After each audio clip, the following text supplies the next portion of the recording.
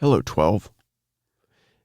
Before we get started tonight, I want to tell you a little bit about what you're going to hear. I know this episode has taken a long time to get to your ear holes, and I apologize for that. Happy New Year, by the way. You were supposed to hear this last month because it was Bruce Lee's birthday, but I think we went through the deadly plagues to get to this episode. There was a flood. There was illness. There were no locusts, but I think it was maybe just a little too cold for them. But anyway, we had a lot of technological issues. Thanks, Audacity, for updating your firmware and really fucking stuff up. Appreciate that. And there were some issues with trying to do distance recording. We didn't have all the equipment that we needed. Ryan had a flood in his home. So luckily everything's fine and they're back in there and all of his equipment is safe, but he wasn't able to join us for this episode. So this week I have a mild introduction for my friend Aaron Woodsworth, who I've known for a long time.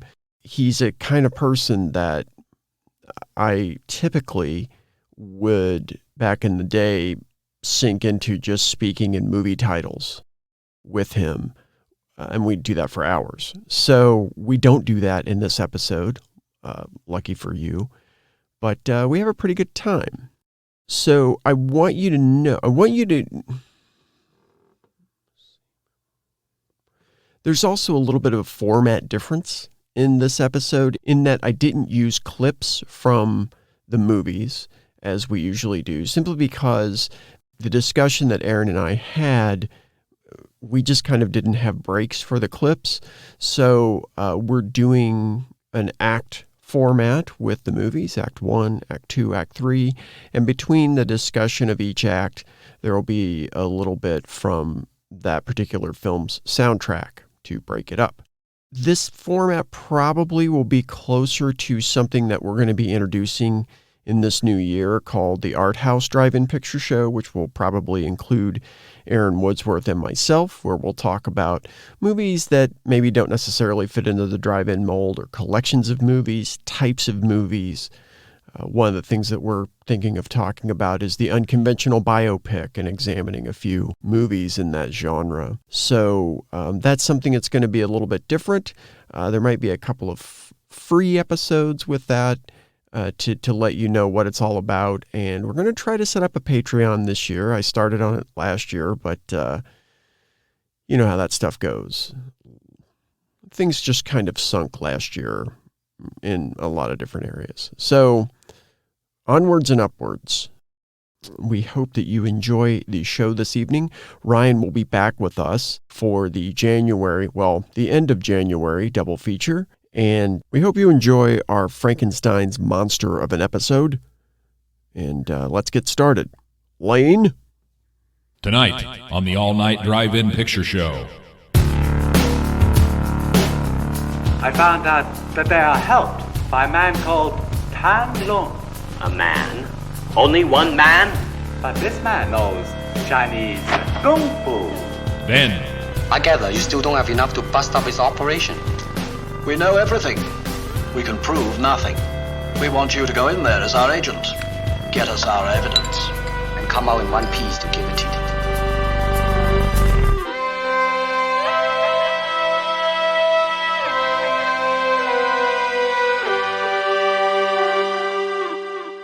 And now, here are your projectionists.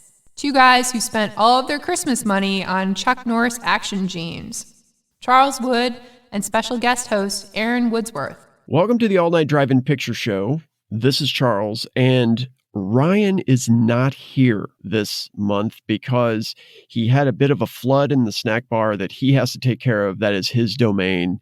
Luckily, insurance is going to pay for it, but he kind of runs a poor shop over there. What can I say? The projection booth is in perfect condition. So filling in for our man Ryan is a friend of mine. We've been friends for what, like almost 20 years? It's got to be 20. It's closing in. Aaron Woodsworth, welcome to the All-Night Drive-In Picture Show. Hi, thank you. Long-time listener, first-time host. So it's awesome. good to be here.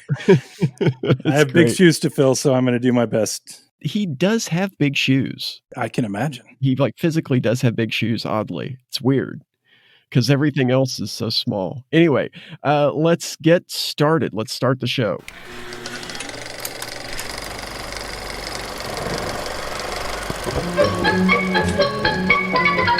Attention patrons. The movies discussed on this podcast will be spoiled from start to finish. If you wish to experience these cinematic gems visually, please do so before continuing with this episode. We will be right here when you return.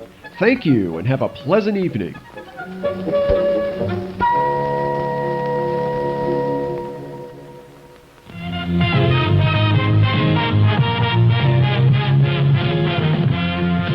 And now, please enjoy our featured presentation.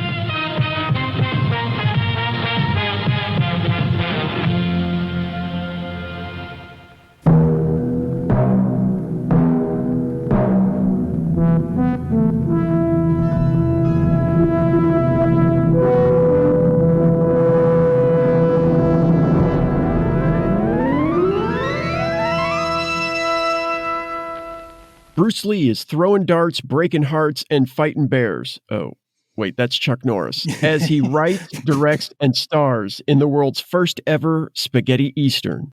This is Way of the Dragon. What could be more exciting than Bruce Lee in Enter the Dragon? Bruce Lee in Return of the Dragon.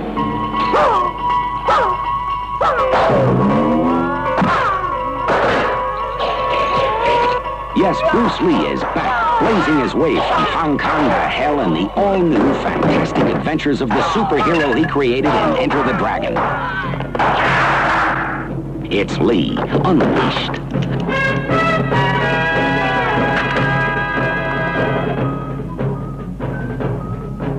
Lee, Unmarshaled.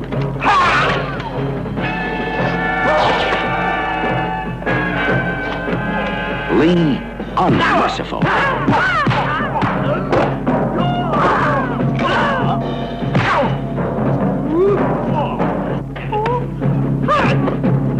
Against the dragon, even the best are better off dead.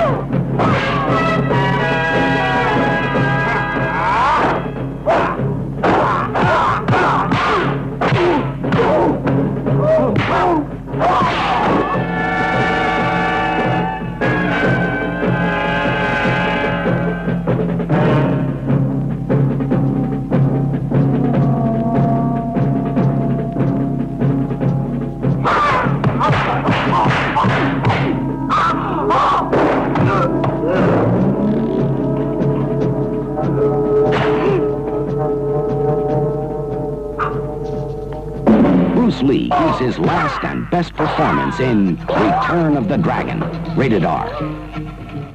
We open in Rome, where Tong Lung, played by Bruce Lee, waits at the airport for Chen Qinghua, played by Nora Mao.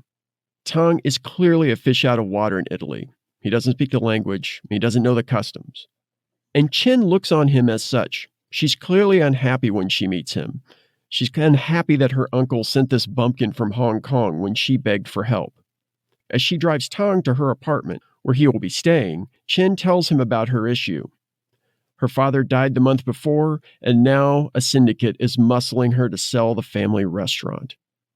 The thugs from the syndicate are chasing customers away and roughing up the waitstaff, and these goons disappear before the police can arrive. Tong insists he can help Chen with her issue, but she's not buying it. How's this socially awkward backcountry dipshit going to help her with a crime syndicate? After stopping by her apartment, Chen takes Tong to the bank to open an account for the money he brought with him. But he only wants to convert $20 from, I don't know, what is it? Chinese? Italian? To Italian. I don't know what that is. Lira. Oh, fuck it. Oh, well. He doesn't trust Italians, okay? He does not trust Italians. From the beginning. Later, Chen tells him to lighten the fuck up. Be friendly and learn to trust people.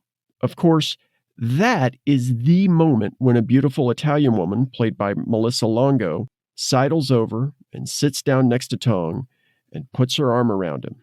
Of course, he reciprocates. He does the same. And Chen gets up to leave in disgust. See, it turns out that this Italian beauty is a prostitute. So when she comes out of the bathroom at her little apartment, mostly naked, Tong hightails it out of there and goes back to Chen's apartment. A waiter named Agun, played by T. Chen, is there at the apartment waiting for him. And he takes Tong to the restaurant where our hero meets Uncle Wong, played by Ching-Chin Wang. And it seems Uncle Wong misses the old country, and Tong tells him about the country life. Agun then takes Tong out into the alley behind the restaurant to meet the rest of the waiters. Tony, played by Tony Liu, Jimmy, played by Unicorn Chan, Thomas, played by Tommy Chen, Robert, played by Fu Ching Chen, and Achun, played by Wung Nan. They're out there practicing karate to deal with thugs. Once they stop training, the boys look over Tong and they're unimpressed too. Like, everybody's unimpressed with this guy, even though he's Bruce Lee. He looks better than all of these guys put together, but except for maybe Tony. Tony's kind of a good looking dude. But anyway, they badger him to give a demonstration of his Chinese boxing. But just as he's about to let go, Uncle Wong comes out and calls the waiters in. Seems like they've got some customers in the restaurant. Tong follows the guys inside and inquires about the toilet because, while, as we will find out, this motherfucker is a martial arts wizard, he also suffers from a moderate case of travel tummy. However, while Tong is in the John, boy, that sounds really okay. That's a whole different movie. Yeah, it's just turned into something totally different. However, while Tong is in the John, the syndicate's second in command, Ho, played by Ping Wo Wei, and some thugs arrive. And they chase the customers away and threaten Uncle Wong and the rest of the gang. You know, it seems like this has probably happened over and over and over. Tong emerges from the restroom just in time to bump into Ho and apologize because he doesn't know who these motherfuckers are. This infuriates Chen and the rest of the waitstaff. What kind of fucking help is this hick going to be to them if he's just going to apologize to these people and not recognize a threat when he sees it? Uncle Wong tells Tong to shake it off. They'll come around. Later, the waiters are sitting around blustering on about what they would have done to those thugs while Tong broods. Then, 4 guys enter the establishment and play at ordering before they start fucking up the joint and hitting the staff. These are some of those goddamn syndicate hoods. The waiters and the hoods step out into the alley to settle this shit. The waiter who's most skeptical of Tong Lung's martial arts abilities at the beginning is Jimmy. And Jimmy is the guy who steps up to fight one of the hoods first. And then he gets knocked the fuck out with one punch. He does. Then Tong gets involved, and he beats up all 4 goons in quick fashion. Everybody is impressed and overjoyed, especially Chen. She gets that flushed love look while watching Tong work. Boy, sorry, this is becoming another movie. Slowly, the tone is shifting. But Uncle Wong warns them that the syndicate will just keep coming because this city is their turf. But Chen and the waiters are like, fuck you, old man. Like, we're good. We have this one victory. Let's, exactly. Have it for like 5 minutes. And thus we end Act 1. So what did you think of Act 1? I think Act 1 is awkward, mainly because of that beginning part where he's waiting to meet Chen. He's clearly hungry. There's like, I don't know, almost some Chaplin-ish kind of like physical comedy stuff around that. And then orders, it seems like it's a money issue. Like, oh, he can't afford anything. And then he orders like 6 bowls of soup. Yeah. And so, that I think plays pretty heavily into the whole bathroom thing later. Then they're in Rome and you're just kind of like, okay, this is a different Bruce Lee movie than like his first 2 that are so, I don't know, more, there's a lot more grit and there's this kind of comedy aspect that you're just like, okay, interesting. I think part of it was that growing up, one of his favorite film comedians was Jerry Lewis. And so if you kind of look at it through that lens, I can see the Jerry Lewis in there and the Yeah, Harold yeah. Lloyd and the Buster Keaton, Yeah, and yeah. especially in some of the stuff where, Keaton actually wasn't deadpan, where he actually used some facial expressions. Definitely Yeah, Chaplin, yeah. like you said. I definitely see that. I think the thing for me was that, honestly, before I got hold of the Criterion Collection box set, I had never actually seen this movie in Chinese and English. I'd only ever seen the English dub, so Yeah, everybody yeah. was dubbed in English. So when you watch it that way, I think this early part feels like it makes even less sense because you're like, well, why is he signing at this kid with the ice cream cone to figure out where he can get something to eat? Like, why doesn't he just Yeah. ask him? Like, we're going to hear him speak English. And then, of course, the menu issue, it's that he can't read any of that stuff. So then Yeah. finally, he's just kind of like, okay, well, I'm just going to pick all these. And he gets like, what, 5 bowls of soup or Yeah. something. Yeah. From what I've read, this was really the first comedic martial arts movie. Hmm. And so, or like intentionally comedic martial arts movie. Gotcha. So people like Jackie Chan would definitely improve upon that whole notion of Yeah. Yeah. merging those two genres together later on. But yeah, I agree. I mean, it was a little bit clunky. I mean, I think at times they were pushing the bumpkin thing really hard. I think so. I think one thing that I love about this movie is it's kind of the Bruce Lee that he grew into, where Yeah, he is a badass from moment one. Just nobody else knows it. right. He is a badass, but he's this fish out of water. And I think the one weakness that he has in this place that I think they established pretty well is he doesn't know the language. He can't speak the language. Right. At key moments, that becomes something that's problematic for him. Yes. And it also sort of neuters him a little bit when he's trying to threaten people and someone has to translate it. Yeah. Well, and I think too that it's kind of hard now looking at this movie through 2020 eyes and saying, how did people see this movie when it came out in 1972?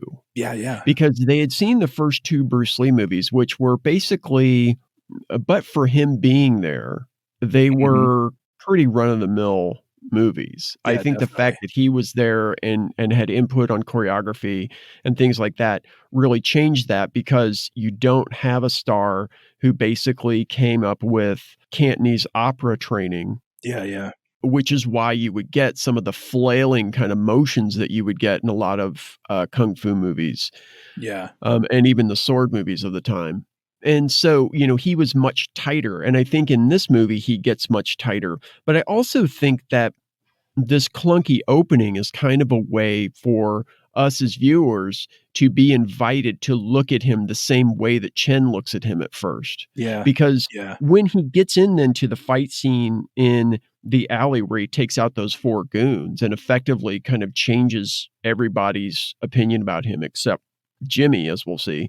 It's interesting because then at that moment, there is a tonal shift. And I feel like Yeah. the exact pivotal point where the tone starts shifting is when those, I think the last 2 goons are approaching and he's sitting on the chest of the goon that Yeah. he just knocked Yeah. out.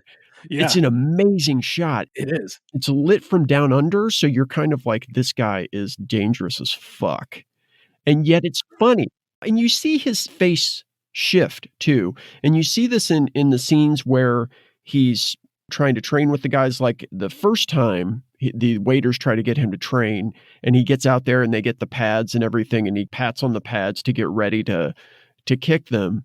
Yeah. They zoom in on his face and you see his face change Yeah, and yeah. it Yeah. darkens, but I do feel like when he's sitting on that guy's chest and looking, it's both funny because he's sitting on this motherfucker he just knocked out, but it's also menacing because of the way it's lit and the way the camera kind of pushes in on him. I think that's just beautiful.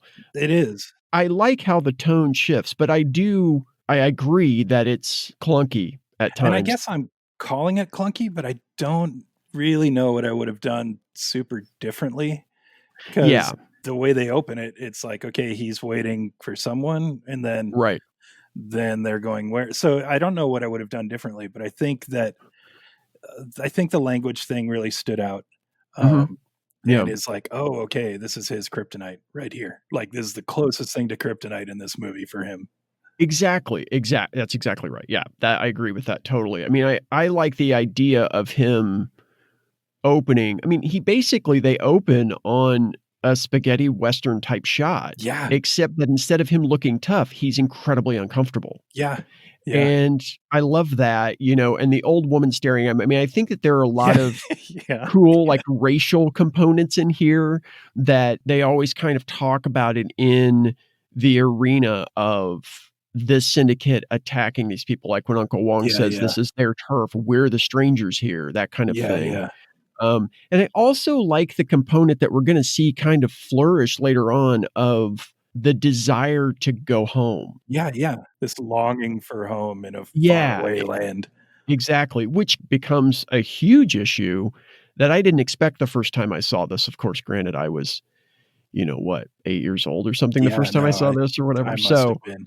And I have to say, just right up front, because it's going to come up a lot in this, but I was a little martial arts nerd. I spent a long time studying karate and all this stuff, but it was really mainly because of this movie and other stuff like Chuck Norris had done. And then just the fact that at a certain point in the 80s, it was like the Marvel movies now. It was just straight to video or in the theater for like a week, martial arts things. And I loved it.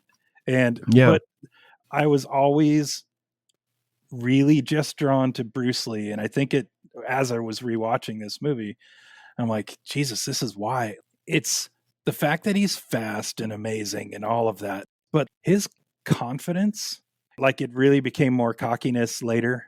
But I think it's such a fine line between confidence and arrogance. I support it. Like, if he's that confident, it's for a reason. He's earned it. So I give it to him.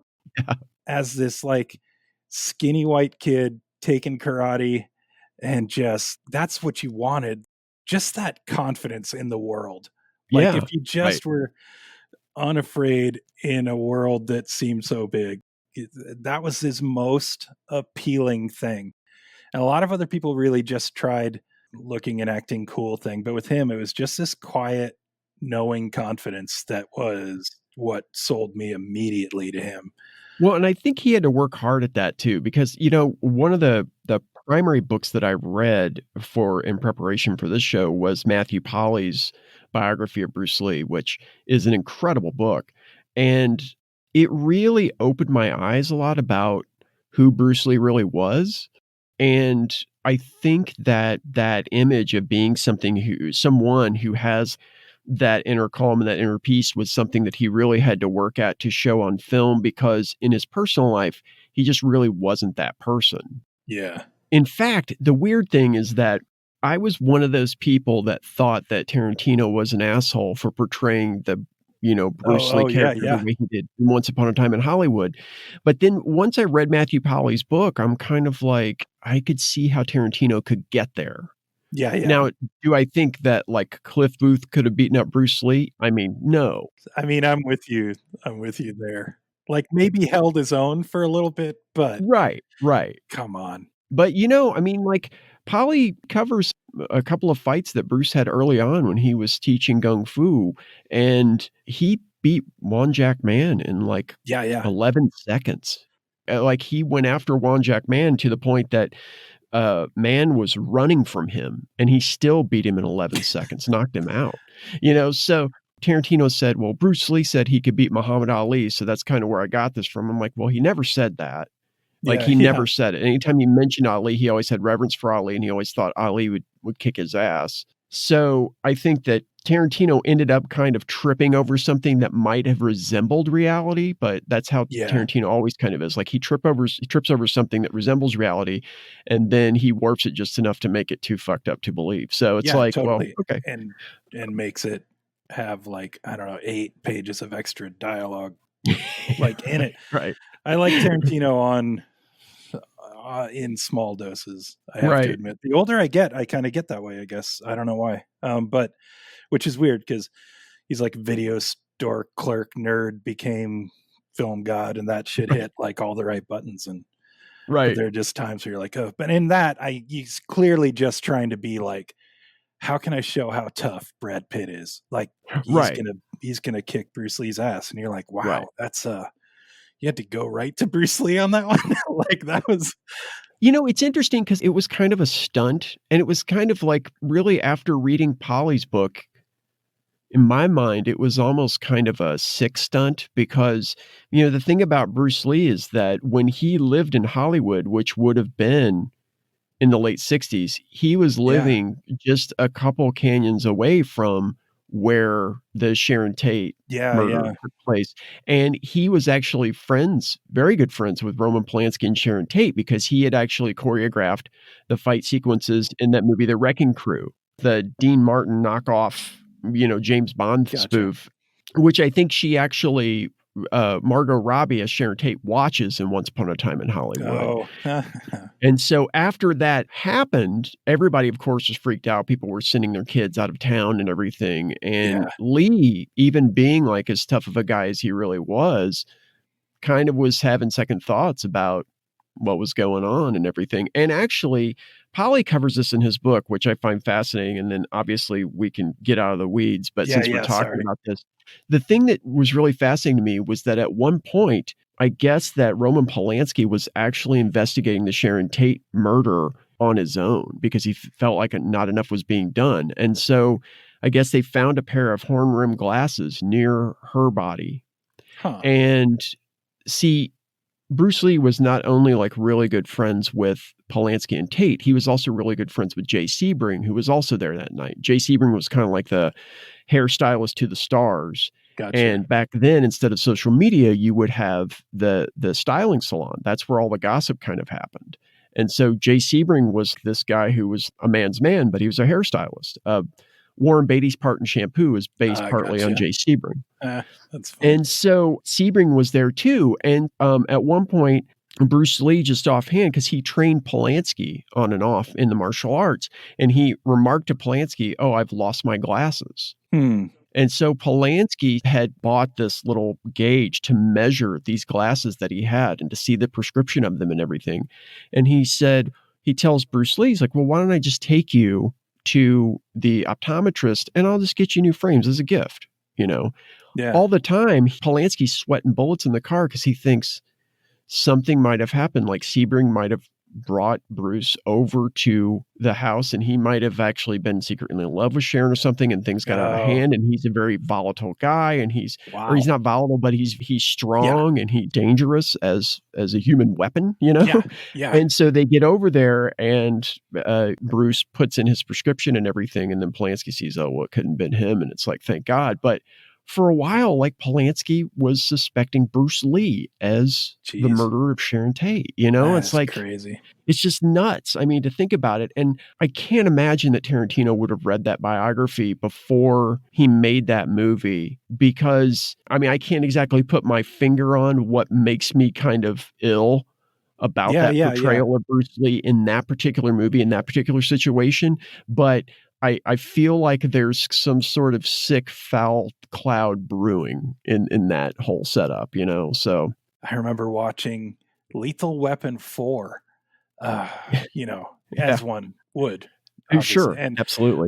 Because I just kind of had to figure out how Mel Gibson was somehow going to beat up Jet Li. And, and then it happens, and you're like, And I mean, I think they gave Jet Li like a hurt leg or something. Right. But right. I'm just watching it going, okay. Yeah. And it's that height of, and we'll talk later about it, obviously, with like John Saxon in Enter the Dragon and stuff. But it's this thing where you're like, well, they're a movie star, so we can pull it off. And you're like, And so I think Brad Pitt's character is untouchable in that movie. Like, I just think just holding his own with Bruce Lee would have been just enough of a scene. Right. I see what Tarantino was doing there, but it's like, and it's not remotely as bad as Mel Gibson just beating up Jet Li. Like, just because that can happen. Right. Well, you said, like, we'll see it with John Saxon or the Dragon. We'll also see it with Han and Lee at the end of Enter the Dragon. And we can go through, like, once we get there, all the stuff that they kind of had to go through to make that a fair fight, or, somewhat more exciting than it would have been otherwise. Totally. But Should we move on to Act 2? Yeah, let's do it.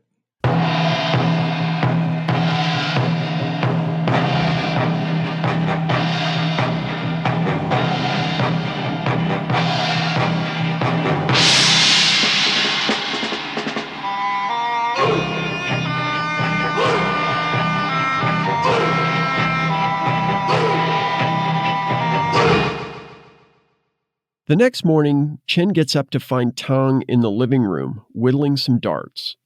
As you do.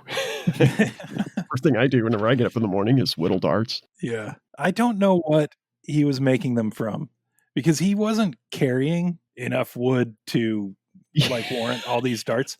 And so I remember seeing that and going, what? The next beat was going to be like her looking and there's a chair broken up or something like.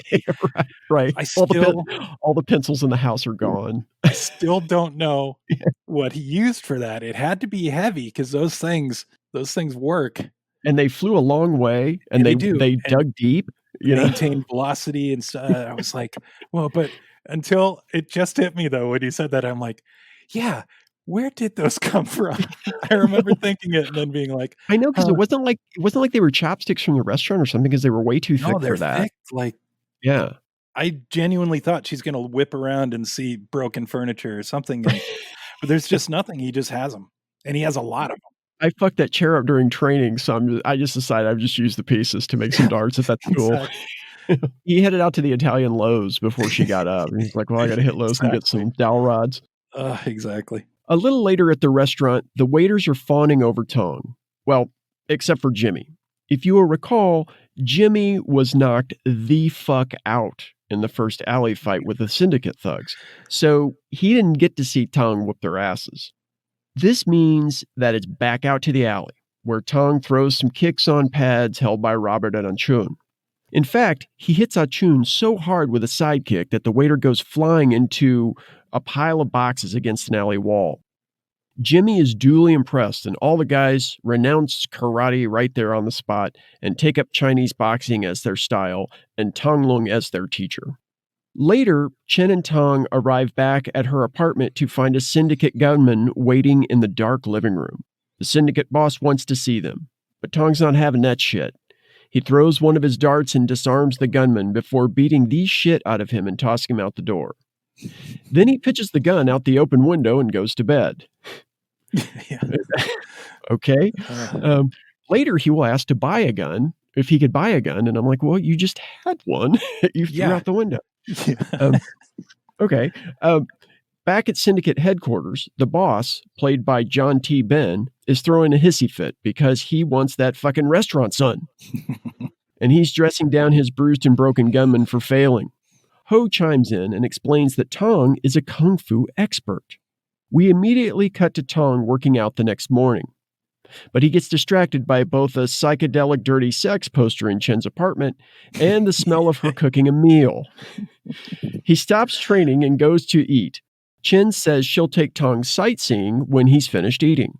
Meanwhile, Ho has returned to terrorize the restaurant staff, and he's brought an overwhelming number of thugs and the big fucking boss with him. Ho has one of the thugs beat up on Agun until Uncle Wong spills the beans. Tong will be there in a little while. Chen shows Tong the sights, and he's not terribly impressed with any of it. He's not terribly impressed with the value system in Italy. He looks at one big fountain and says, I would just tear that down and build an apartment building there and make money on it. Yeah. Tong and Chen arrive at the restaurant finally. The whole staff is being held hostage by these gun-toting goons. Ho hands Tong a plane ticket back to Hong Kong and tells 3 thugs to take him to the airport. Of course, they go out through the alley because they don't want to be too obvious about it, and Tong disarms the 3 and beats the shit out of them. One of the goons staggers back inside and calls for help. This is the ape-drape mulleted goon. Yeah. The big Italian stereotype goon, but he's got this amazing ape-drape mullet. Yeah, and this is not even a joke. I looked up initially when he popped on screen to see if that was Wolfman Jack, just in a cameo. And then I'm like, oh, wait, no, he's in the movie a lot more. This is clearly someone else. but I saw him and I'm like, what? Yeah, and he's given like kind of this, I don't know if maybe it's because he looks so stereotypically Italian, but Yeah. he's the guy who knocks Jimmy out with one punch. Yeah. He's the guy who staggers back in here. He's got a big part later on, a little later on. So this guy, this motherfucker, Ape Drape, he staggers back inside and calls for help. And this leads to a long fight sequence in which Tong takes on like, I don't know what, 10 or so thugs using nunchaku or nunchucks, as we lazy-ass motherfuckers call them over here. Yeah. And at one point, he brandishes 2 pairs of nunchucks, which I don't think had ever happened in film before. No, I think even just nunchucks, like... Yeah, well, Fist of Fury, I think, was, if I'm not mistaken, I think that was the first time that it was used on screen. I had that in my head that Bruce Lee was the first one that... But yeah, Fist of Fury was... Yeah. It was a great movie, goddamn.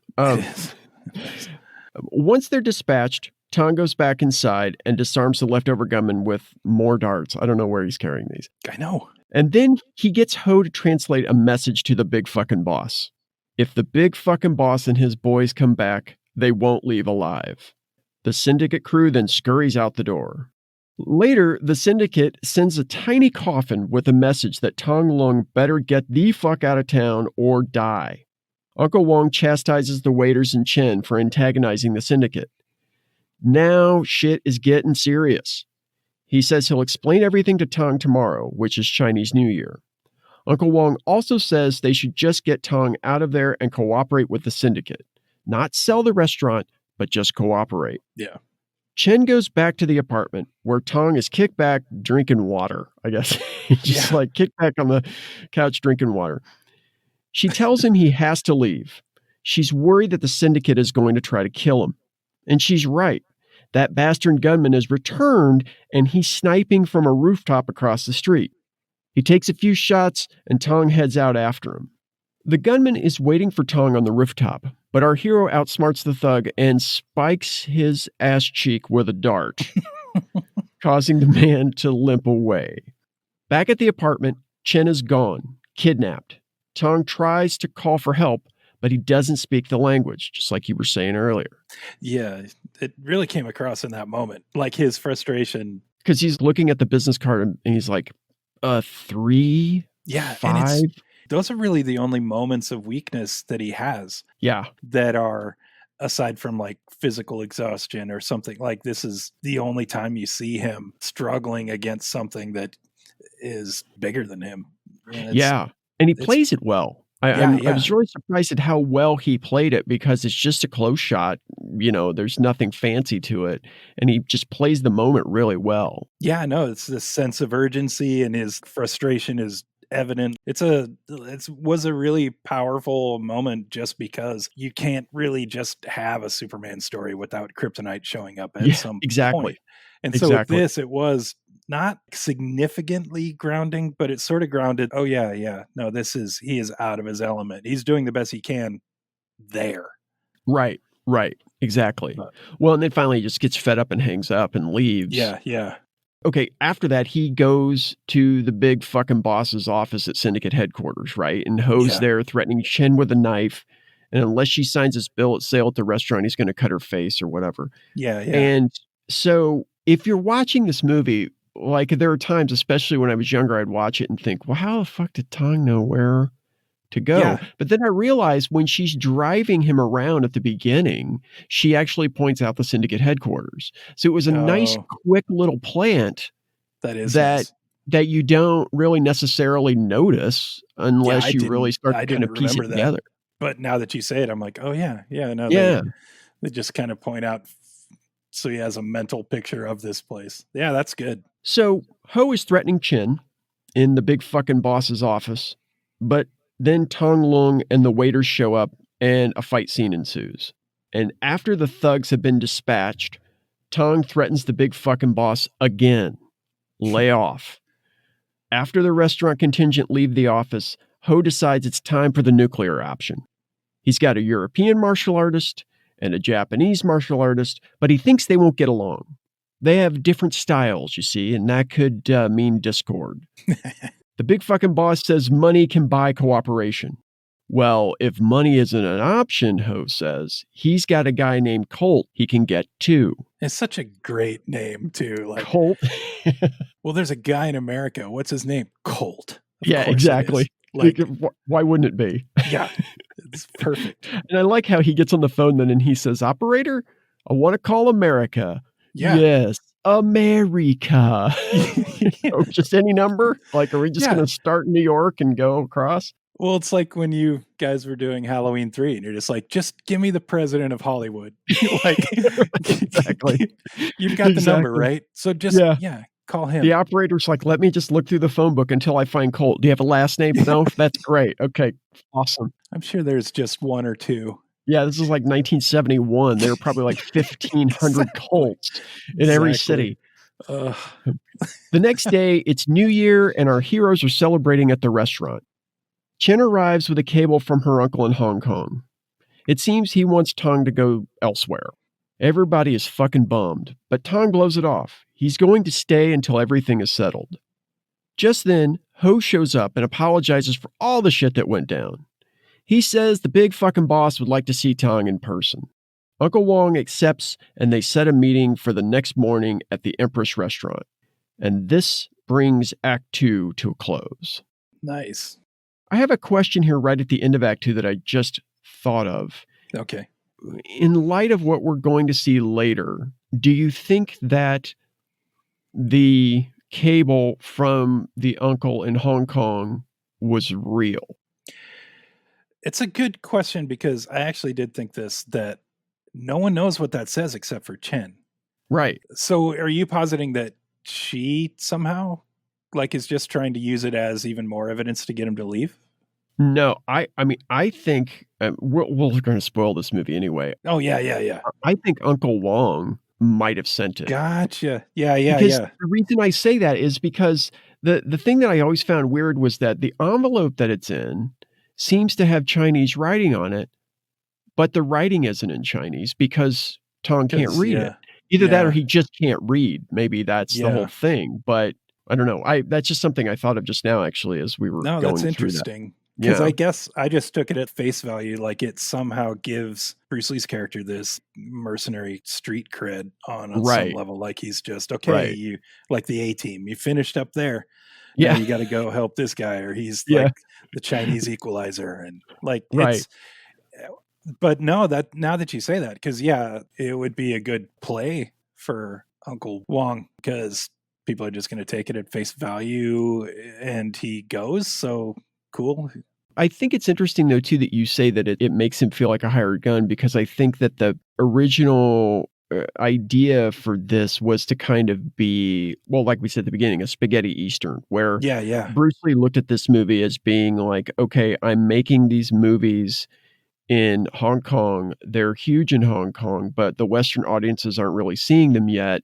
And so I'm going to make this movie that goes further than any Chinese director or actor has gone before, as far as like going to Rome. And plus there's the whole idea of going to Rome, which is where Eastwood went to make his pictures, all the spaghetti westerns. He bounced then from there back to a Hollywood career, because before that he was on Rawhide, and the television movie divide back then was so strict that he couldn't cross over. I mean, when he did do movies, he was like, a lab assistant in a B horror movie or something, So I think that was Lee's play here, but I think he did see Tong Long as kind of this gunslinger type affair. A lot of the ideas, it seems like, that he had on his own were kind of that thing. I mean, the whole thing with people saying, oh, well, he created Kung Fu and then they stole it from him. That's most likely not true. Like in reality, he went out for Kung Fu. They didn't hire him for it because they didn't think a Chinese actor could carry a series like that. But then when he tried to create his own series, it had very distinct things in common with the idea of Kung Fu. And it was kind of a gunslinger type thing. That's funny because I almost mentioned Kung Fu when I was like kind of thinking through Equalizer and those others. But that one, he was sort of more just traveling and came across things like in the Incredible Hulk show. where the Hulk Right. would show up because he just wandered into some town that's got trouble brewing, of course.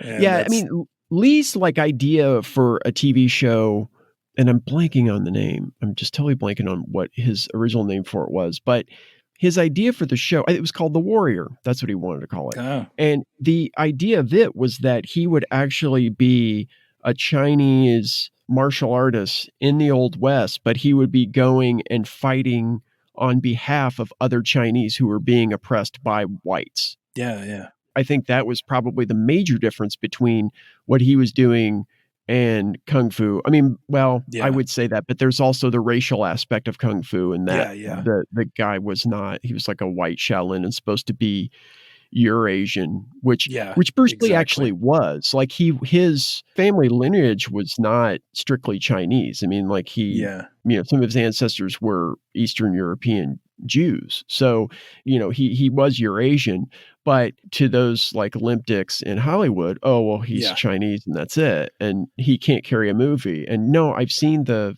dailies. I don't give a shit. This guy's clearly magnetic, but, so what did you think of the long fight sequence here in Act 2? Again, like it just sort of transports me back to being so young, and I just loved Bruce Lee. And everything about the fights was why kind of Jeet Kune Do made sense. Right. His concept of like, if a fight lasts longer than a minute, you lost kind of concept. Yeah. Is awesome. And so, I mean, he's punching guys in the nuts. Like it's just, that happens. And you're like, okay, cool. Right. That's on the table. Like, okay. But I'm not a huge ballet fan for no real reason. I don't know much about ballet, but this has always been more ballet to me. Mm-hmm. And like what's come with John Wick and these fight scenes and stuff, to me, it's just ballet. And that's how I felt watching this. And it's just his prowess is so much better on display than in The Big Boss or Fist of Fury or Chinese Connection, as it was when I realized that's how I saw that. But with this one, it's just spotlighted in a way that's just beautiful. It's just, I don't know. I thought it was a nice blend of martial artistry and comedy. I mean, because you had that ape drape goon who was like trying to use the nunchucks at one point and hits himself in the head, or he's the guy who's kind of pushing his fellow goons forward to face off with Tong Lung because he doesn't want to, I liked all those moves because it gave some sort of structure to this fight sequence that in probably just about any other Kung Fu movie would have been just Bruce Lee beating guys up. Yeah. I mean, yes, these guys did wait their turn rather than just bum rushing him. Yeah. Which, I always find really funny in Kung Fu movies. But oh, totally. But I think that their waiting was actually more motivated here, because they're all kind of looking at this guy saying, he's so tiny, but he has those nunchucks and he's got those feet and those fists, Yeah. I like that. I agree with you about the ballet aspect of it. And it's interesting because one problem that Lee had when he was working on Big Boss and Fist of Fury is that, Lo Wei was kind of your typical action director. I mean, director is loose because he would just say action and then listen to the horse or dog races. Like he didn't give a fuck about what was going on after he said action and before he, after he said cut or whatever. Yeah. So, but he was kind of forced to shoehorn his style into the typical Kung Fu style, which like we were talking before, is like the Cantonese opera Kung Fu type thing, the very theatrical, the very flailing type thing. Lots of wigs and flying around. Yeah, exactly. And the thing about Bruce Lee's fighting style in real life versus on screen, in real life, he didn't really throw a lot of high kicks. That wasn't his thing. No. All of his kicks were pretty low. And so he had to learn how to use high kicks as a way of being more cinematic and being more dynamic on screen. And when he uses them, I think even in Green Hornet, he is telling people, I don't have a fight with you. You can leave anytime. Like he's just trying to get people to stop fighting him. Right. Until like a certain point where it becomes more revenge. And obviously in the early movies, it was just, this is what they're about. But I mean, he is like telling people get out, like in other things. But in this, like everybody's just waiting, and he's just waiting for him to leave. And so when he does do like high kicks or something, like kicks a light that's really high up, and he does in the Green Hornet too, it's to send a message. He's showing you, I'm toying with you, I can do this. And then they're like, we have other things to do. So we should probably leave. Like, just keep going. He's waiting for them to like leave. Yeah. Yeah. Well, that's interesting too, because I think, that kick that he does in the big fucking boss's office here at the Syndicate headquarters, I mean, he had done that kick in Marlowe too, that Raymond Chandler adaptation with James Garner, where he had like 2 scenes and he played the villain. He played Winslow Wong. And even Polly was saying, oh, he's kind of stiff in it and stuff. And I'm like, that was my favorite part of the whole movie. I mean, I love James Garner, but to see him and Bruce Lee play off of one another, and to see Lee go through and destroy Garner's office and then end it by doing this high kick for a guy who's like 5'7", doing this high kick where he's kicking the glass out of a light and the bulb out of a light that's 7 feet off the ground, 8 feet off the ground. I mean, it was amazing. Crazy. And, when I saw him do it here in this movie, I thought, well, of course he's going to do that again. That's an incredible move, and if he thinks that people in the West are never going to see this movie, then he's like, well, I can use this move, because it was pretty common back then for people in the West not to see these movies that were made in Hong Kong. And in fact, this movie wasn't released over here until after he died, because he didn't want people seeing it over here necessarily, because he wasn't proud of it. I mean, in fact, when in Polly's book, he talks about when they went to a premiere screening, he took his brother with him, one of his brothers, and he asked his brother what he thought of the movie after it was over. And his brother said, well, the music was really good. Oh. And he was crestfallen, because he was just like, well, I put everything into this. And for me, like, I don't know if looking at this movie, I'm looking back through the lens of nostalgia and saying, yeah, I love this movie for objective reasons. You know what I mean? Like, I think I might be loving it for subjective reasons, but I do think that there are objectively a lot of things to like in it. I do too. I think I definitely have a lens that's more generous for Bruce Lee, but especially in this, like, part of that lens is because what I'm watching is what so many other people watched and then built on. Right. This was like bedrock for all of the martial arts movies I love. Right. This broke people's minds. And it's easy to kind of lose track of that. But yeah, all these movies that I was seeing, I was going to like the video store near my house in the martial arts section that was tiny. Yeah, right. You had to look for it. And word of mouth, or you'd read about it in the back end of Black Belt Comics, which I had for some reason, Comics Magazine, for some reason, because it was going to help out. It was going to help me out. You know, if I just had some nunchucks, then that's really going to be the breaking point for me. And, I was making nunchucks out of like broken broom handles and shoestring. And I can't tell you how many times I hit myself in the head. Oh my God. With like nunchucks. Everybody. Yeah. Or hit someone else where you're just like, hey, sorry. Yeah. Sorry. Like, it's embarrassing when I think back about like how much attention I paid to a lot of that. But it was so hard to ignore in my little like clique in California. It was just, this is what we all paid attention to. And then we just found skateboarding and we were like, well, let's just do this. Like, It was a lot easier. So get hit in the face. Yeah, but I think that I'm very generous and I'm less forgiving of some of the early ones, but like you said, those were not directed well. Like, I think it's The Big Boss where it's like 47 minutes into the movie before he fights. And you're like, that's a long time. Yeah.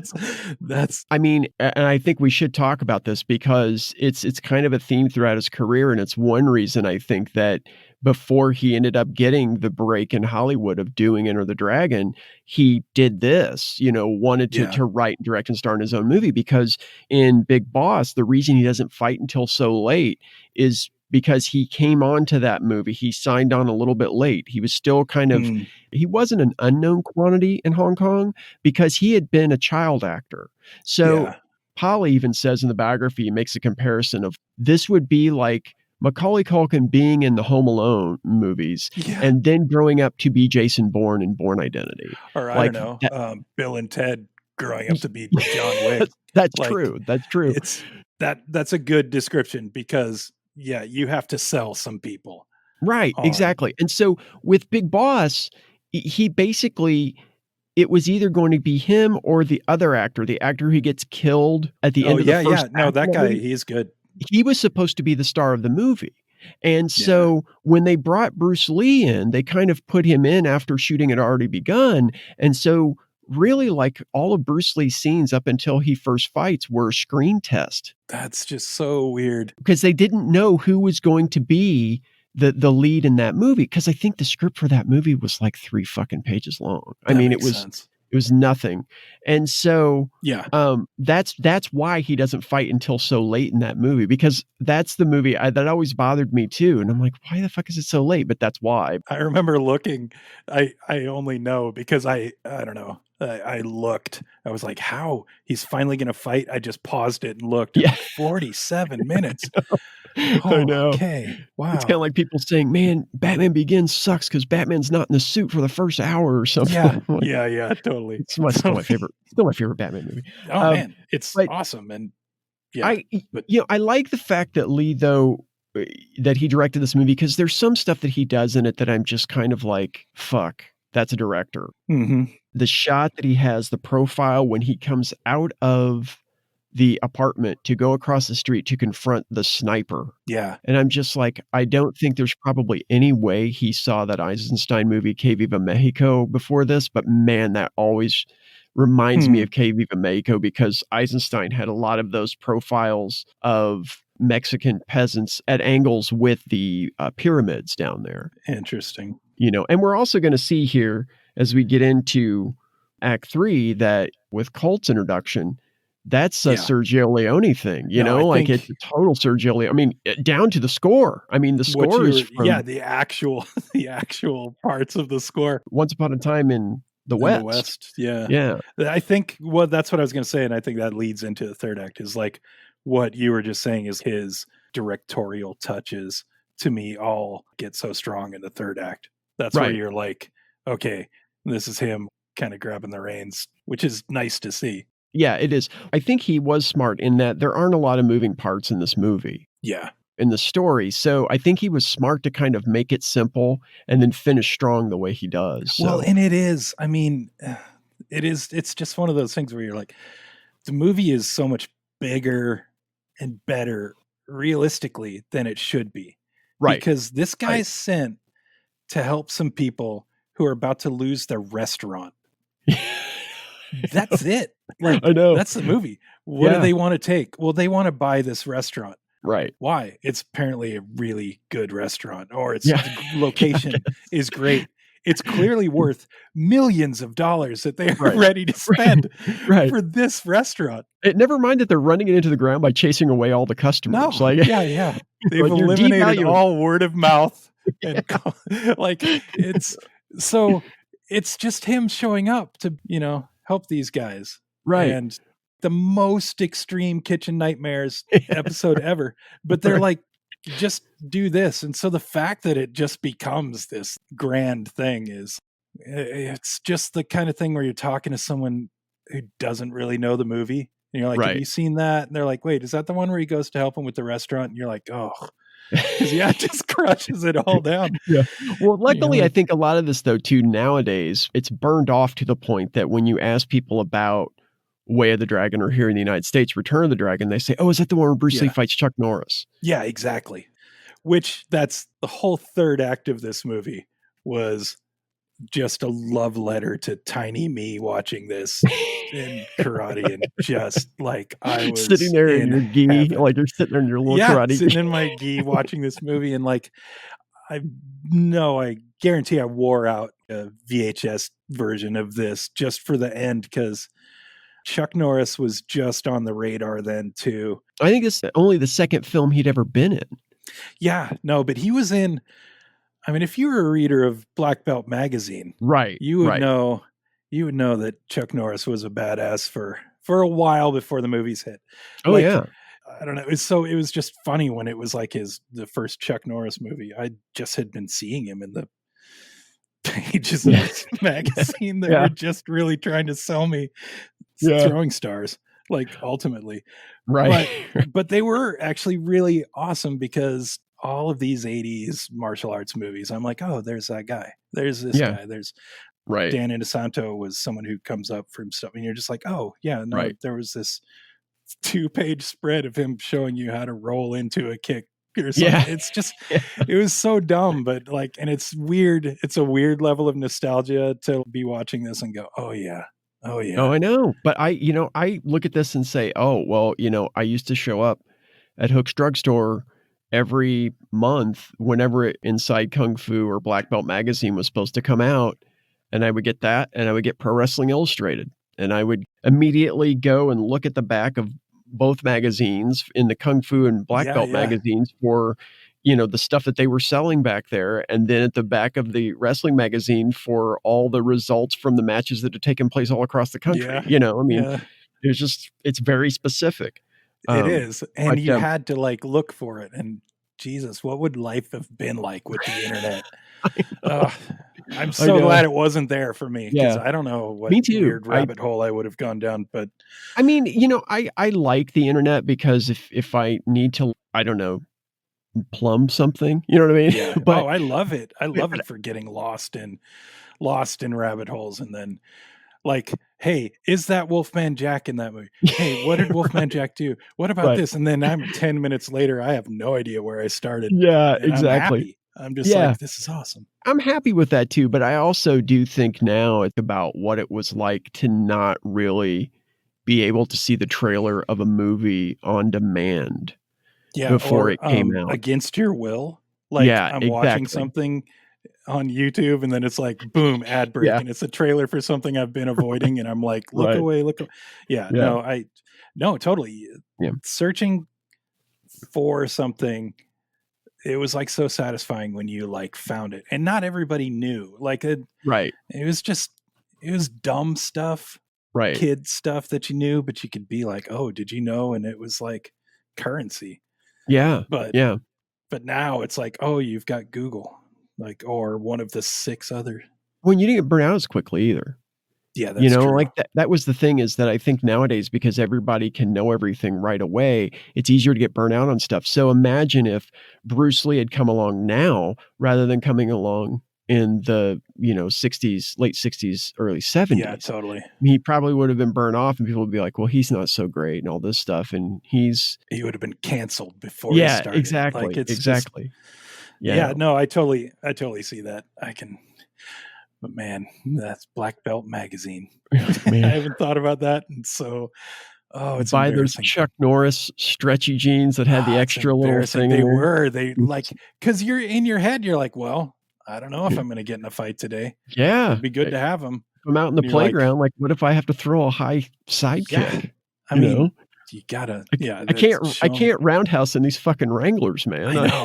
I gotta None have of those selling points worked for my mom. So I was going to have to kick uncomfortably, which oddly enough, never happened.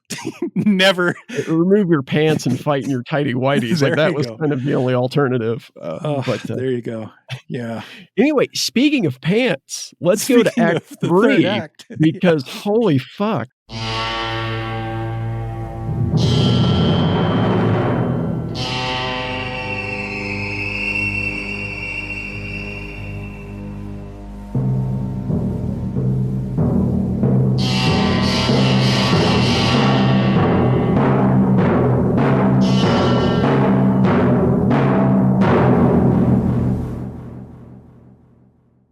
Colt, played by Chuck Norris, arrives at the airport dressed in the shit brown polyester fall collection. I mean, my God, this fucking guy, his pants are textured for one thing.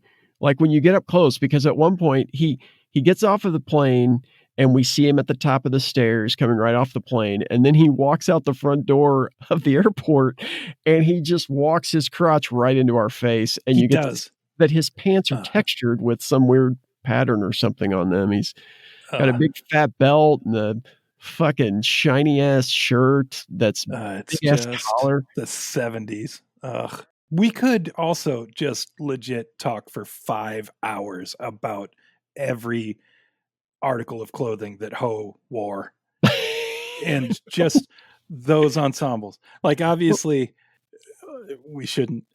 But like, just minute one, you're like, hey, who's this fashion plate? Like, it is insane. His wardrobe is amazing. Yes. It is amazing. And that's something interesting too that we didn't mention, but I like the fact that Ho is a gay character and that there are some instances where he seems like he's conflicted about what he's doing because he's actually attracted to Tonglung. So he's kind of like, oh, this is kind of a shame. Like, I think that they don't try to go after Tonglung and kill him earlier, probably because Ho's kind of like, well, why are we going to kill this fine totally specimen of a man? Like, let's hold on here. But his outfits are something to behold. I mean, they just amazing. So, I'm wondering if it was because that same actor plays like variations of that character, or at least he does also in is it Big not Fist of Fury? He's not. I think was it okay to have him be so flamboyant because they're in Italy? Did it give it like some kind of license to go farther? Because like, it's a good question. I don't know. Because he was full on, I'm okay with this. Right. This is how I'm doing this role. And you're like, okay, man. And it was great. That character is everything you want from like the sniveling yes man, but just with so much more flamboyant color. Yeah. I mean, I think the interesting thing about that character is that I like how unapologetic he is. Yeah. About that, because at that time and accepted. Yeah. But I also think if you think about his positioning in the character hierarchy here, he's actually both on the villainous side of the story and he's kind of seen as a traitor to his country because he's helping these white people oppress these Chinese restaurant owners. So I don't know if that kind of positioning in the story through a Western lens, we were kind of like, wow, in 1972, this guy was clearly gay, clearly flirting with Tonglung, and good for him. But I wonder if in Hong Kong, people would look at that and say, oh, yeah, he's a traitor. And of course he's gay because he's a traitor and all this stuff. I don't know culturally like how that would have I'm sure played there out. was some kind of like crazy dynamic that but yeah, no, he had just those awesome Mr. Furley, Don Knotts like moments where you're like, this is just like, I don't know. I just would keep like every time he came in, I'd just kind of lose track of what was really happening because I'm just enjoying like, okay, man. Yeah, this is going great. for it. Yeah, like that. There were some of those shirts I was just like, man, I wish I could pull that shirt off. That's amazing. Yeah, he does. Just anyway, sorry. Third act is like Colt does not pull off his wardrobe as well as Ho does by a long shot. And he only wears like what, 2 outfits. He wears this and then he wears a gi later on. Unless you count that sweater of hair that he has on his chest and back. Oh my God. Like it's so here's the thing about Chuck Norris from my perspective. Like one thing that gave him this weird legitimacy, not aside from the fact that he was a karate champion and he was good. But he kind of looked like every kid in the karate class. Like he just looked like, okay. Yeah. He arguably grew into his looks. Right. If that's what happened. But he just looked kind of like every kid there. Like there weren't really many hot martial arts guys in class anyway. Right. Because they didn't need to be there. They already owned the world. Like they didn't need to be there. And so like he looked like just this grown up version of someone who you're like, well, yeah, no, he fits. So there's this like cred that he had. Right. That he wasn't just walks out and he's just like hot. And you're like, okay. Yeah. Whoa. Yeah. Well, and then, I think Lee had him gain like 20 pounds for this role too. Well, that kind of makes sense. Yeah. because I think there's some contention that maybe Lee did that because he wanted to kind of indirectly emphasize his own physique because, Bruce Lee was one of the first martial artists to be kind of a bodybuilder. I mean, Yeah, totally. So I think the fact that he had Chuck Norris gain the weight, I think he probably sold it to Norris as like, well, you'll be more formidable. But in the end, he's kind of like, oh, if I can look better than you do with our shirts off, So, yeah. But so at the Syndicate headquarters, Ho is there trying to separate these other two fighters, the Japanese fighter played by In-Sik Wong, and the hired, I guess, European fighter, Bob, played by Bob Wall, who was also legitimately a karate champion. And one of the most annoying humans on the planet. Oh my God, totally. The big fucking boss arrives with Colt and says that Colt will be the one to take care of Tong Lung. Now, the Japanese fighter takes exception to this, so he and Colt hash it out on the dance floor. Colt beats the shit out of the dude, and the boss says everything is settled. Their Japanese fighter is Korean. Yeah, so, exactly. I know. It's like... That's one of those things that was, I don't know, people didn't really pay attention to as much back then, but I remember kind of distinctly there being a lot of contention between people who were just like Korean martial arts got no respect. And it was... Well, I understand why they wanted to geographically check them as far as like, okay, this guy's from Europe, this guy's from Japan, especially with the tensions between Japan and Hong Kong. No, exactly. It makes perfect sense. It makes perfect sense. But at the same time, it's also kind of like from a Kung Fu perspective, the reason these guys don't like each other is not because of their geography, but because of their styles, like they have different styles and everybody's like, mine's better and stuff. I mean, and that was kind of a legit thing. I mean, well, I'm not even kind of, that was a legit thing. I mean, one of the first things Bruce Lee would have people do when he met them is he would say, especially if he knew that they were a martial artist, he would say, hit me as hard as you can.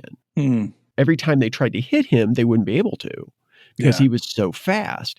So, yeah, I mean, I guess because of the way that the story is kind of rooted in cultures and geography and the old country versus westernization and all that kind of thing, I can understand why they do it. But at the same time, you're right. Like if your Japanese fighter's Korean, I mean, they had a Japanese cinematographer on this movie, which had never, I don't think had ever been done before because the Japanese and the Chinese didn't like working together.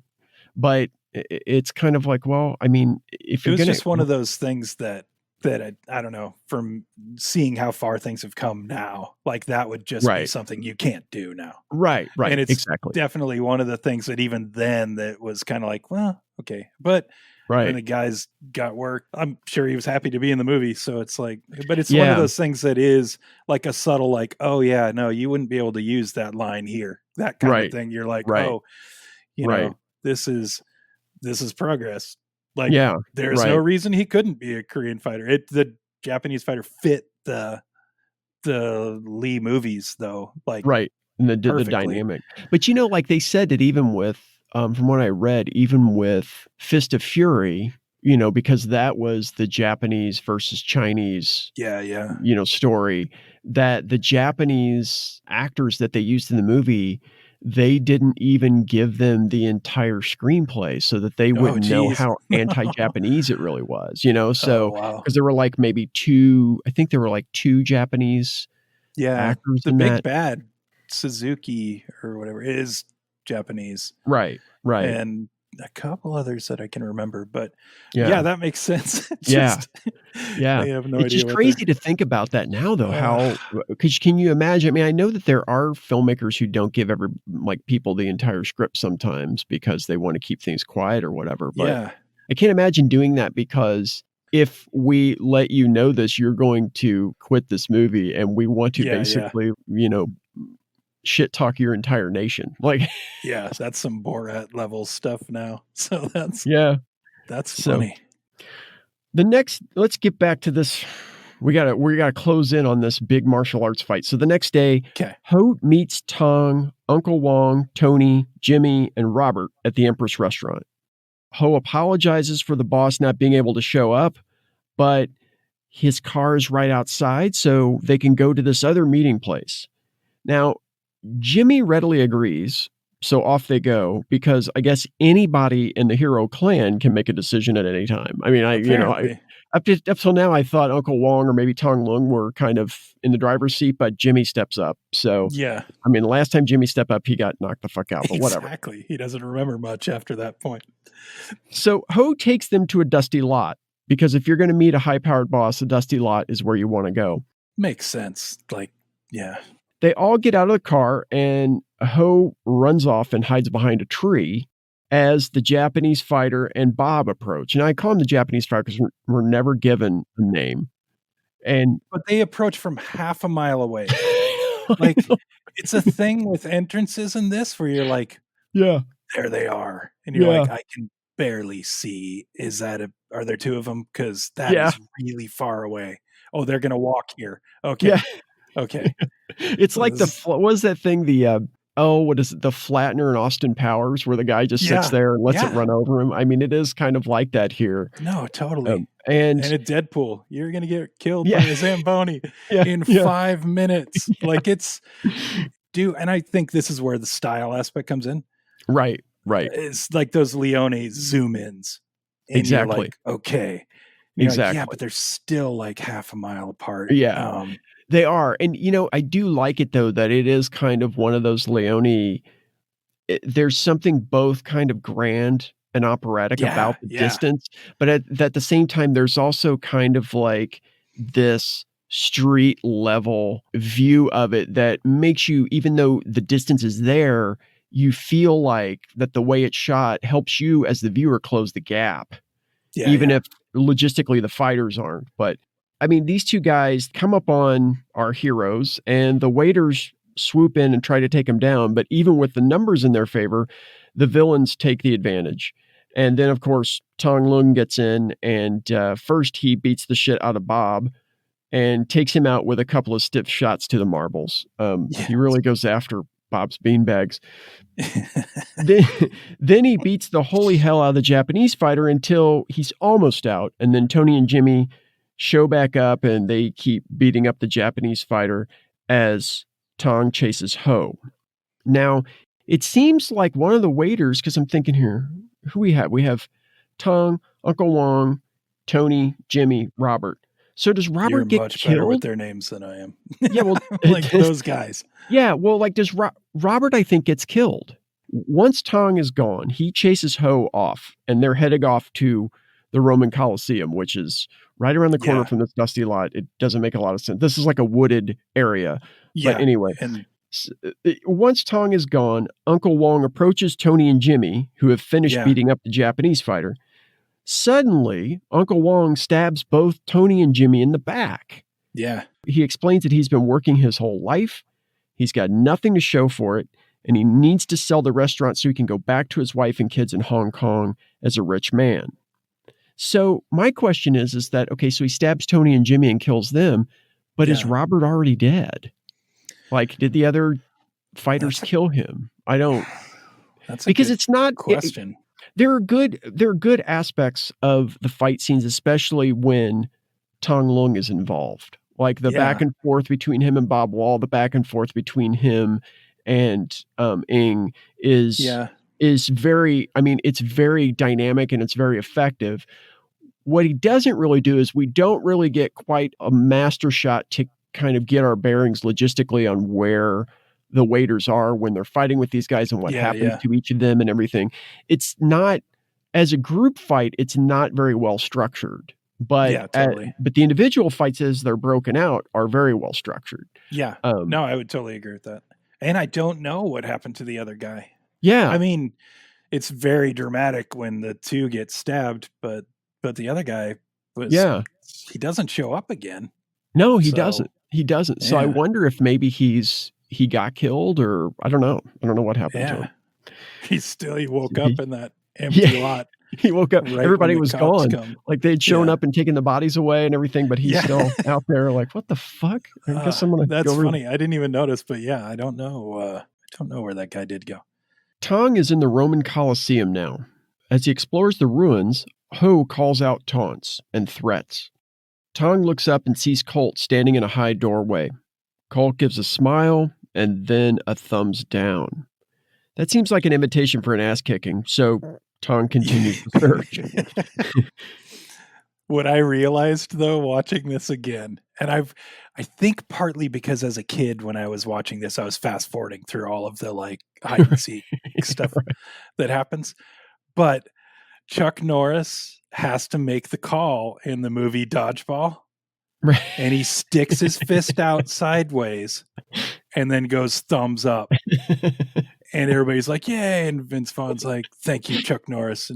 But I didn't, when he stuck his fist out, I'm like, oh my God, in Dodgeball. Yeah. That's a callback to this. I was like, what? How did I not notice? Because as a kid, I flipped through this part like so much. And now I can appreciate the artistry and stuff. But as a kid, I'm like, they're not fighting yet. Like, so we gotta get there. We have to get there.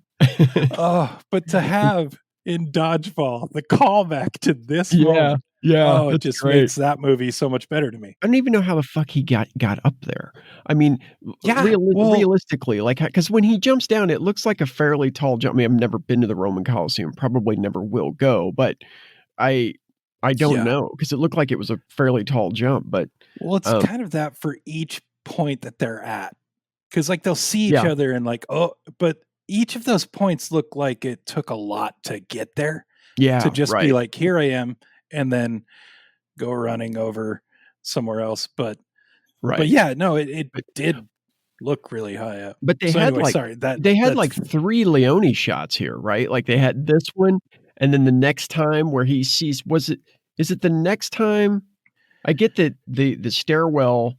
Yeah, he looks up and Chuck Norris is standing over him. Well, Colt sees him, but he doesn't see him on the stairs, right? But then there's also the one where he's under, like he's in a structure, Tong is, and Colt is looking down at him through this hole, like in the ceiling. Yeah. For some reason, I had that near stairs also. But it may be. Same thing. Like it was definite, all the stuff I used to fast forward through. Yeah. Even as a kid, I would have been like, oh, this is a lot like Good, the Bad, and the Ugly, or like, I would have caught it. Right. But yeah, and again, everybody's half a mile away until they're not. Right. Well, and I guess too that like they had to bribe officials and act like they were tourists to film this stuff. Oh wow! In here, so they just like that's why like that one tracking shot where Tong's walking through the ruins, pretty much near the beginning, I think, of the scene, and he's looking. That shot is so shaky, and I think it was because they couldn't have any equipment in there. Yeah, no, it definitely did look like that. We don't have permission shot, right? Like the majority of the beginning of the Big Boss had. Right. Like crowd shots where they're like, these people have no idea what's happening. Yeah, right, like they're far enough away and the camera's super shaky. And that's funny. Finally, after all this, the two men find each other. Colt and Tong, that is. Ho is still out there screaming taunts and shit. The acoustics are great. Those taunts sound they really are. Really good. Ho really projects for being such a little guy. He really can kind of get it together. He should sing opera. So these two guys finally find each other and they face off, but they actually take time to do warm-up stretches and things, which is kind of a weird thing. I mean, I guess I understand that they have respect for each other, but I don't know. It felt kind of like a weird detour here as we're getting towards the end.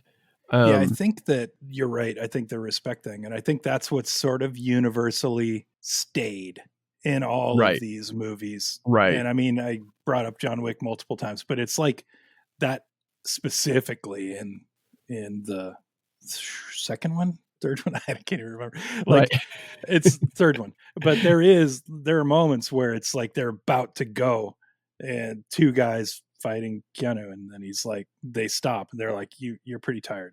Like, and they let him kind of get himself together. And so it is like that kind of mutual sign of this fight is replete with respect, which I think is really interesting, because I think it really plays to Bruce Lee's character outside of the movies. Like this is arguably Bruce Lee, maybe not the moment when he kills Chuck Norris, spoiler, should have tagged that, but that up until then, this is like respect happening, and this is how he would kind of be more, you would predict. But Yeah, I mean, I think the respect aspect of this fight works better in the end. And I yes, think the reason yes, it does is because it's so rooted in the physical conflict that they have. This, yeah, I think the warm-up stretches and stuff at the beginning is like it's them showing respect for each other, but it's so indirect that it just yeah. feels like kind of this weird outlier scene.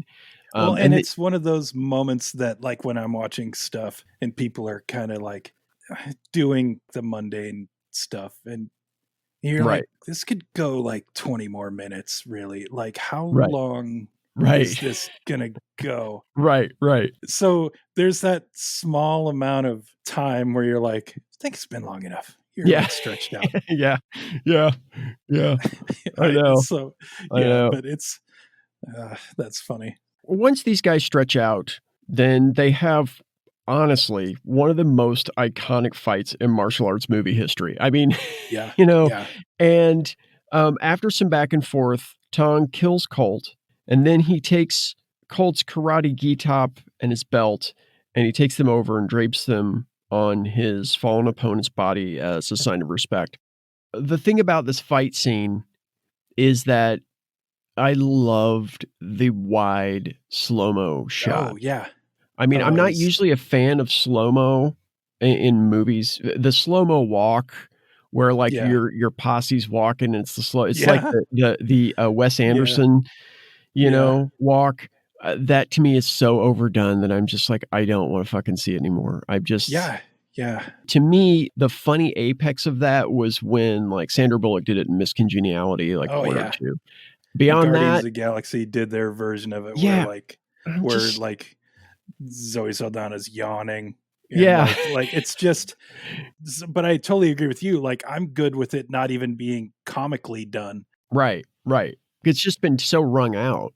Yeah. But here I love it because it's a wide shot of these 2 fighting, and you just get to see them fight, but you also it's slowed down to a point where I think I could see an angle where somebody would complain Yeah. that everything's slowed down, so it kind of slows down the fight, but to me, it shows the true artistry of the fight, and it also shows that these guys were not doing no contact. In fact, I Right. think on these Right. movies, Bruce Lee liked to hit Yeah. his opponents, at For least somewhat. realism. Yeah, Yeah. so and I mean, this was shot over the course of 3 days, this fight scene was, but I like the slow-mo part of it. In fact, I almost would have been okay if most of the scene had been this way. I mean, a good chunk of it was, but Yeah. It is interesting. One thing that I did read about Bruce Lee was that they would have to slow some of the things down right. because people would think they sped it up otherwise. Right, right, yeah, And both Chuck Norris and Bruce Lee were really fast. And I yeah, remember reading that Chuck Norris was the guy who Bruce Lee thought was fast enough to fight him. Like that was a thing in yeah, his casting. And so I do think that the artistry aspect in slow-mo, you kind of need that just right, for a little bit, just to realize, okay, this is what these guys are doing. right, And yeah, it has the staging, these wide shots, it's so dramatic. yeah. And so the slow-mo does accent it. Instead of stunting the scene, it actually enhances it, I think. I mean, I Yeah. understand why they cut in the other parts of the fight because there's Yeah. Yeah. definitely a better structure to this fight than any other fight in the entire film, I think. Yeah. And I think as a kid watching it and then watching all these things after, one specific thing that I noticed rewatching it was one shot where the camera just pulls onto Chuck Norris's face, Mhm. and then you're fighting from his point of view. Right, And yes. that, I don't know, playfulness Right. because that's a big fight scene. And we've already Mhm. spotlighted 2 really specific camera techniques that happened. And it was totally impacting for me. Like Right. when I watched it again, I almost had this whole thing memorized. And granted, I watched it a lot, but it's not super long. Like Uh-uh. I just had it all in my head because I just remember it being so impacting. Like it's a great showcase for both of them as fighters too. Lee was generous with not saying like, oh, here's Chuck Norris, I'm going to beat him in a minute. Like, Right. they both get their asses kicked. And I think, too, the interesting part of this, and I'm just thinking about this now, but even though we have things coming after this, I feel like this scene is the back bookend of the film. And the reason it feels that way to me is because they never speak to each other. Yeah. Everything that they have is eye contact, it's facial expression. There are times when a smile almost creeps onto Chuck Norris's face when totally, he's got Bruce down and Bruce just looks fearful. But it's all done silently, and it bookends with the beginning, which Bruce Lee is silent. I mean, because he can't speak the language, and at the very beginning, he's there with these people standing around him and that old lady staring at him, and he's silent. So I like that kind of bookending aspect of it.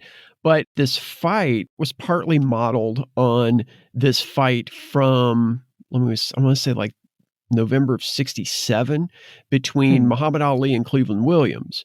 And I think Lee supposedly kind of modeled it on the second and third round of that fight. So the fight only went 3 rounds. And, once I realized that, I went and watched the fight. And it's interesting because if you look at the structure of this fight, the whole thing is that Lee has been using Chinese boxing as a style throughout the film. Yeah. But then he gets to this point and he realizes that Chinese boxing alone isn't going to be what will defeat Colt. And so he realizes that he's going to have to switch up his style and mix in all these other things that he knows to defeat this guy. Yeah, where he starts all the footwork.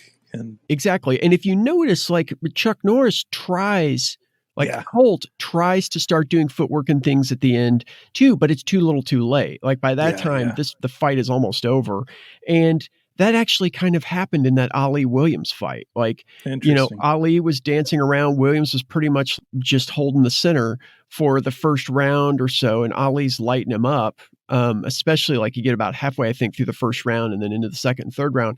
Ali's lighting him up. But in the third round, Williams has already been knocked down a few times, but he starts dancing a little bit, almost like he's adopting Ali's style. But by that time, it's too late and Ali ends up, I think he knocked him out. So that's really interesting. Yeah. So I like the structure of the fight, looking at like when you put those glasses on and look at the fight that way, then I love like the storytelling structure of this one fight.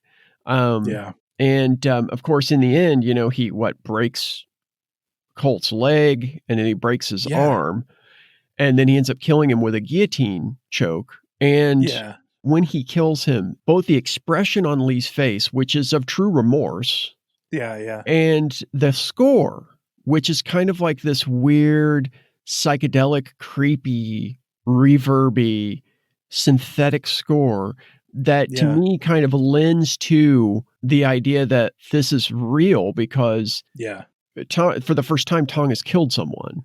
We think. I mean, we don't know if he killed Bob with the shot to the nuts. I mean, I don't think he probably did. But, this is the first time that he's killed someone. And it may be the first time he's ever killed someone. I totally agree with all of that. And I think that I would just add that this guy didn't have to die. He had no part in the fight. He got called in just like Bruce Lee got called in to just deal with this.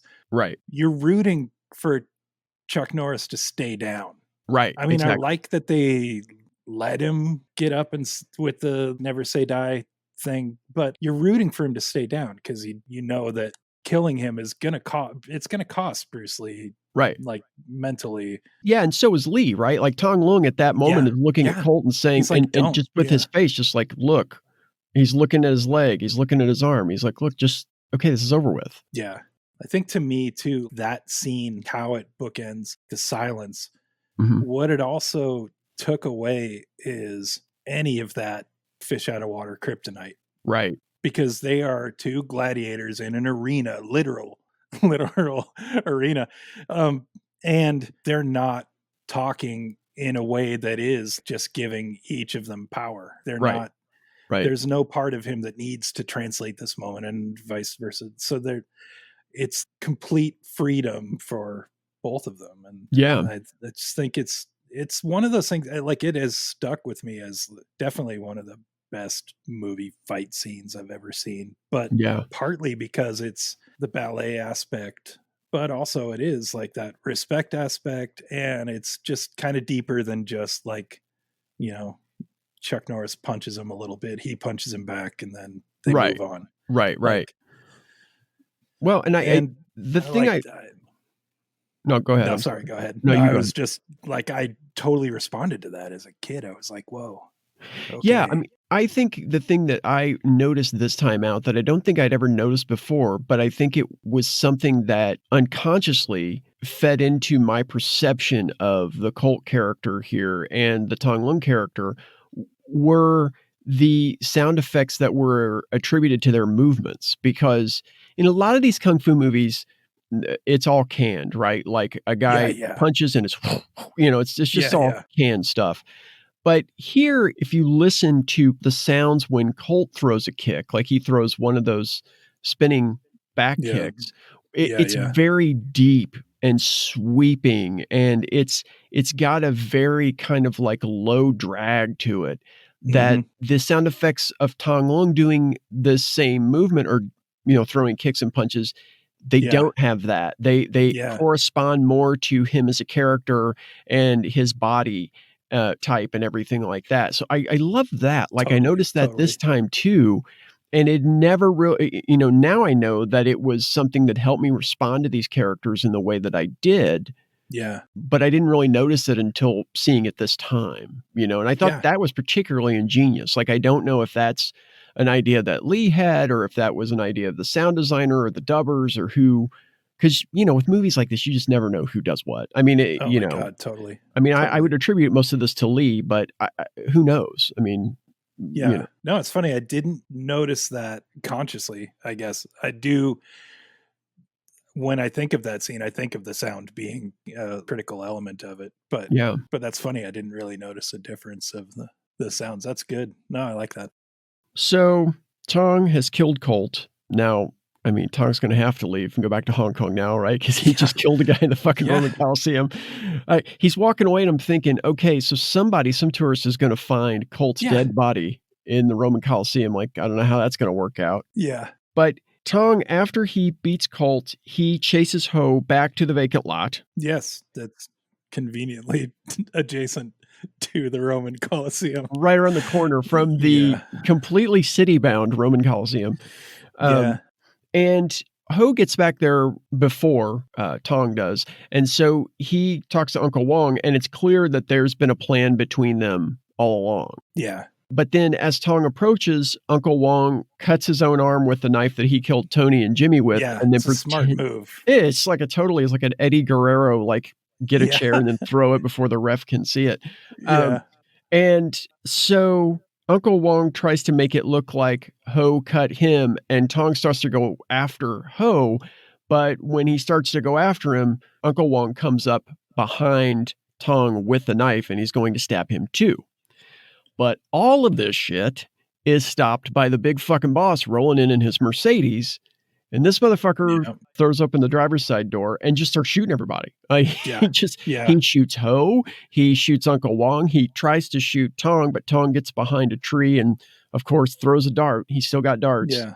Yes. Throws a dart. They're ineffective for the first time at this point. Yeah, that's true. That's true. That's the first time he hasn't, I think he throws two that do, they just sort of distract. Right. And then the cops show up and arrest the big boss. I mean, and he's got a gun and they have two guys with holes in them. Multiple bodies dead from multiple types of injury. Tong's like, Uncle Wong killed these two. I don't know about these foreign fighters. And then, but don't go to the Coliseum. Don't bother going there. Yeah, There's nothing to see there, But then the boss shot these guys. So we're, So finally, we're at the cemetery as Tong tells Chen that he has to go now that everything is over. He waves to Agun and Chen and heads off as the credits roll. And Agun has something here at the end that's kind of canned kung fu type stuff, like he's got to travel alone, da-da-da-da-da. It's somewhere between like kung fu, but I also do feel a little bit of that spaghetti western thing going on in there, Mm-hmm. Kind of like, I feel like there might have been some version of this that Jason Robards would have said as Cheyenne in Once Upon a Time in the West. But Totally. but it's over with. He walks away and the credits roll, and that ends Way of the Dragon.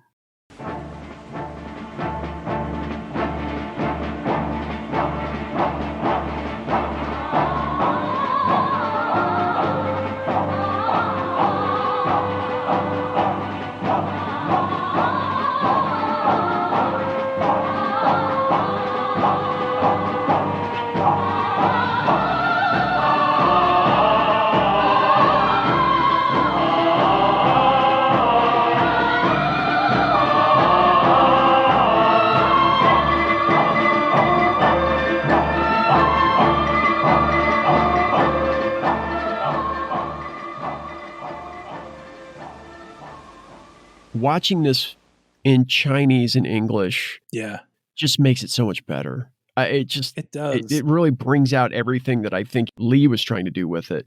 And it just makes it so much better to me. Yeah. No, I love the hand holding of dubbed movies sometimes when it's like 2 a.m. and you're like, oh, right. I'm not. Yeah.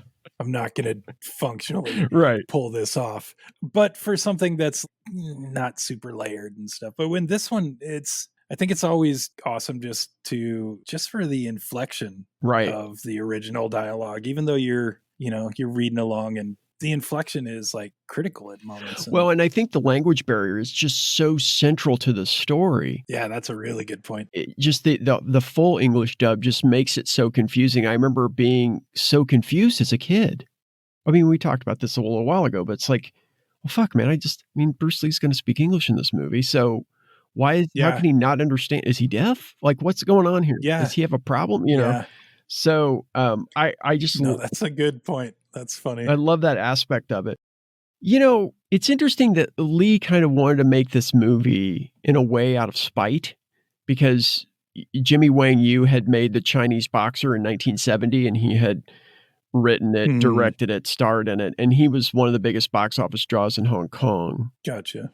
And the thing about Jimmy Wang Yu was that he was an all-around kind of athlete, but he wasn't specifically a martial artist, and I think Bruce Lee took exception to that because he was really tired of people who weren't martial artists playing martial artists in movies. But, you know, he made this movie because he wanted to be better than Jimmy Wang Yu.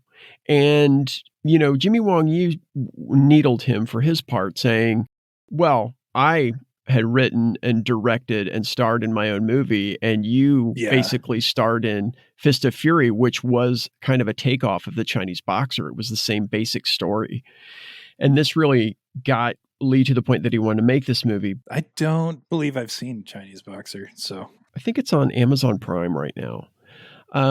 It's more of a typical kung fu movie, and I think that some of the lessons that Lee learned as far as filmmaking is concerned, those lessons show through a lot more in Way of the Dragon than anything Jimmy Wang Yu might have learned in his, you know, film roles previous to The Chinese Boxer. I mean, I think the editing for the most part in Way of the Dragon is just a lot smoother than it is in The Chinese Boxer. And I also just feel like I understand Tong Lung better as a character. Yeah. And I think it's just because of Bruce Lee. You know, I think that there's just something there that's magnetic. You know, after reading Matthew Polly's biography of him, I like him less as a person. Yeah. But it also makes me appreciate how inevitable his legendary status was. I mean, with or without his death, I still think that there probably would have been some form of legendary status attached to him. Yeah, no, I can totally see that. And I think it's interesting too, as much as I would say deified him growing up, him and Chuck Norris and the Sho Kosugi and a lot of these guys that just existed on VHS for me. Right. But they were my heroes. And the more you learn later on, you're like, yeah, no, he was kind of an asshole to a lot of people, but you're just like, but I guess the older I get, I'm like, a lot of the reason why I was watching or taking karate and all that stuff was confidence. Like, it's never been something I'm good at. my entire family is not really good at this. Right. Right. So yeah, later when I end up reading, well, yeah, this guy got a lot done, but he was kind of an asshole. And you're like, that's kind of how Yeah. things get done. Yeah. I get the touchy-feely part, but on some level, a lot of these things, like this movie doesn't get made if he's not Right. kind of an asshole Exactly. to some people in Italy. Exactly. Like there's no way around it. Right. Well, we can't film here in the Coliseum. Okay. Yeah. They filmed there. Yeah. So something Yeah. happened, something- Right. Right. Well, I think it's exactly right because, and you think too of the racism that he was fighting against really on both sides of the Pacific. I mean, because in Hong Kong, he wasn't Chinese enough. And in the United States, he wasn't Western enough. And so this guy is just kind of like, well, okay, fuck you guys. Like, I'm just going to try to make it any way I can. And so, I mean, he had to be his own best advocate. I mean, he had advocates all the way along, but usually they were people who would kind of back down when the system said no. And he was told that, hey, we're working on this project for you because you're amazing time and time again. And none of it ever came to fruition. I mean, his foray back into Hong Kong film was really kind of an accident. I mean, it was based on like this radio interview that hadn't been scheduled. They just called his house one morning in LA and said, hey, can we interview you on Hong Kong radio this morning? He's like, okay, and it was just kind of this weird fluke, I mean, his brother was a pop star in Hong Kong at the time. That's funny. But he wasn't really a name anymore. They knew him as being in those child delinquent weepies back in the 50s, but they didn't know him as a martial artist. So I really feel like, and I think you said this earlier, I think this is the first time that Bruce Lee was on film in full force for an extended length of time. I mean, I would argue that is the case because his characters in the other movies are so like they've got their backstory and stuff, but there is no backstory to this guy. Right. He just shows up. Like we know nothing about him except that he has an uncle. Right. And he's from the New Territories in Hong Kong, which are out in the country. And he's really happy about that. He does not go out of the city much or but that's it. Yeah. Like he had just broad strokes to play with. Yeah. And I think that totally came across because, I mean, what the movie he did just before this was, who are you? You're avenging your master. You are just, you are so angry. And your master's dead and this is you. And that's it. That's that character. Yeah. The entire movie. Well, and I think he made those movies better than they would have been otherwise. But totally. Also, it's really interesting to see the difference between the way even he carries himself from Big Boss and Fist of Fury into Way of the Dragon. And, granted, in Fist of Fury, he did get a chance to kind of stretch that Jerry Lewis muscle when he played the telephone repairman, and that was totally like that is true. Jerry Lewis Family Jewels type of setup. But I think this is the first time it really shined through, maybe after Longstreet, which he was only in like 3 episodes of that show, Longstreet. And that's right. That was probably as much him as anything. But I think this was when Bruce Lee, the movie star, the icon, kind of started to shine through. So, I mean, thematically lighter, but also just, it just felt lighter. Like you're coming to this movie knowing him from those kung fu fighting movies. And in this one, it's just, he's there and they're like, hey, show us the stuff you can do. And he's like, okay. Yeah. And it's just so much lighter. Yeah. One thing I also like when you were talking about it, everybody's just kind of waiting and like pushing each other forward. Like you go fighting. They're so functioning as the audience for this because we've never seen anything like this done this way. It's overwhelming. And I don't want to go next. Like you go next. I'm going to push you forward. It's that whole, I don't have to be faster than the tiger. I have to be faster than you. Like it's, so you're next, man. Yeah. And so this movie just felt great. Yeah. All the way through. It felt better watching it again than I thought it would. Yeah, I have that also. You know, I kind of felt like I would just be sitting there tapping my foot thinking, "Okay, I wanna get to the fight sequence at the end." But I think Yeah. part of it, like I said, was watching it in Chinese and English, and also just the fact that this time I looked at it and I could see all these things in it that had just never really come to me before, you know?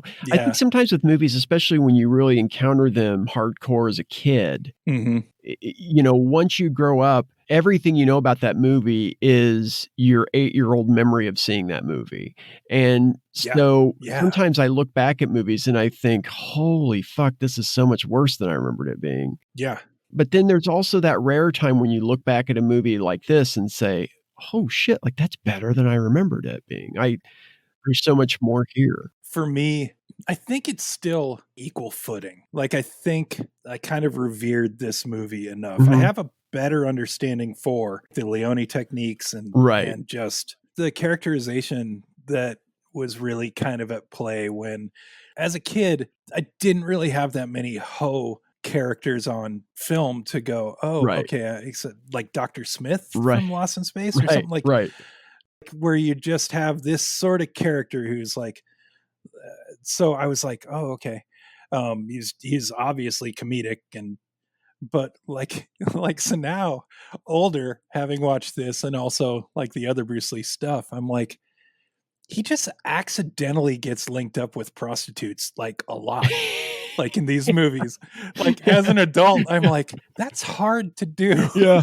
Yeah. And he accidentally ends up with going home with prostitutes, like two separate movies. And it never works out well because the wholesome girl you're attracted to is obviously she's going to be outside the door right. of the brothel when you leave in the other movie. Yeah, and in this one, it's just, she just stomps off before he even goes. And then he's like, well, might as well. Right. And you just, so. Although we'll see, to his credit, in Enter the Dragon, he is a true Shaolin master and he abstains. That is true. So he finally learns his lesson across film. For some reason, that was something I'm watching. I'm like, I did not notice this as a kid. Yeah. Like, I did not notice what was happening there. And right. Like, okay, it was just funny. But I think it stands about, I would say, about equal footing. Like, there's no, just that fight scene with Chuck Norris is like just one of the best things ever to me. And I mean, it's been so long since like that was stuff that I like focused on or cared about in life and stuff. And, but I've just had an innate love for martial arts stuff forever. And that is just one of those, it's legend. Yeah. That and the next thing we're talking about are the two legend moments. Right. Right. From when I was a kid. Well, that's good. Let's take an intermission and then we'll come back and talk about Enter the Dragon. And now, intermission. Refreshment time. Hi, my name is Jimmy Lippenbutts, and I'm here to tell you about Roscoe Lippenbutts hot dogs and other choice meats. My grandfather, Roscoe Lippenbutts, came to this country over 100 years ago with one goal in mind: to develop a delicious, economy-priced hot dog with a unique flavor drawn from all corners of the animal kingdom. Why should cows have all the fun? Every bite of a Lippenbutts hot dog takes your mouth on safari. And it's a well-known fact that a regular diet of Lippenbutts meats builds your immunity to several dozen exotic and highly infectious diseases. Plus, they go great with your favorite cold beverage, such as a Schlenay beer. Get one at the concession stand while they last. That's Roscoe Lippenbutts hot dogs and other choice meats. If you don't love our meats, you can kiss our ass. 2 minutes until showtime.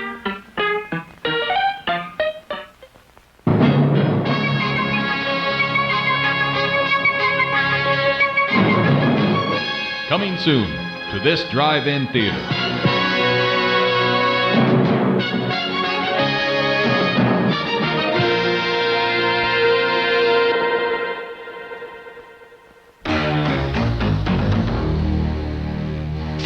Does it ever feel like everyone's got more going than you do? Oops.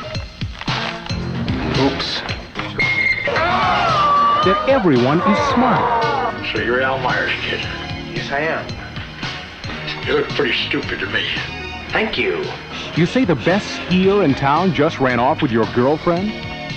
Even your younger brother does better than you do? And that nobody even cares? Beth broke up with me. Oh, that's nice. Well, you might be right. But remember one thing. I haven't even been to New York City. Nobody was ever better off dead. The truth is, I could outski you any day of the week. Oh, really? Yeah, you want a race? I'll take you on any day, sucker. Go that way, really fast. If something gets in your way, turn. All you need is guts. All right! Now turn! I'm gonna race, I'm gonna lose, and I'm gonna die, in that order. Go! And you'll never doubt yourself again. He's skiing on one ski! Better off dead. And that's a real shame when folks be throwing away a perfectly good white boy like that. An abnormal look at a normal teenager.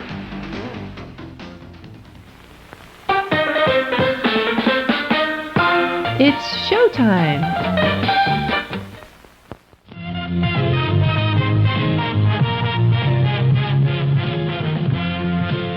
And now, please enjoy our feature presentation.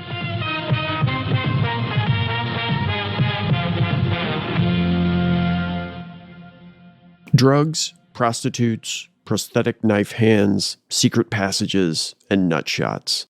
No, it's not the waning days of the Trump White House. It's one of the greatest martial arts movies ever fucking made. This is Enter the Dragon. Roper, Williams, and Lee, the Deadly Three, penetrate the secret chambers of an evil island empire. What do you know about Han? He lives like a king on that island. Totally self-sufficient. A fortress without walls, protected by an invincible army that needs no ordinary weapons. This is Enter the Dragon, the first martial arts film produced by a major Hollywood studio. John Saxon is Roper. He was in it for the money. U.S. karate champion Jim Kelly as Williams. He was there because he had no choice. Black Belt Hall of Fame undisputed martial arts champion and international film star Bruce Lee. His job was to get them out alive. I'm hoping you'll join us, represent us in the United States. You want me to join this? Roper, Williams, and Lee. Just when they think they've broken the secret of the island, they find there is no escape from the inscrutable Han. Warner Brothers presents Enter the Dragon, where the world's greatest martial arts athletes meet the ultimate challenge with the most ancient and deadly of weapons, the human body. Enter the Dragon from Warner Brothers. We open on the ground of a Shaolin temple where an exhibition match is shaping up. Monks sit 2 rows deep around the combat area to watch Lee, played by Bruce Lee, and another Shaolin fighter, played by Sammo Kambo Hung, square off. We also see the Shaolin abbot, played by Roy Chow, presiding over the ass-kicking, while elsewhere, an old man, played by Lee Jin-ho, and an old white guy named Braithwaite, played by Jeffrey Weeks, also bear witness. Lee is obviously the smaller of the 2 fighters, but he quickly takes his larger opponent down and forces him to submit. After the match, we're in a quiet wood, where Lee meets Braithwaite. Turns out this white dude is a pencil-pushing British intelligence geek, and he wants Lee to accept an invitation to a martial arts tournament being thrown by a reclusive criminal named Han. We'll get to that motherfucker later. See, Lee has already been invited, but he doesn't want to go because he knows the tourney could be fixed. Bruce breaks off the conversation with Braithwaite to test a student named Lau, played by Wei Tung. After a couple of kicks back and forth, Lee teaches Lau about infusing his art with emotion, but not anger. This, for some reason, sufficiently impresses Braithwaite, and we're off to the races. Over the credits, we see a montage of shots of Hong Kong as two other men, Williams, played by international middleweight karate champion Jim Kelly, and Roper, played by the late great John Saxon, move through the city. We'll get to know these fellas a little better here in a second. In a suite somewhere, Braithwaite, the intelligence geek, rolls game tape for Lee on Han, played by Ken Chi, and Han's number one bodyguard, O'Hara, played by Robert Wall, complete with a facial scar. Again, I think he had a facial scar in Way of the Dragon, too. Yeah, he did. So much so that I looked it up to be like, does he really have a scar that they're working? Because this one looked angly. And no, he just, I don't know if it's in his contract. He's like, I've got to have one massive facial scar. I don't care which side. I prefer the left, but. Yeah.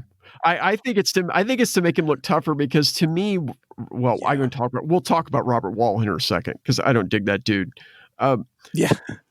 Han's tourney is taking place at Han's Island Fortress because if you're a reclusive criminal, that's where you throw your martial arts tournament. He holds one of these things every 3 years. Otherwise, he tells the outside world to go fuck itself. So, mind you, we're still looking at Braithwaite's tape. So, like, he shows Han, he shows O'Hara, then he shows people, like, guys hitting O'Hara with bricks and boards and him, like, breaking fiery boards and all kinds of shit. And just the kind of stuff that, you know, Elvis might have done in his karate studio. Not as impressively, but okay. So Braithwaite also has tape of a flight attendant's body that, as it's being pulled from the harbor, apparently she went missing on one of Han's private junks and turned up dead from an OD. Now, Braithwaite and his crew think there's a big drug operation on that island and probably some light sex trafficking too. But they need evidence, and that's where Lee comes in. Oh, and the British crew also have another operative on the island named Mei Ling, played by Angela Mao, but they haven't heard from her in quite a while, so that's great. Yeah. Much later, we see Lee on a gondola as he's being transported through the bay towards the boat that's going to take him and the other competitors to Han's Island. As the boat moves through the harbor, Lee flashes back to a conversation with the old man from the opening. The man tells him that he was in the city with Lee's sister 3 years ago when Han's previous tournament was happening. And O'Hara and some of Han's thugs came to Hong Kong and tried to rape his sister, but she fought like hell before committing suicide once they had her cornered. That's a great little scene where she's just beating the shit out of all these guys as she's running through the slum.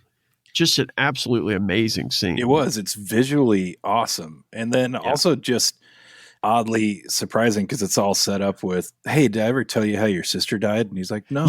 Like, just all calmly, like, no. Right. Like, oh, well, it was only 3 years ago that she fought a bunch of guys and killed herself to save her honor. You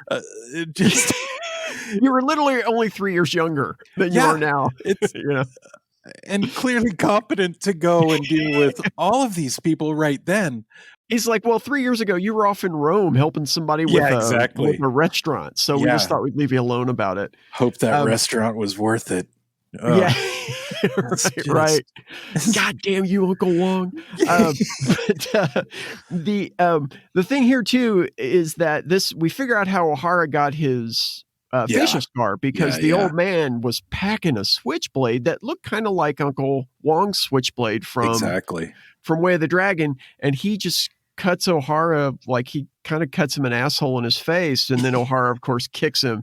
Now, here's the thing. So I hate Robert Wall. So, and we can talk more about my hatred for him in a second because I'm not the only one who didn't like this son of a bitch. But in this scene, I think it's funny because Robert Wall kicks this old man who is like probably maybe 2/3 Robert Wall's size. Yeah, exactly. And he kicks him like twice and the old man does not go down. Yeah. Until finally he kicks him like I think a third time and the old man falls and then you don't see the old man again and they chase the girl and she's whooping ass all over the place. But anyway, I think it's kind of cool that Robert Wall looked a little weak. He looks weak in this movie overall, I think. It's just his job to, I think at that point, just like Chuck Norris was like really representative of like a certain, like the white guy look. Like he just looks like a 70s, oddly related to Gordon Lightfoot kind of guy who you just want to see punch. So I like, it's funny because when you're saying you don't like him, I don't have strong feelings about him. I just know that I love watching him get punched in the face or kicked or whatever, get scars. Like you just want to see him get punched. And so I think that's the beauty of casting him.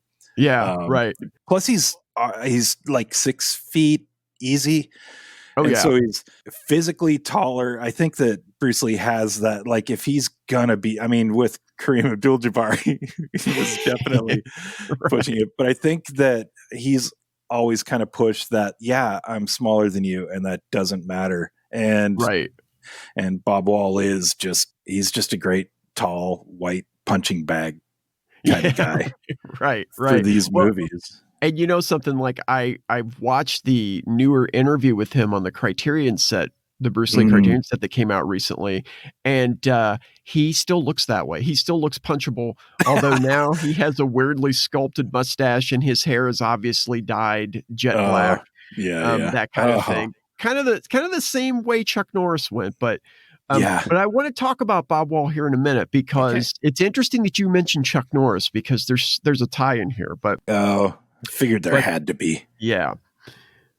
The old man, once he gets through reliving this flashback with Lee, he tells Lee to pay his respects to his sister and his mother. So Lee gets to the city, he goes to the cemetery, and he pays his respects to his sister and his mother, and he asks them to forgive him for the revenge mission that he is undertaking. Pretty sure the sister was cool with it. She's like, I'm just guessing out of everyone. She's I'm good. I'm good with it. On the wind, you can hear her go, it's fine. Go ahead. Finally, and do it. 3 years later. Thanks for being there in the city 3 years ago. Exactly. Damn that restaurant. Then we're back to the present and we see Roper on another transport boat. He's a rich white asshole who travels with like 35 suitcases, even though he's going to wear like 3 outfits in this entire movie. Exactly. And that is literally the most luggage I've seen. And it's all matching. Like I forgot to check, but I wanted to check the end credits, just see if there's like thank you to Samsonite or something.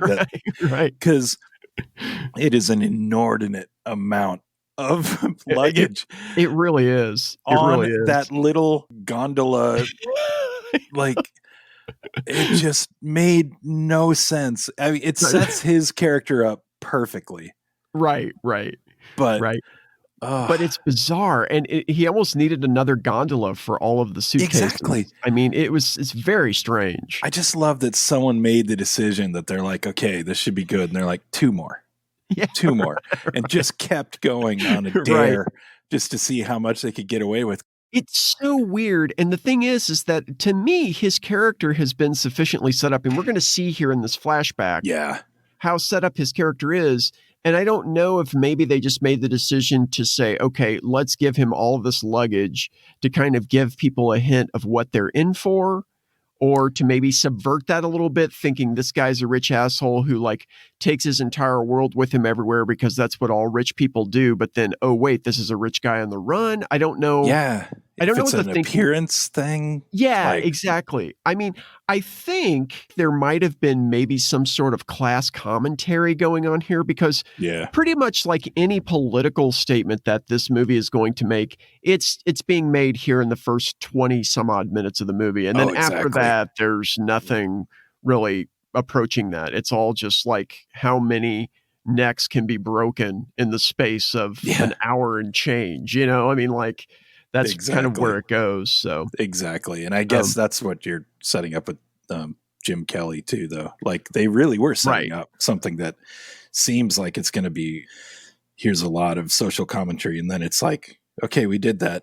And then exactly. It's like, okay, this is just backstory for where these guys come from. And So speaking of that, we do get a flashback for Roper while he's on his junk with his 85 suitcases.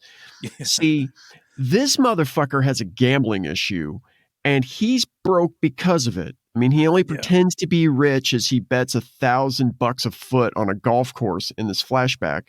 And that probably sounds familiar to anybody who's played golf with, say, like some other rich guy who isn't really rich. I'm not thinking of anybody in particular, But anyway, Roper has a ball go into the rough, and when he goes in to retrieve it, he's accosted by 3 thugs.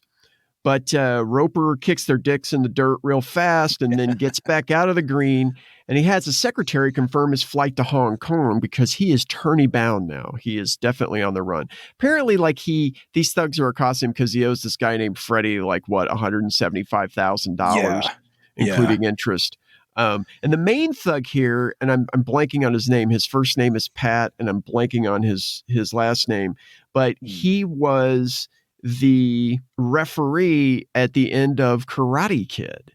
Oh, and I think he might have choreographed the fight scenes in the Karate Kid too. I'm not for sure on that. Wow. That's funny. But yeah, I remember seeing him and then later seeing the Karate Kid as a child and saying, wait a second, I know that guy. He's from Enter the Dragon. Oh, that's funny. Anyway, back to the present day.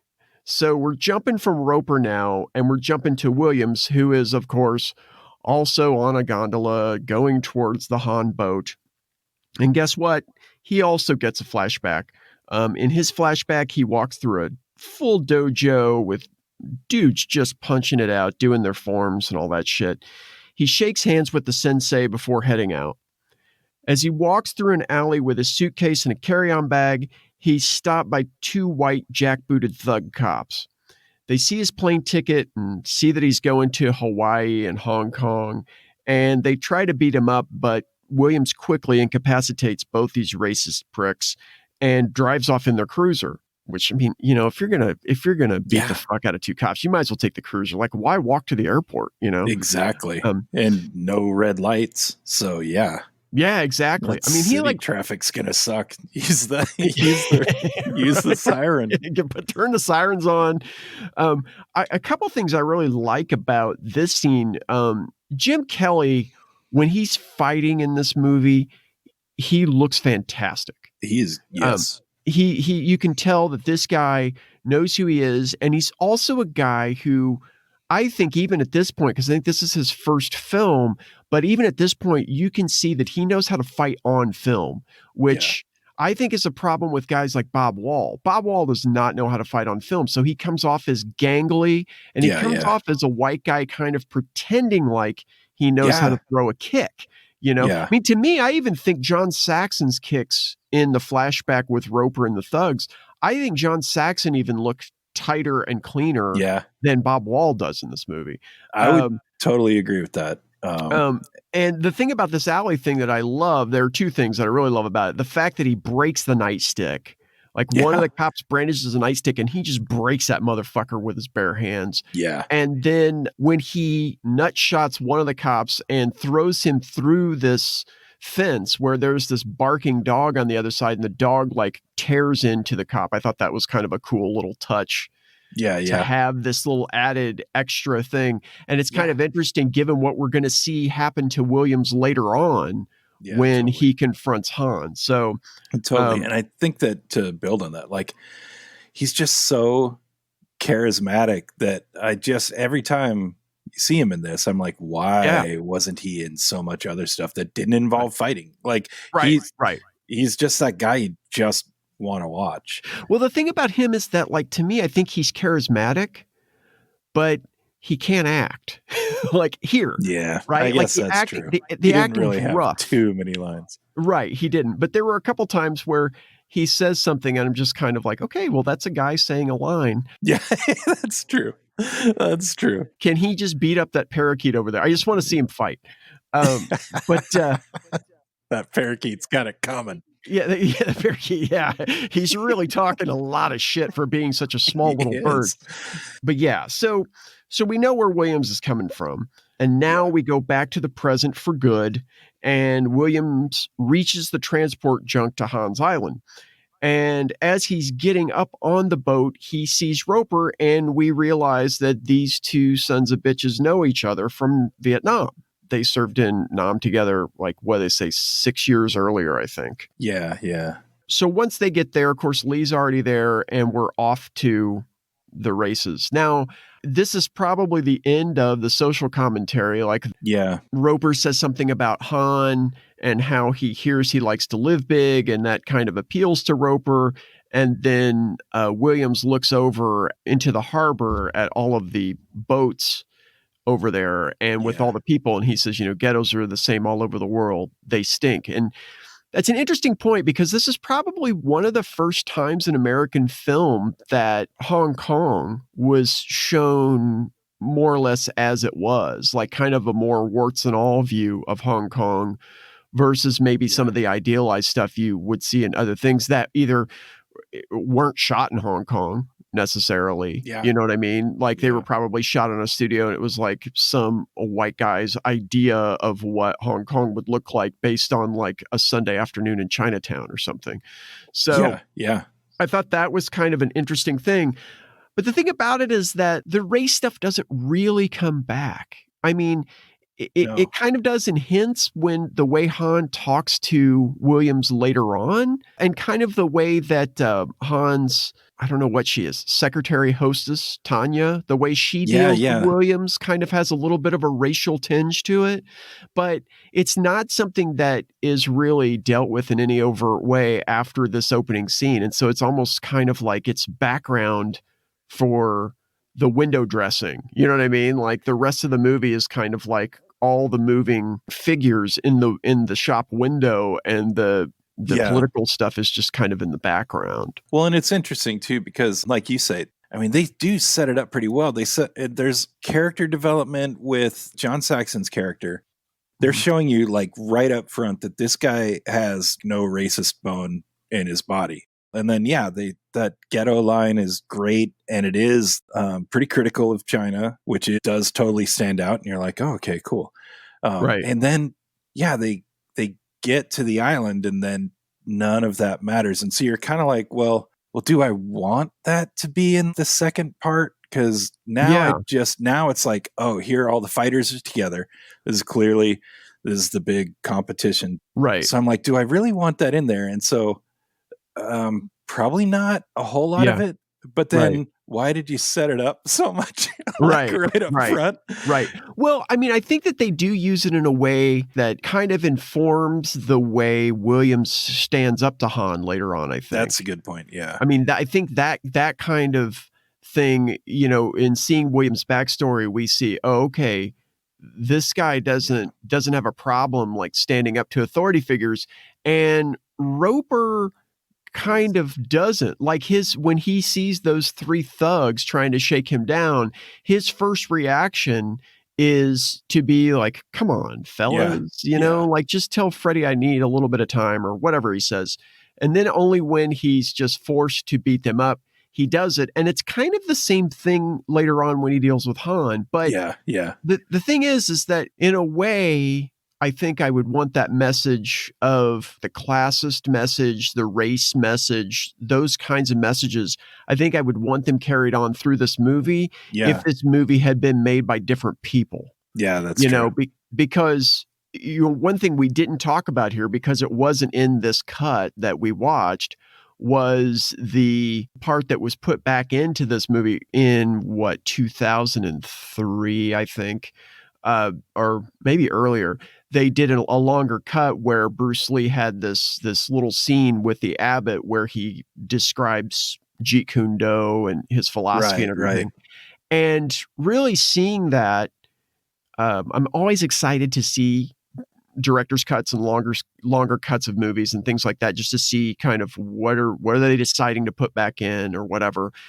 But in that case, I felt like it really just kind of stalled the movie, because it just kind of stalled out, and then you're having this 3 or 4 minute conversation, and then it goes on to what we have known of this movie. And I watch it a few times over the years to try to, I mean, I've seen this movie a ton of times, but I watch it a few times over the years with the idea of looking at it through the lens of, is this stalling the movie out for me because I know this movie in its original form so well? Mm-hmm. And, watching it a few times and trying to examine it that way, I think it really was just objectively, it just kind of stalled the momentum of what was happening in this movie just for something that didn't really drive the story forward at all. No, definitely. It was just kind of like, this is my philosophy. So if you're extrapolating out from that, then yeah, I don't know if I want Michael Allen and Bruce Lee and Robert Klaus to be the people to try to really attack race and class issues in the back half of this martial arts movie. I mean, if they're going to use it as kind of a, character background window dressing type thing, then I guess I'm okay with it. Because I'm like you. Like, once this movie gets started, you kind of just don't want it to stop until it gets done. Yeah. No, and I think from watching that extended version that you were just talking about, to me, that just functioned like a video game tutorial where exactly that kid comes up for his kicking lesson for like a minute and a half. Right. But I mean, in a game, it would be like push B to kick, push B. And you're like, okay, you do all these things, you learn about the thing, and then the game starts. And that's how that felt to me watching it. Right. And I was trying to guess like where the extended bits were. And then in my head, I'm like, this part seems long. And it was right there. Well, I think what it was too was because the thing with him talking to Lau, the kid, that was always in the movie, but it was the part before that. And I think what it was once I watched it, the conclusion I came to was the thing with Lau, to me, told as much or more about Jeet Kune Do in as a concise a way as we needed. It told us what we needed to know about Lee's character. It told us what we needed to know about his fighting system. And it taught us what we needed to know about his connection to martial arts, which was something beyond the physical. And it was more engaging because it wasn't just expositional. Like he's teaching this kid and you're like, oh, okay, cool. So this is how he functions as a teacher. This is his view on violence. Like it sets it up really well. And then he's just like, oh, and here's chapter 1 of Jeet Kune Do by Bruce Lee. And you're like, okay. Okay, cool. Okay. But the thing I don't understand in that scene with Lau is how it impresses Braithwaite. Because once it's all over, Braithwaite just kind of nods and then we kick to the credits and we're going. I don't know why that impresses Braithwaite, but whatever. I'm just like, okay. I mean, I think at this point, Braithwaite had already said basically, if I can talk this dude into doing this mission, I'm good, Yeah, so, that somehow solidifies like, we've got the right man for this. He taught that kid how to kick in less than a minute. Yeah, he taught that kid how to kick and look at the moon. Like, he really locked it all down for that kid. So Jesus Christ. That's funny. So, okay, so we're on the boat on the way to Hans Island. A couple of events take place on the way. First, Roper and Lee bet on a praying mantis fight that the sailors have set up. And Lee wins, and of course, Roper hands over his money. I don't know where Roper gets money. It seems like the guy's underwater, but whatever. Yeah. The other big event that happens is that Lee is confronted by this bullying New Zealander named Parsons, played by real-life karate champion Peter Archer. And Lee ends up stranding Parsons on a small boat that's trailing by a rope behind the junk.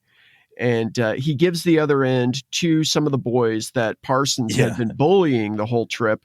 And they get a measure of revenge by tugging on the rope and filling the boat up with water and all this kind of stuff. Yeah. And that's kind of one of the more famous lines in the movie where Parsons asks what his style of fighting is. And he says the art of fighting without fighting.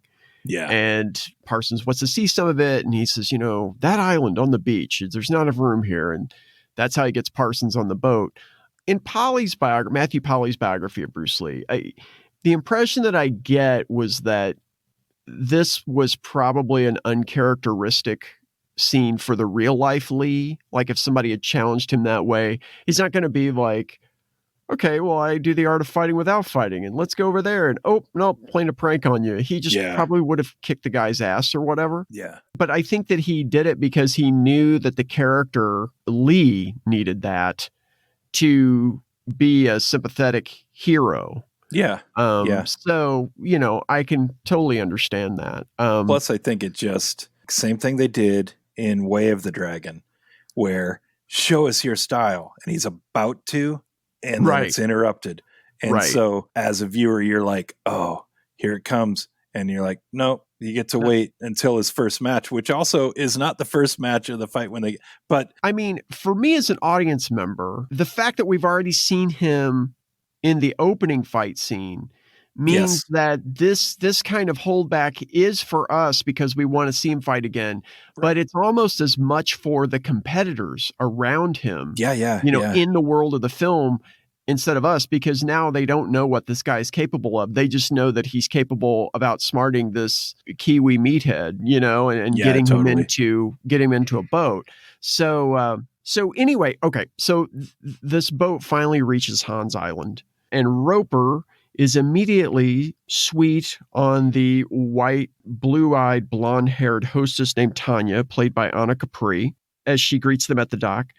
The visiting fighters walk from the dock right up into throngs of martial artists on these terraced courts, doing their forms and shoving their hands into burning vats of rocks, like they're heated vats of rock, and they're at different sizes to try to harden their fingers. And they're having to walk through this on their way to the accommodations. I don't know which one of these sorry sons of bitches had to bring Roper's 85 suitcases up, but I was a little bummed that wasn't in there, because I just wanted to see this trail of what I was hoping would be the kids from the boat, because it just would have been so oversized and funny. But and I forgot to mention too that Bolo was at the dock, played by Bolo Yoon. That's right. And maybe Bolo looked so pissed off when they came because he knew he was going to have to carry the 85. That's a good point, because he does literally everything else. He does. He's like the referee.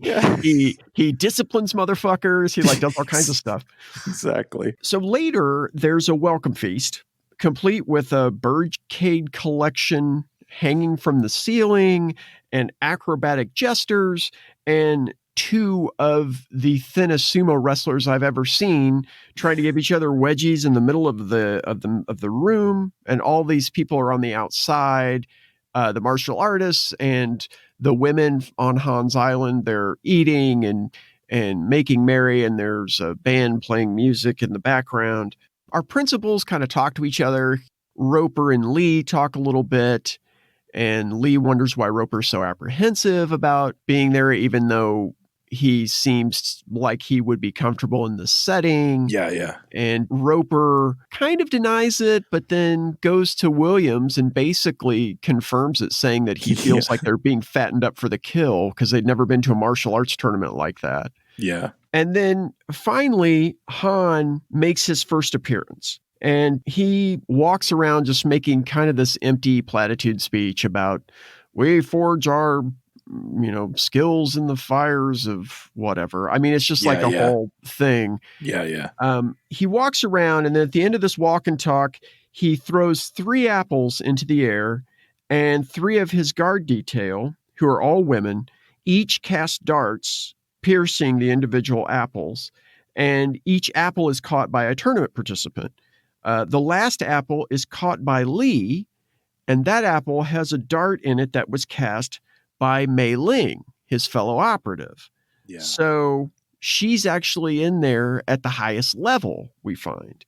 And with that, we reach the end of an action-packed Act 1. Yes. So what'd you think of Act 1? One of the things that cracks me up is just the casting of John Saxon, because he's another one of these people who historically was one of Lee's students. Mm-hmm. Training with Lee was just bragging rights. Right. But when he shows up in the movie, I always had trouble telling the difference between him and Powers Booth and I'm trying to think of one other guy. But he just has that sort of okay, here's the kind of aging white guy actor swagger character. Right. And John Saxon was great in this, but the second he enters, you're like, oh, it's that guy. He just is so emblematic of this kind of character. And then, Right. they layer on like the luggage and all that. And you're just kind of like, Right. oh, okay. I did like thematically, it just cracked me up because it was like, oh, it's a flashback because we know because of the wavy line like effect. Right. But as that was happening, I was like, oh, that would come in so handy right now with like, I don't know, Christopher Nolan stuff or something where you could be like, wait, is this in the past? Are we, where are we? Like, I always associate that with Gilligan's Island. Like, I remember Yeah, Gilligan's Island, they exactly. used to do that. And it's just kind of like, oh, okay, cool. It's like somebody's dreaming now or somebody's having a flashback. It's like they just layered on the look up to the side, distantly wavy effects. Right. Like, I don't know. That part, watching it again, just kind of made me nostalgic because I was like, oh yeah, you don't really see that anymore. No, you really don't. And like disorientation is kind of the order of the day now. Yeah. No, exactly. You're supposed to be like, wait, this is 10 years ago. Like, and it's cool.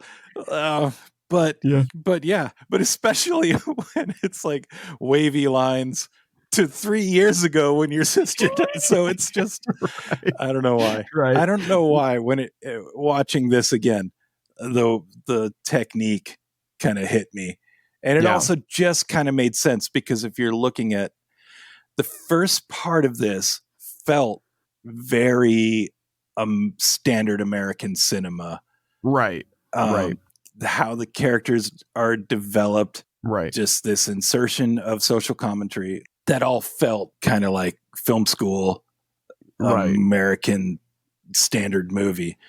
And then the rest of the movie is not that anymore.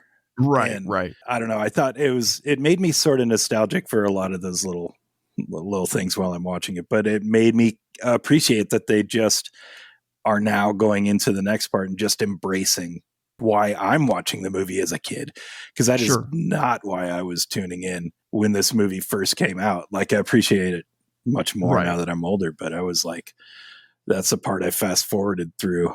I know. I think cluing in on that is interesting as far as like the first act kind of being more American, because the opening sequence with the fight at the Shaolin Temple and everything, I think Lee just filmed that because he was afraid that this movie was going to become John Saxon's movie if he hung in the background. And so I think, he shot that purposefully so that it would be clear from the outset, this is my movie. That's right. And nobody's that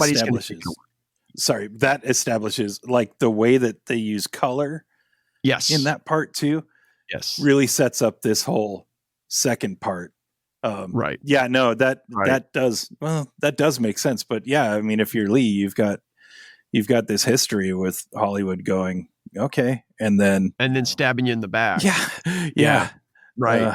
And I think too, if I'm not mistaken, I think the Roper part originally was offered to like James Coburn or somebody like that, who was one of Lee's students.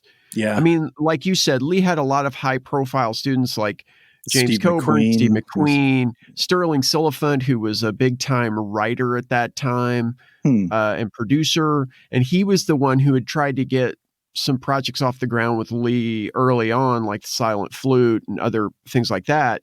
And it never really took, precisely because people were saying, well, we can't carry a movie in the United States with a Chinese actor. Yeah. It seems insane.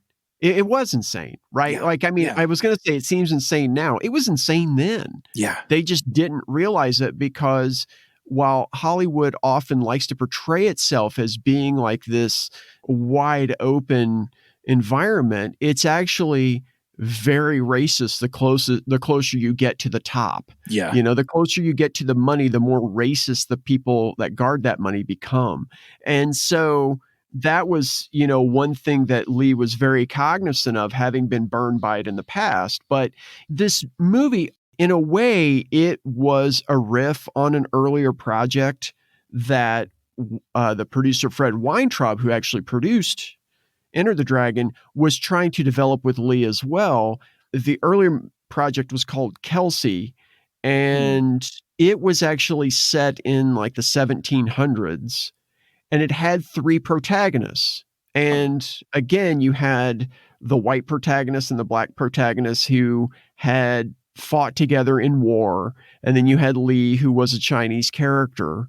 But the difference was that Lee in that original incarnation was the third fiddle. I mean, like, he didn't have very many lines. He was just kind of the background. One of the first scenes was him serving tea to the white character who was named Kelsey, you know, so it was that kind of thing. So I think knowing that Enter the Dragon was in a way kind of like this updated riff on the basic structure of that project, Lee was very cognizant about filming that opening scene to really establish himself on firm footing. And plus, totally that opening scene is so impressive. You know, it's so impressive that it's kind of like, how could this guy not be the star of this movie? It's almost like if this guy does not end up being the star of this movie, we riot, basically. At no point watching this movie was anybody saying, I bet John Saxon's a dragon. I bet. Yeah. I bet that guy who can barely he's the dragon, right? Yeah. Is that right. Yeah. No, that's interesting, the Kelsey thing. That I'm glad that didn't get made. I'm glad that this is what happened. Right. I also like, the other thing I like in this first act is the whole idea of Lee as a character trying to set up outs for himself. So like when he's talking to Braithwaite, when they're in the suite and they're watching all the tape, all the film footage of Han and O'Hara and all that shit, Lee says, well, why doesn't somebody just take out a gun and settle it? Yeah. You know?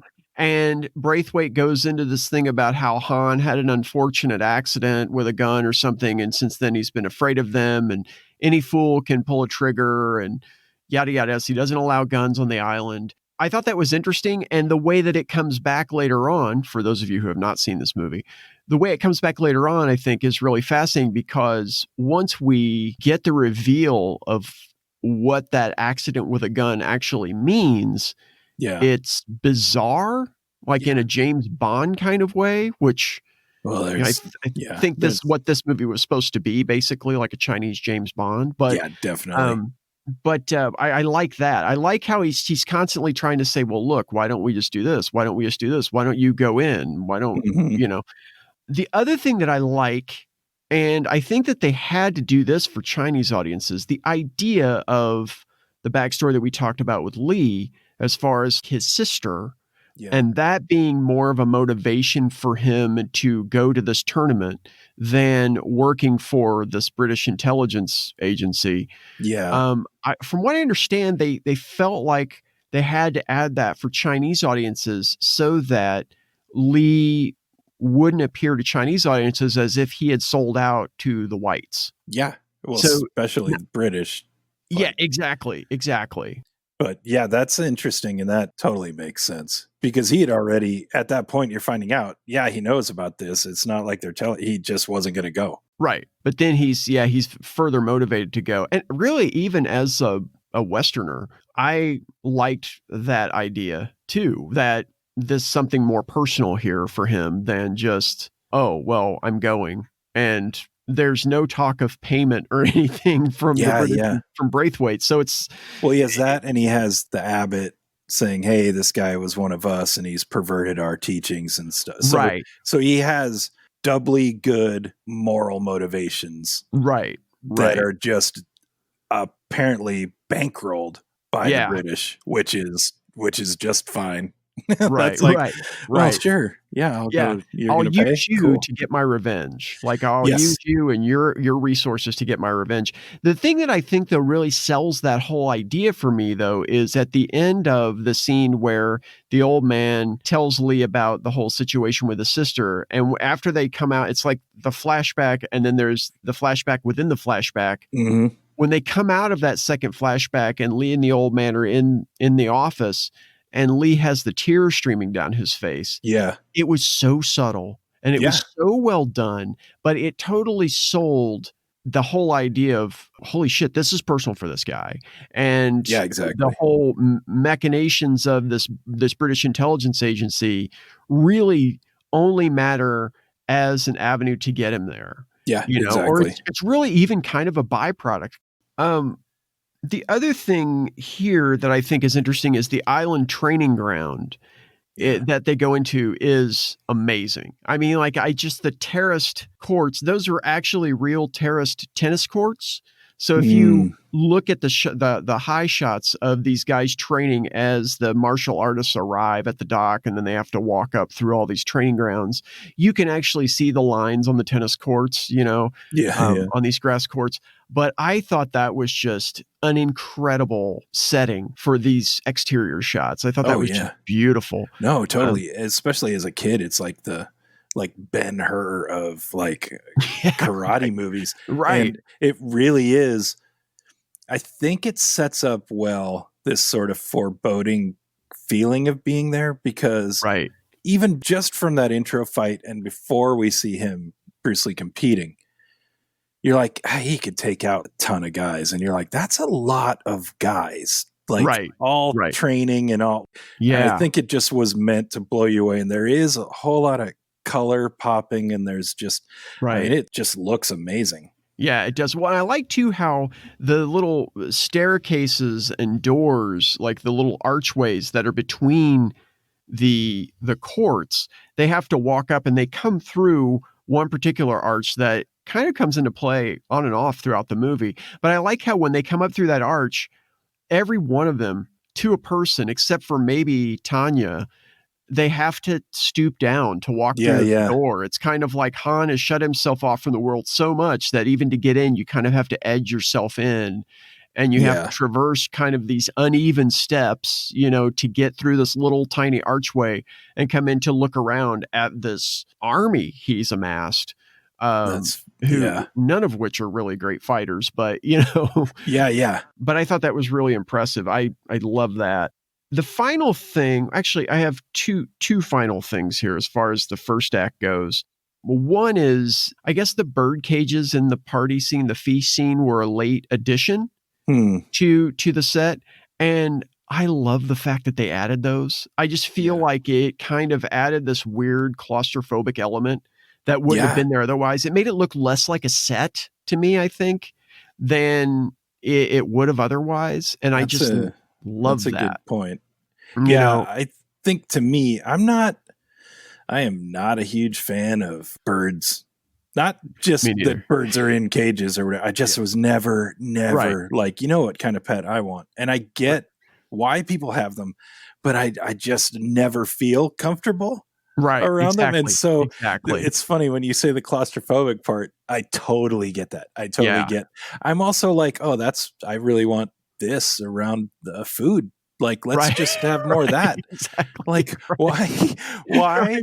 It's just monkeys running around would be great too. Like, exactly. They're walking around with open aquariums asking people, hey, pick your seafood out of here. And it's like, well, wait a minute, you have bird cages above, and granted those bird cages have solid bases, but still, man, I mean, what's the blast radius of a little pile of bird shit here? What are we doing? Definitely. And to me, I'm watching that and it just reminds me of that Indiana Jones scene in Temple of Doom where they're just eating the monkey brains. Like I was just waiting. And that is meant to make you completely uncomfortable and horrified. Right. And I was suitably horrified by all those things you were saying. And these guys are everybody's just down because there are just lots of scantily clad women. Right. Whatever the ratio is for guys to girls on that island is in John Saxon's favor. So right. But well, and Williams, as we'll find out later. Williams was already going to do well. I guess I'd throw John Saxon in there, like in that room. Oh, right. I see. Yes. But even with the money that he projects, exactly, the wealth he projects, he still needed a bit of an edge. Exactly. Numbers wise. The final thing I wanted to bring up again for the first act, because I think this is really fascinating and it kind of reaffirms my feelings about Bob Wall. I guess Lee wanted Chuck Norris to play O'Hara originally, which would have been fantastic. But Chuck Norris apparently by that point said that if he was in any other movies, he wanted to be the star of those movies. Yeah, yeah. And so basically, I guess that they cast Bob Wall as kind of like a way to try to see if they could appeal to Chuck Norris's ego, to see if he would say, no, wait, if you're going to cast him, like I want to be in this movie. This was the first big Western martial arts movie, or at least they thought it might be at the time. That's funny. But he didn't bite. So we ended up with Bob Wall. And if they just showed him like storyboards of how that fight was going to go, I'm pretty sure I would have said no. Now, I understand that Chuck Norris probably didn't want to get killed again on screen by Bruce Lee, because that's some weird thing. Like somehow these, from reading Polly's biography of Bruce Lee, which again, that's a primary source for my view of these movies now. Yeah. One thing is that the whole idea of blurring fact and fiction for these martial artists who were taking forays into film, they really like didn't see the dividing line between fact and fiction. And nowadays, I think that's why some of these guys end up in movies like The Expendables that are successful, but they're also kind of like a parody of an action movie. You know what I mean? Totally. Totally. It's not really a straight thing. To their credit, they've kind of recognized, well, I'm not the person I play on screen. But at this time, we still had that. So I guess if you have that mindset through that lens, I can see why Chuck Norris wouldn't want to sign on to play O'Hara here. But I also wonder if that fight scene would have gone differently had Chuck Norris been cast versus having Bob Wall. Because, that's a good point. Bob Wall will tell anybody who will listen to him that he and Bruce were great friends. The impression that I got in Matthew Polly's book, based on some of the things that Chaplin Chang, who was I think an assistant director on Way of the Dragon, maybe, and I think he also worked on Enter the Dragon, said that, when Bob Wall showed up for Way of the Dragon, Lee wasn't happy about it. Because Wall had paid his own way to get over there, because Chuck Norris was going to be in it, and Wall admired Bruce Lee, and so he wanted to go. And Lee put Wall in that movie as a favor to Chuck Norris. And then, of course, Wall was in this movie just because they were trying to stunt cast to see if they could pull Norris into the project. Yeah, that's funny. Of course, there's the infamous story about how in the scene that we'll get to that scene later, where the fight between Lee and O'Hara. I should hold my tongue. So, let's go on to Act 2. Let's move into Act 2 and get the party started. Awesome.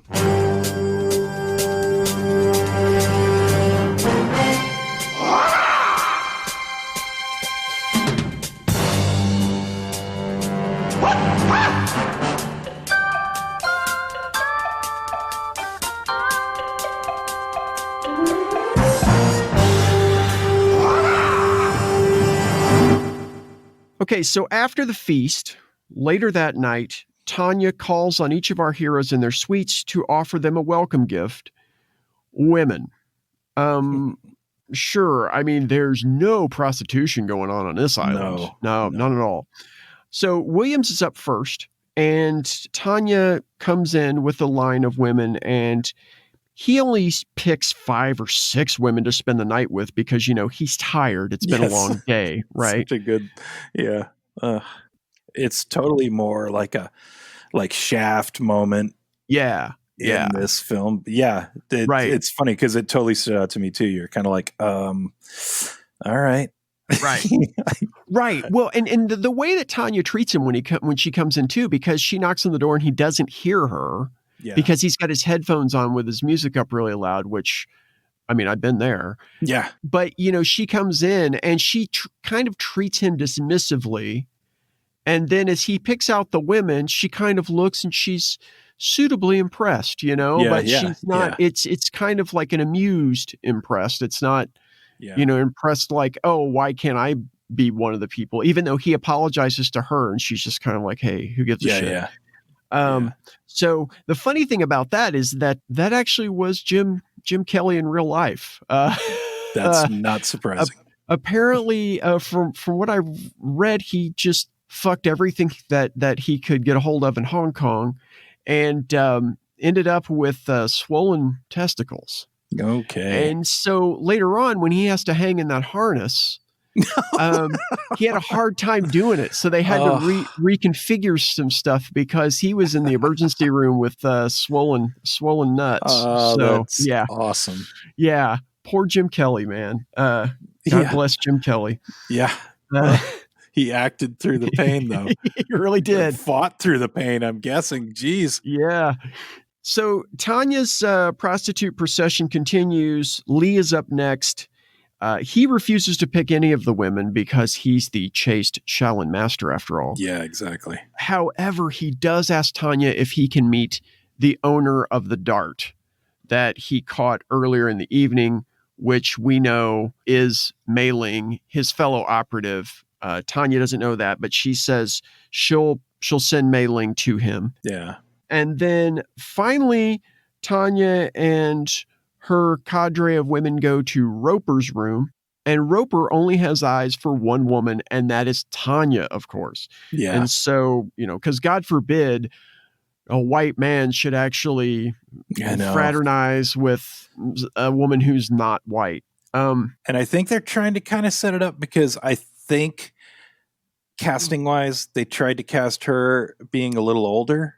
Right. And I think we're lining up with, okay, Roper is just into her, and it's supposed to make you as a viewer go, oh, that's cool. He picked her. But the other side is like, oh, yeah, she's the white one. You're like, it's really hard. Right. It's really hard not to see that. Yeah. Because they, in all the other scenes, they parade all these girls in, and you don't really see the other girls because, like you said, he only has eyes for her. So does the camera. Like, they just keep it on her, and then that scene ends. Yeah, I mean, you kind of see the women coming in. Like, there's just this one close-up shot where you just kind of see the procession of them coming in, but it's really fast. And then the last woman is a woman that he was actually talking to at the feast. So it's a nice little bit of continuity there. And she smiles and says hi, but then it kind of just goes to him looking at her. The one thing about this trio of scenes, though, is she takes the women to the various rooms. I think it's in the room with Lee, when the camera pans across this line of women, and some of the women have the come hither type look. Some are just kind of neutral. And then there's at least one or two women in the line in Lee's room who look like they're enslaved, that they're there against their will. In fact, the one woman I'm thinking of in particular, she's turned kind of so that she's having to turn her head to look at Lee, and her face is kind of in shadow. Yeah. And she really looks like she's been conscripted for this, that she's been pushed into this life, that this isn't the life that she wants. And so I thought that was kind of an interesting touch. I don't know. I want to assume that they do things on purpose, but then again, who knows? No, it's interesting because it is a missed opportunity. Because for me, it's funny going into it. Whenever you see that line of women, I assume that they're all totally uncomfortable with all of this. Just how could you not be?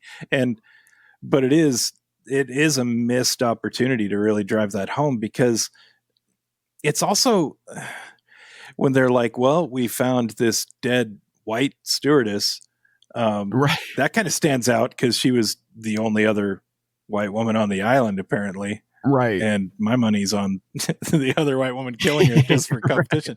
But it's also like, did you look really hard? Because there should be a lot more bodies somewhere. Right. It's a weird wasted chance to kind of drive that home. Although they do make up for that in the third act a little bit, I guess. Yeah. I'm getting ahead of myself with that. Well, yeah. I mean, it's kind of weird because it's kind of hard if you've seen this movie even twice. Yeah. It's kind of hard to look at these little details and remember what it was like to see them the first time around. Yeah, exactly. And have reveals because, hey, look, I watched a lot of movies as a kid. This was one of the first movies I think we talked about in the last segment. This is one of the first movies I ever rented as a child on VHS tape. So, I wasn't necessarily seeing the things in here as a 7-year-old kid. Yeah. that I'm seeing now, obviously, like the details. Definitely. But the thing about it is that the stuff that's burned into your head when you're a 7-year-old kid, that stuff tends to kind of ripple outward and really take over what you see. So sometimes I look at little incidences like this with this woman who clearly looks like she's not comfortable with what's going on and clearly is just kind of like, help me. Yeah. Seeing her, I'm thinking to myself, okay, am I putting more on her than the filmmakers were putting on her? Yeah. Or is it, because sometimes you get people who aren't necessarily actors, because there were quite a few non-actors in this movie. Yeah. Sometimes you get people who are non-actors and they're just uncomfortable because they're on camera. Yeah. It's not necessarily an acting choice. So with movies like that, it's kind of hard to say. So I don't know, but no, that's funny. The like little kid projection you have on the, well, it's funny because I look at it. I don't know why I'm realizing it when I see that line of people, I always just flash back to playground picking teams kind of thing. Right. And so then, you're just, as a kid, you're kind of like, yeah, but there's so many of those girls who didn't get picked, that sucks for them. And then older, you're like, does it? No. Does it really? Actually, are you sitting there going, I don't really feel like, I'm not feeling it tonight. Yeah. So I'm like, oh, okay. But I don't know why. For me, it would have been definitely like, a lot of these girls didn't get picked. They probably feel bad. And then, no, I don't. I'm guessing they felt pretty good. They were like, oh, thank God, a fucking night off. I mean, even though who knows, like the other martial artists. That's true. We see them in the feast, but then we don't really, we see a couple of shots of the older guys, I think, when they're fighting with weapons at the beginning of the tournament. Right. But then like the one guy who catches an apple at the end of the feast scene with those satellite ears, that motherfucker looked like Baby New Year or something. I mean, like, we never see that guy again. Yeah. I mean, well, it does beg the question of how many actual competitors are on the island, because there's a metric ton of guys in gis punching and exercising and stuff. Belts. But that's so funny because I wrote that down. I was like, well, how many white belts are there? Like just black belts and white belts. Like, is this a good school? Arguably, it's not that great. You either do really well or you just landed on the island. And I look at it and I'm like, okay, we clearly have the three main cast members as competitors, and Bola Young isn't a competitor. He's just like the heavy. Right. But I'm hard pressed to think of more than the New Zealand guy, right? Archer, or Parsons, I should say. And whether Bob Wall's an actual competitor, he is, right? Because that match between him and Lee is a competition match. So theoretically, he is, which really kind of confirms what Lee says earlier in the movie that. It's Han's tournament. So he's probably fixing it. And we'll figure out why Han actually has the tournament too later on. We'll figure that out. But you can tell that we've both seen this movie a bunch of times. I know, it's so hard to like jumping all over the place. Yeah, exactly. So we got so Tanya has gone to the three heroes' rooms and they've picked women or not picked women in Lee's case, but she does send Mei Ling to Lee's room, and Lee and Mei converse about the situation on the island. Weird shit is going down, and Mei knows she doesn't have much time before she's found out. Yeah. So that's kind of where that ends. And then the next morning, the tournament starts, and Lee is in his room doing his morning workout when that Scarface prick O'Hara comes in and says, hey, it's time to, get out to the tournament. And Lee tells him to wait outside. And it's one of the best prelaps, I think, in all of film, when he does those chain punches and then screams and the echo carries over into the beginning of the tournament. I love that. I thought that it still brings chills to me. I mean, I got chills when I was a 7-8-year-old kid seeing that, but then, oh yeah, even still, that still gives me chills. Yeah, I can totally get that, and especially for me, like as a kid, because that's usually where I stopped fast forwarding, because I had watched it, and then I was like, all right, this isn't why I'm watching this again. Right. And so all of this stuff I would zip through. Yeah, But where the you always bodies are stop buried right at this then. point. And Yeah, exactly. right. And that's the part where you're like, oh, I got to stop here. Right, right. It's shit's kicking off. Yes. So they watch the white belts throw a few terrible punches, and then the tourney proper starts. We see shots of an exhibition match with weapons, which I think might be the two older guys who catch the apple and laugh about it at the feast. I'm not for sure on that because we don't really get good shots of them.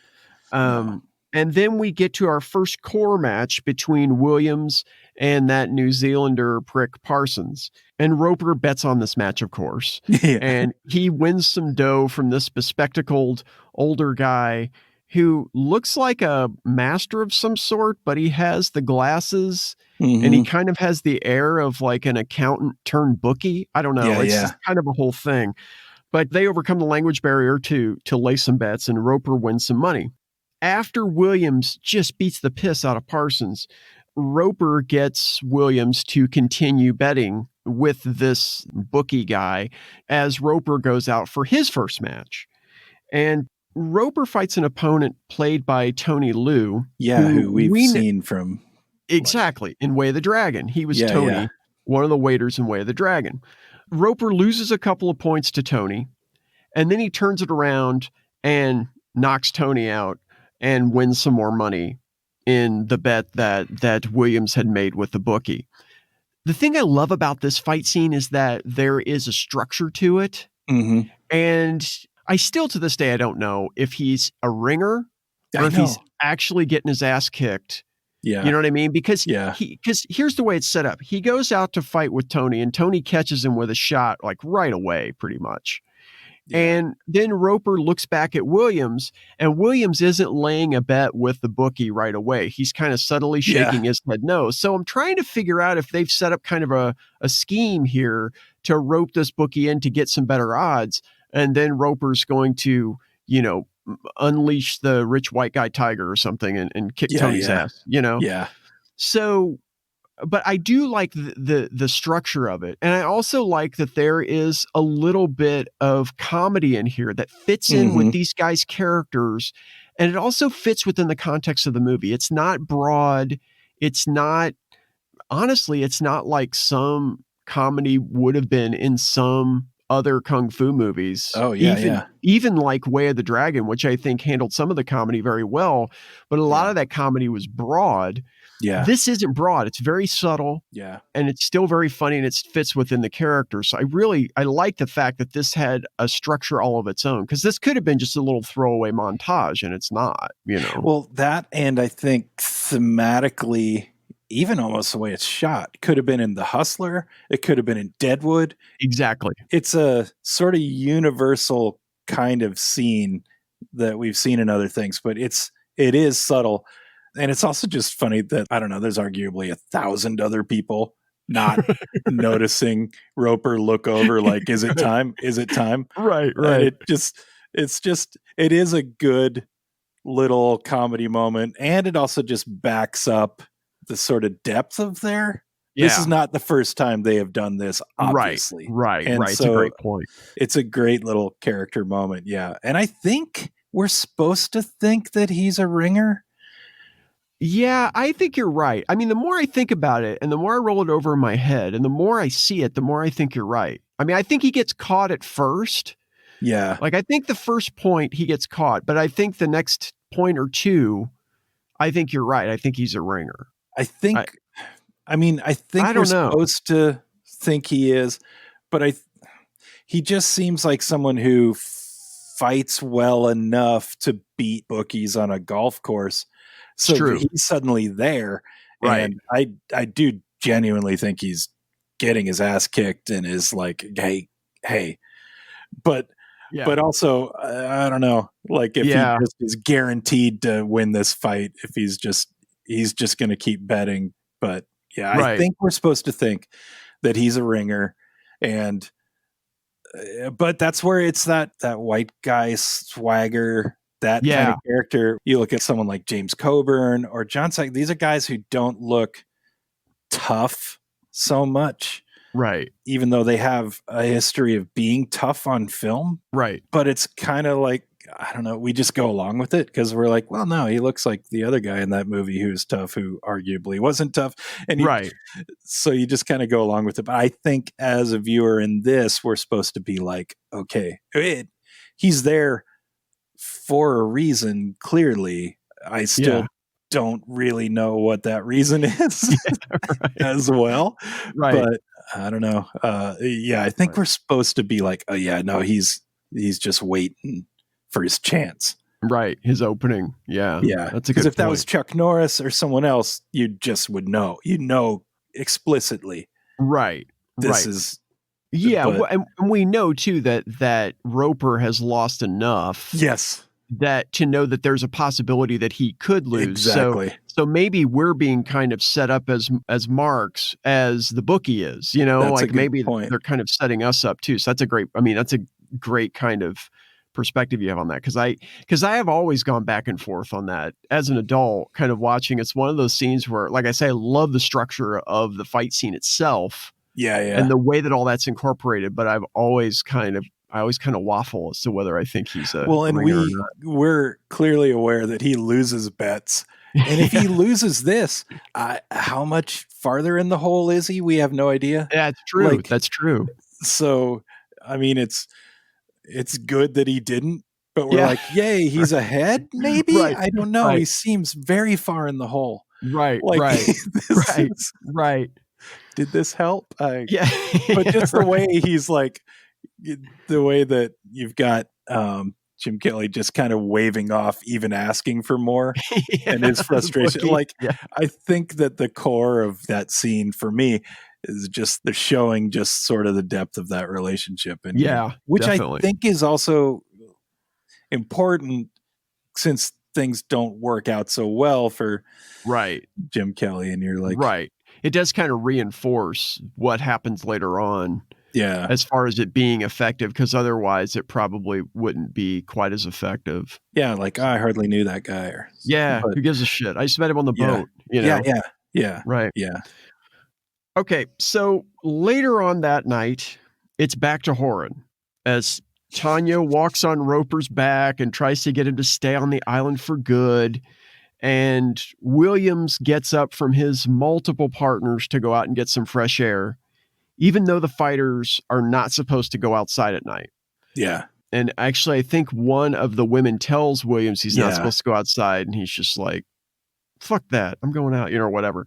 Yeah. Meanwhile, Lee is on an after-hours trek of his own. He sneaks around. We see him go through the feast set again, which, of course, is now dark. All the bird cages are covered. Love that. Yeah. As he goes around, he evades guards for a while as he explores, but then he's finally spotted by a guard dog, and then that kind of gets things going. Like the guard dog is in a pen, and it jumps out at him, which is a really solid jump scare. Yeah. And it's interesting because to me, and I don't know exactly how this fits, but it kind of calls back to the dog that was in the Williams flashback that ends up biting a cop. That's right. Yeah. Once Williams puts that cop through the fence, the dog bites him. Like it kind of calls back to that a bit. Yeah. But so that kind of surprises Lee. And then he ends up after that, the guards get a little stirred up and he has to crack a couple skulls. Yeah. And I think... is that the first guard that he knocks out? Is that the one that he does in the shadow?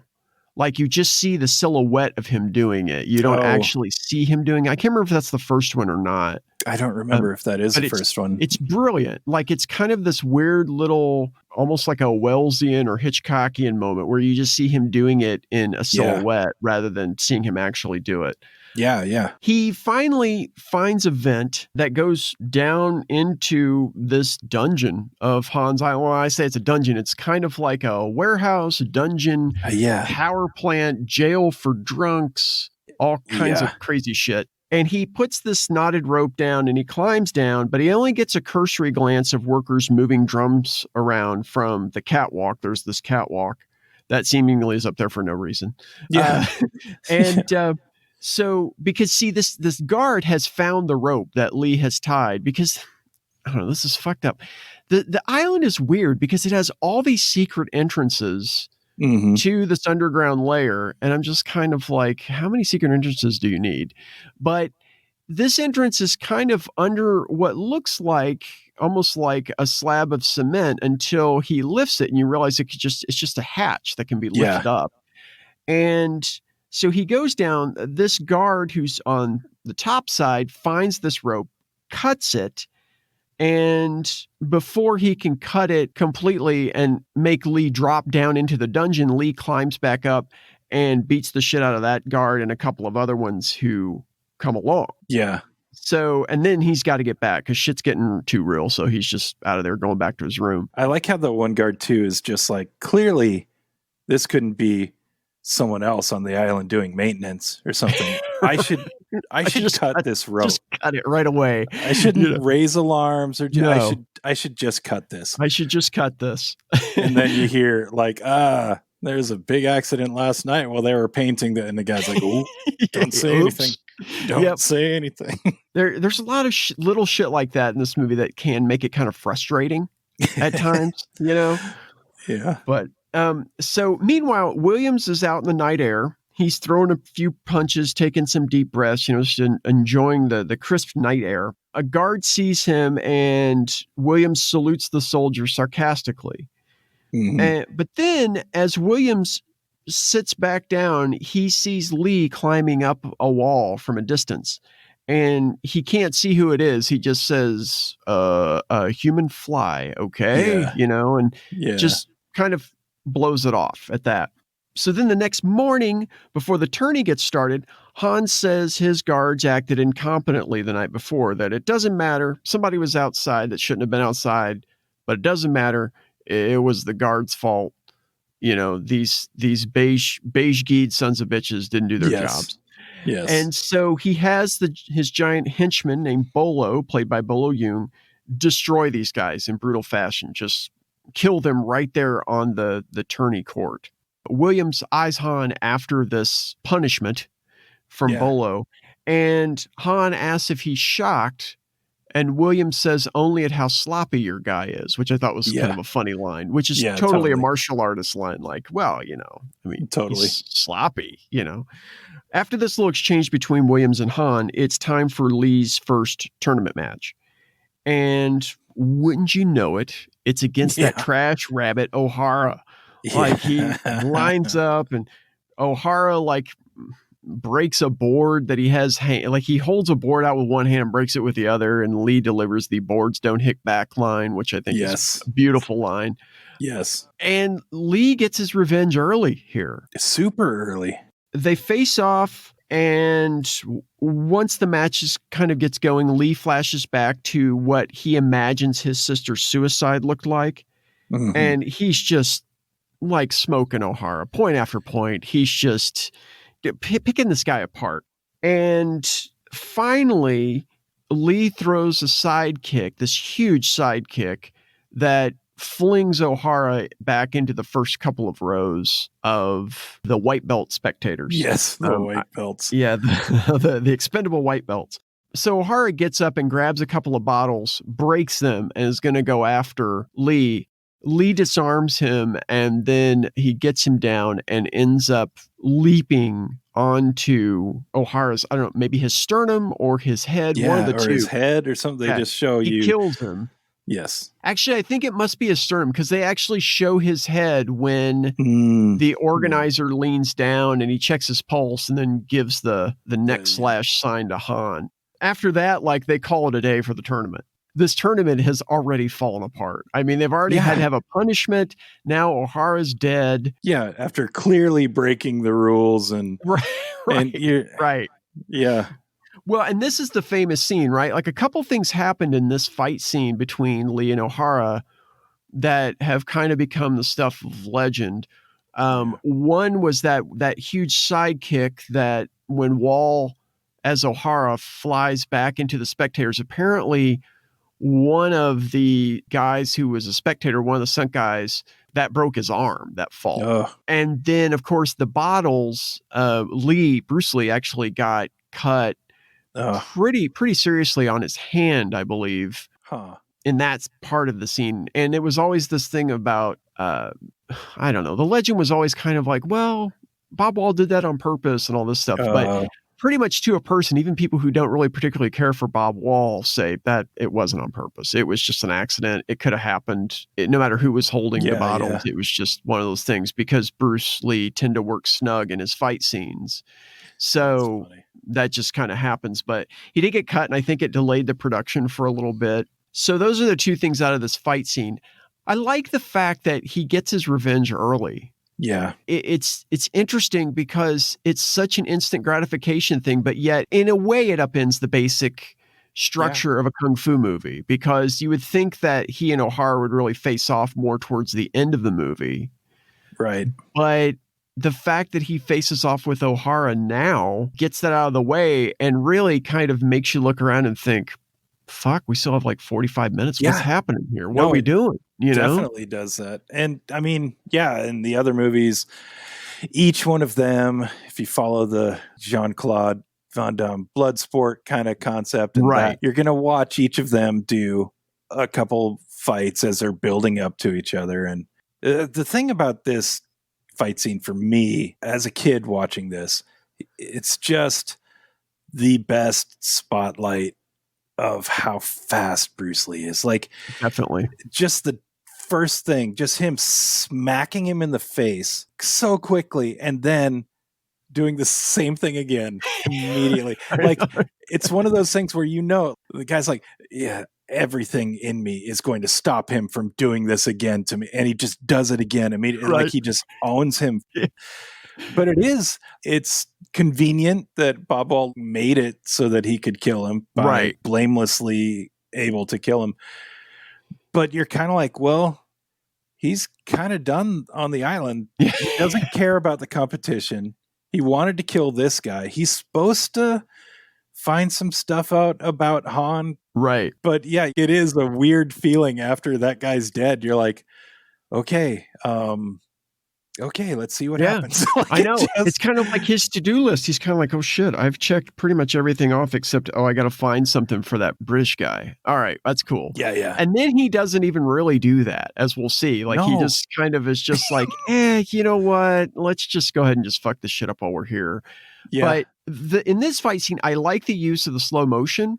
Because number one, I think it slows the action down, kind of like they did in Way of the Dragon with the fight with Chuck Norris. It slows stuff down so you can actually see Lee moving.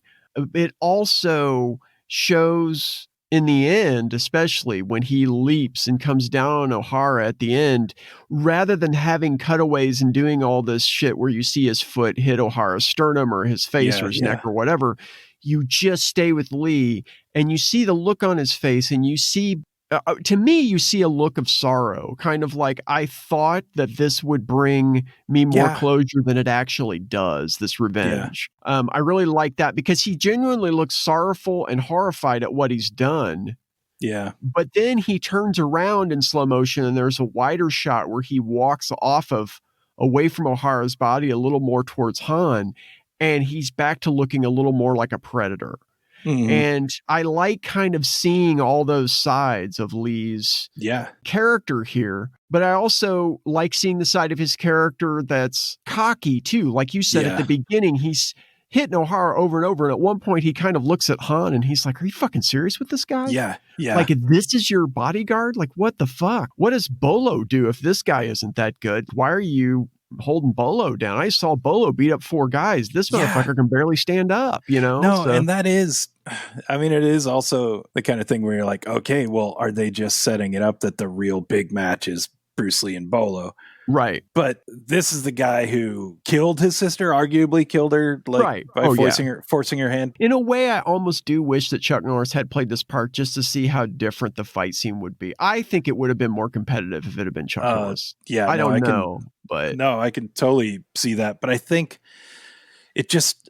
with Chuck Norris, like, it just would have been too big It's right true. there in the movie. If that fight was longer, much better, and as far as competition wise for Bruce Lee, right, then that movie has nowhere to go next. That's true. That's a great point. That's a great point. It's just funny. But I can see when you were talking about it before too, with Chuck Norris, like I think that one thing that Lee was more interested in doing is pulling in these actual ranked fighters and beating them on film. Right. And I think that when you have someone like Chuck Norris, especially then, they're ranked. Even Bob Wall's ranked at this point. Oh, yeah. And so they don't want to get called in and get beaten, but then also their competitive martial artist life is affected. Right. I'm going to own you like Bruce Lee. You're like, okay, I've never heard that before. Right.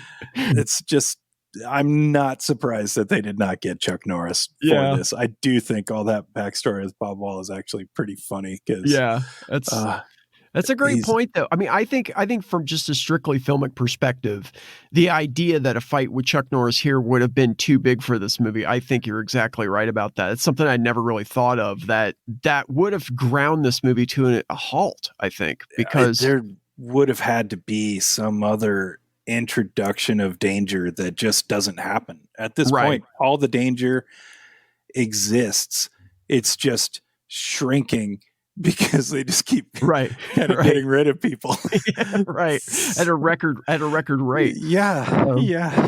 Well, okay, so speaking of that, this tourney breaks up now, right? And so Tanya goes to Williams and she asks him, says, hey, can you go to Han's office for me? He wants to see you. And Williams is like, yeah, sure. He tells Roper, hey man, I'll see you in like half an hour. I gotta go see this motherfucker. And so once he's in Han's office, the villain basically accuses Williams of doing everything that Lee did the night before, beating up all the guards and going down into the dungeon and all this shit. Williams denies it, of course, because he didn't fucking do it.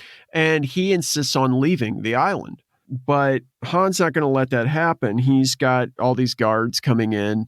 And one of my favorite lines from Williams is when he looks at Han and he's like, man, you come right out of a comic book. You know, I love that. Totally. So the guards come in. Williams just beats the shit out of those guys there and they just disappear. I don't know where they go. I guess maybe he knocks most of them back out through the doors that they come in. I don't really remember. I don't know. But then he and Han start fighting and we realize quickly Han blocks a kick and we realize that one of his hands is made of fucking iron. And it's a prosthetic hand, but it's made of iron. And at one point, this iron hand from Han actually goes through, I think either he breaks one of the bird cages. I think that's what it is. Yeah. Or Williams kicks the bird cage by accident. But anyway, the bird cage that's in Han's office gets opened and the bird comes out and flutters in Williams' face and distracts him because birds are evil flying assholes. And so then Han knocks Williams through this basically like a rice paper wall, like a pagoda wall. And he's in this hippie drippy opium den where all these women are sitting around laughing and their faces are painted with like hearts and all this shit. And there's loud music playing, just like your kind of canned psychedelic music, like what some 50-year-old white dude thought a psychedelic song would sound like. Like Rowan and Martin's laughing. Exactly. Like a laughing sketch. And then Han just beats Williams to death with his iron hand.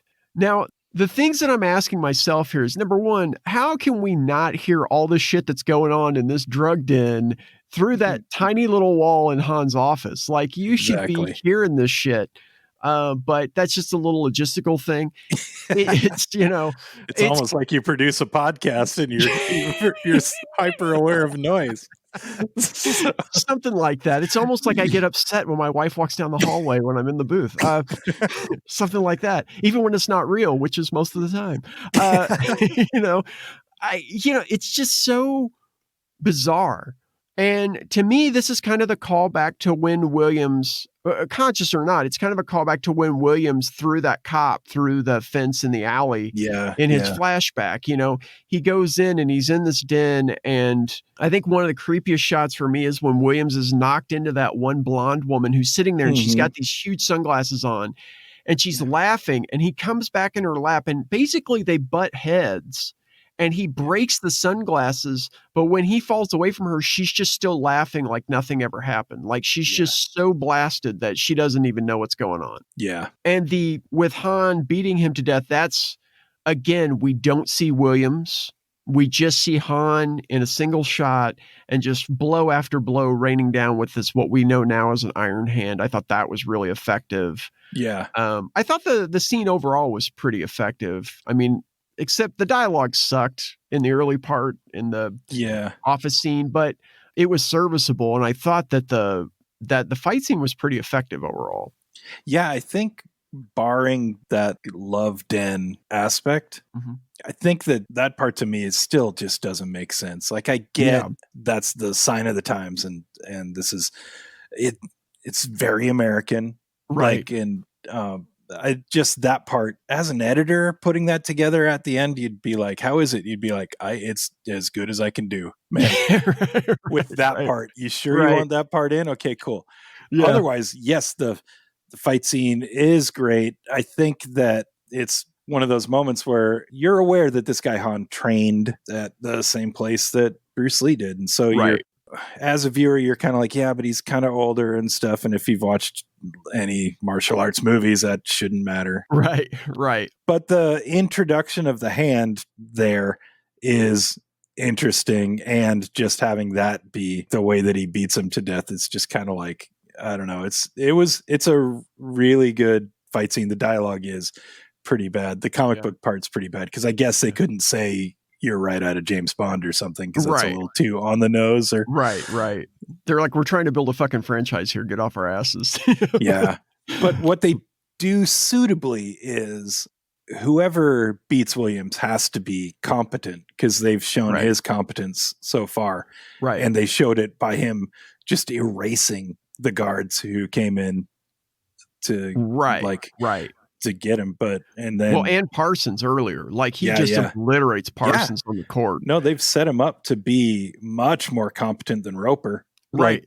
Absolutely. I mean, he's arguably, with Bolo, he's like maybe third most dangerous person on the island, and Han takes him out.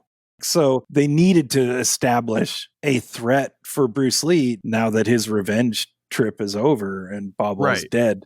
They needed to establish Han as a big bad right then, and then they do. Yeah. I like, though, too, how they set things up so that they're in Han's favor, obviously with the hand, but also with the birds. The fact that this guy uses distraction to his advantage, because as we're going to see later on, the fight between him and Lee really isn't much of a fight. It's more about kind of the environment and how Han uses the environment. And we can talk more about that when we get there, because the original ending was a lot different and would have been a lot less satisfying, I think. So I just picture like a little, even though at that point he would have been super young, but in my head, I imagine this young John Woo watching that scene and just going, doves. I'm going to put doves in everything, and I'm going to slow-mo the hell out of it. Like, every time a door opens. Yes, there's just doves flying. Because it looked like in a couple of those shots that they're like, just throw the bird. Like, it's got to be in there. Right. Like, one of them is not flying very well into Jim Kelly's chest. And you're like, okay.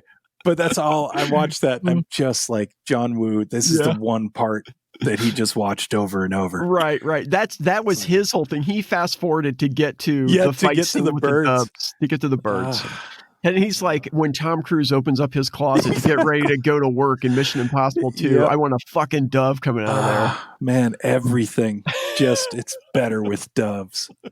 So I don't know why that, for some reason, watching it again, I'm like, just trying to picture little John Woo going, oh, even though he's arguably at least a teenager at this point. Right. So, Dubs. yeah, Fucking dubs. Dubs are going to make me. It's just, I don't know. Sorry. So Williams is dead, and we see Roper as he walks with Han, and he has his own little walk and talk here. Yeah. Han gives a long spiel about strength and how empires have worshipped it throughout the centuries. They walk through and they're looking at all these weapons and armature and all these different things from the history of combat that Han has in this kind of like a trophy room. It's all in glass cases, and there is a large statue with a spear in the corner. And at the opposite end of the room, the feature piece is this guillotine. And Han walks up there and puts this little cat that he's carrying, a little white, long-haired cat, because obviously he's a villain in a Chinese James Bond movie, so he needs to have a cat, right? So he puts the cat in the guillotine and talks about the idea of cruelty and how people have their limits or something. I mean, anything that Han says in this movie is just kind of like out of Bond villain 101. Exactly. So he puts the cat on the guillotine, and at first he wants Roper to put his head in the guillotine. Roper's like, yeah, no, that's cool. I'll just stand right down here at the bottom of these stairs leading up to this display. Yeah. So Han puts the cat on the guillotine, and then Roper saves the cat. Han pulls the guillotine rope anyway, and instead of the blade coming down, the whole display just goes down because it's a secret passage to the underground lair, because obviously we needed a secret passage here in this room. So they go down and they look around. He shows him the whole underground lair. They go to a tattoo parlor that's underground, and it's all these women getting tattoos. And Roper is totally into it. Oh, yeah. I mean, like his double knits get so tight down there, man, because he's just like looking around like, I like your taste. It is a surprisingly instant reaction from Roper that he's like, oh, where have you been hiding this? Like, it's just so I was stuck up above ground with Tanya. What the fuck, man? You've been holding out on me. But then Han says they're all his daughters. And so Roper's kind of like, eesh, things just got a little weird. Yeah. But then he tries to introduce himself and gets flipped over. And it's a whole little comedic thing that kind of felt like it was out of something like in like Flint or maybe like a Roger Moore James Bond movie, something like that. Definitely. Those are good examples. Yeah. Like it totally was. It's just sexualized, but playful and right. And then they're my daughters, and you're like, wait, what? Yeah. Okay. Yeah. And then there's that danger at the end. And then that's when Han says, these are my personal guard and all this stuff. And so you kind of realize it's like, well, then why the fuck are you rolling with O'Hara? Like that guy sucks. I don't know. Totally. I just wanted to bag on Bob Wall any chance I get. I did. The one thing that I had written down for Bob Wall, it was funny because we were talking, I'm like, I know there was something. All I wrote down when I looked him up in a very cursory manner, he is the godfather of Freddie Prinze Jr. Really? I did not know that. I didn't know that either. And it is trivia placed in the middle of he holds the belt for blah, blah, blah. Godfather of Freddie Prinze Jr. back to all these great things. I'm like, what? All right. My thing is, I wonder if they asked Chuck Norris first. I know. They were leveraging, we really want Chuck Norris. Let's just go with Bob Wall. We hear that doesn't work well, but we'll try it anyway. Yeah, let's give it a shot. Yeah. But yeah, that's the only thing I wrote down that I was unaware of as far as Bob Wall is concerned. Wow. And that I looked up to be like, does he actually have a scar? Because Jesus. Yeah, right. He doesn't go halfway. It's the entire side of his face. I know. Both times we've seen it. Okay, so Han shows Roper the rest of the operation. He shows him the opium cookers, because if you're a villain and you have a guy that you just met on your island, of course you're going to show him your personal guard and then your opium cookers. He shows him they're kind of like these glass enclosures where they have all of these patients that they're experimenting on with these drugs. Yeah. apparently they're people that they get hooked on drugs and then sell them into prostitution, I guess, on the international market or something. And that's the part that when I was saying we see that later, that's where there are a couple white girls in states of distress, right, locked away. And so you're kind of like, okay, so this is where they sort of double down on that whole stewardess body thing. It's almost a little horror scene because they almost have a jump scare with the one girl banging against the glass. Oh, right. Later on. Yeah. With Lee. Yeah, later. Yeah. Oh, that's right. It is later. Yeah. Sorry. Well, we'll get to it because I think it's interesting that there is one woman that you see but you only see the back of her head and she's shaking her head back and forth. And I can't remember if it's in this scene or if it's in the scene later with Lee. I think it's in the one later with Lee. I think I'm mixing these scenes up in my head. We'll get to that. But I think the interesting thing here is that most of the women that you do see in both this scene and the later scene are white women that are being experimented on and sold into prostitution. And it kind of, in a way, there's a racial component there in that the woman who was pulled out of the harbor dead was a white woman. Yeah. I think she was blonde haired. And then you have these women who are mostly white women. And it's kind of one of these things of like, oh, you can't trust the Chinese because look, they're taking our white girls and corrupting them. And then if you made that today, you'd probably want to mix that shit up a little bit because it's a little on the nose, I think. It's like what you're saying before with Roper picking the white woman. You're like, if you didn't intend that to be a standout thing, you maybe should have workshopped that like a little bit more. Right. It stands out. Right. Well, it'd be interesting to really kind of look at this movie and kind of untangle the racial politics both in Hong Kong and in the West.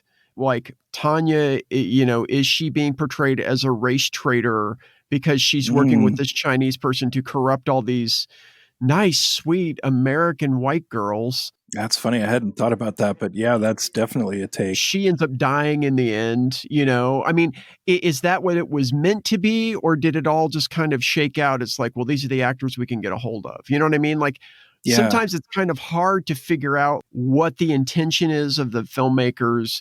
Conscious intention versus a subconscious intention versus just happenstance. And and they do, I mean, it would be less noticeable, I think, if they didn't sort of establish that kind of racial aspect early on in the film. And so exactly. So if they meant to do it, they didn't do it very well. If they didn't mean to do it, they still did it okay. Like it still shows up. But yeah, it is striking that once you're in the bowels of this area and this is the dungeon aspect of it, the girls are all white. Yeah, right. They continue to walk, and as they walk, they leave the opium area, I guess, production experimentation area, and Han says that he knows Roper has gambling debts and he wants to kind of erase all that by making Roper his representative in the United States. And Roper's kind of wishy-washy on it. I think that he initially kind of thinks, it might be kind of a good gig. I don't know. And then they pass the drunk tank. And I don't know, they just have all these Chinese guys who Han says are drunkards who woke up in waterfront bars and they don't care where they wake up anymore. I have no idea what they're doing there. I don't know if they're experimenting with these guys. Most of these guys looked a little too old to be white belts. They definitely did. And when they're talking about it, Roper says you shanghaied them. Right. And he kind of like tosses it aside. And so you're like, well, maybe he has more of an elaborate pharmaceutical testing ring. I have no idea. Exists. But yeah, there is a surprising number of them.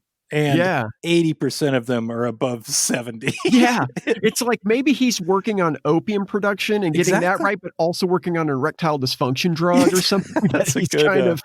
He's kind of testing on these guys, I don't know.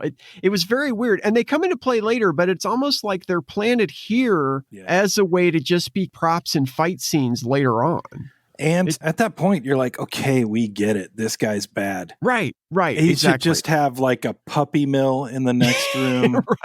Right. these chickens are not cage free, just harvesting eggs. Like, just how many layers upon layers of bad. It's like after there's a hat on a hat on a hat, like we get that this is the bad guy. Right. It's just, but they do, I think the one effective part, or was it with, well, it's with Saxon, that they go through that collection of hands that we now know the importance of. Yes, because it's just these museum cases of hands, and then there's just that last one of just bones of a hand, and he asks about that, and he says, like, oh, that's just a souvenir or something, and you're like, ew. But I did like that aspect of the scene because now we know, and then a lot of those come into play later. Right, that's a good point. That's a really good point. But the rest of it, if you told me that scene was an hour longer, I would believe you. Like that they would just keep walking through, and it would all just be, in case you didn't notice, I'm a bad guy. And there's that habit of it's nowhere near as bad, but in Big Boss, they create their own problem immediately because they'll pull a guy in and go, hey, we're shipping heroin out of this place. Do you want to be part of it? And they're like, no, I don't want to be part of it. Right. And then he leaves and they're like, well, he knows too much. Yeah, now like, you literally just told him all about the heroin. I know. And created the problem of the movie. Yeah. And so in this, it's clearly not a problem for him because Roper is expendable. Right. Like, hey, it would work if we get this guy, but if not, we feel that we can handily kill him and eliminate the risk. Well, Roper tries to paper over that too by saying, oh, I understand why you hold a tournament now. It's a recruiting tool. Yeah. That's kind of like a flimsy clothesline you can hang this on. But still, I mean, and then, of course, at the end of this little walk and talk, they stop. And for some reason, then Han presents Roper with the visual of Williams hanging in a harness over a vat of acid, because if you're going to have an underground lair with opium dens and all that shit, you got to have a vat of acid. Like that's just it. It's funny because when I was watching it, I just thought it was water. Oh yeah. I'm just looking at it like there are no sharks. There's no nothing. Like I was thinking total Bond villain, but but acid makes a lot more sense because they just drop him in it. Yeah. Well, and the thing is too, here is, I guess maybe he shows Roper that in the end to see if Roper, how he reacts to it. And Roper, of course, Roper says, well, I'm not going to join you. Like, there's just no way. And so it's like, well, okay, there's a point you won't go beyond. But then it's not like he takes Roper into custody. He basically just kind of sends him back to his room, and that's pretty much it. So it's kind of weird. Like in the end, it's like I understand motivationally why Han set this up so that Roper would see Williams hanging there. But at the same time, I'm kind of like, if you're a villain, why did you do that? Just be like, Williams left the island. He was pissed off about something and he left the island. It's what I mean. Like, it's just, you create your own problems. And I think that he's just, I don't know, showing off that he beat him, I guess. I don't know. Like, it's a very Kung Fu movie concept, I think. Yeah. Like a very Hong Kong or Asian Kung Fu movie concept that, the kind of like symbolic motivation, I guess. I can't really think of a better way to put it, but it's kind of like this broad motivation of honor and shame and that kind of thing.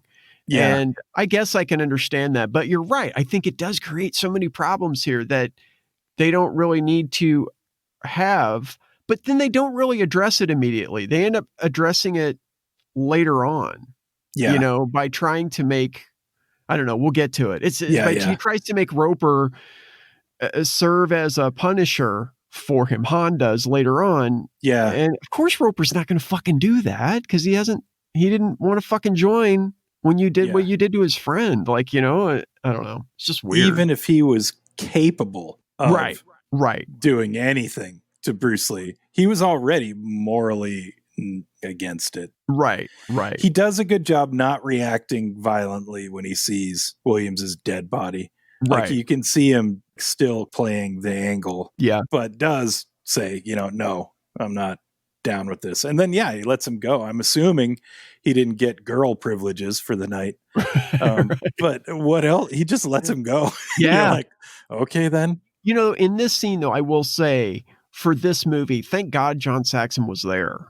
Because that's true. Really, if they had just brought in like a dedicated martial artist, they brought a guy like that in to take up that role, this movie would be further off the rails as far as performances and story are concerned. I think he's the guy that kind of holds most of the main story together, quality-wise, acting-wise. I just feel like he's the core in that respect, because Lee's a good actor, but at this point, he's really kind of getting into Western acting. Yeah. After Kato and everything that he had done, he's got experience, but he's still carrying a movie here for the West, which is a little bit different because of the style of filmmaking is different and the way that they approach story is a bit different. But I also think that it's good to have somebody like John Saxon, or Jesus Christ, if they had gotten James Coburn. I mean, my God, or Steve McQueen. Jesus. I don't even think McQueen is that great of an actor, but I think that he knew how to use the camera and how to really posit himself in the best light while on screen and really kind of make a meal out of scenes. So I think, somebody like that. But I'm glad John Saxon's the guy, honestly, like even over Steve McQueen and James Coburn, really, because he embodies everything about Roper that we need him to embody for the story to work. And his acting really kind of holds everything together. Well, it's funny. It's a good point, because what that just is making me think is that we are now suddenly concerned for Roper's safety. Right. We are at no point concerned for Bruce Lee's safety. No. He is going to, even if he just decided, I'm out of here and just left the island, he's getting off that island. But now we're like, this is going to be a little harder for Roper. And so it does add, I guess that's a new tension that's added.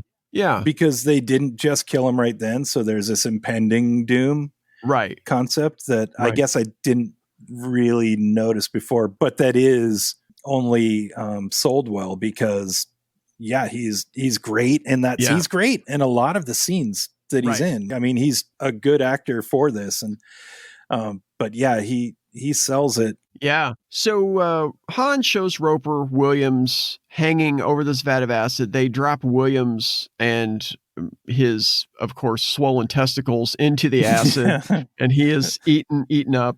Roper is crushed. He kind of obliquely refuses to join Han's organization, and that's that. Cut to that night. Lee is exploring the grounds again. This time he goes down through the same vent, but when he goes to move the potted plant that sits on top of the vent to hide it, there's a cobra there and set as a trap. And so he puts the cobra in the little bag that his climbing rope was in. And he sneaks into the dungeon and he sneaks past the opium test subjects in the cages that we talked about earlier on his way to the communications office. This is where the jump scare is you're talking about, right? Because there's the girl, she's kind of tapping on the phone. She's manic and saying, I'm from California. Help me, help me. And she kind of follows him for a little bit. And then you have the other woman who is just ashen gray and has these deep blue eyes, and she's just staring. She's got that like just comatose stare. Really kind of a brilliant little scene. And it's totally creepy. It really is. And he passes, but here's the thing that I don't like. I don't like this in movies, especially when there's a horror component and action component. There's a logistical issue here.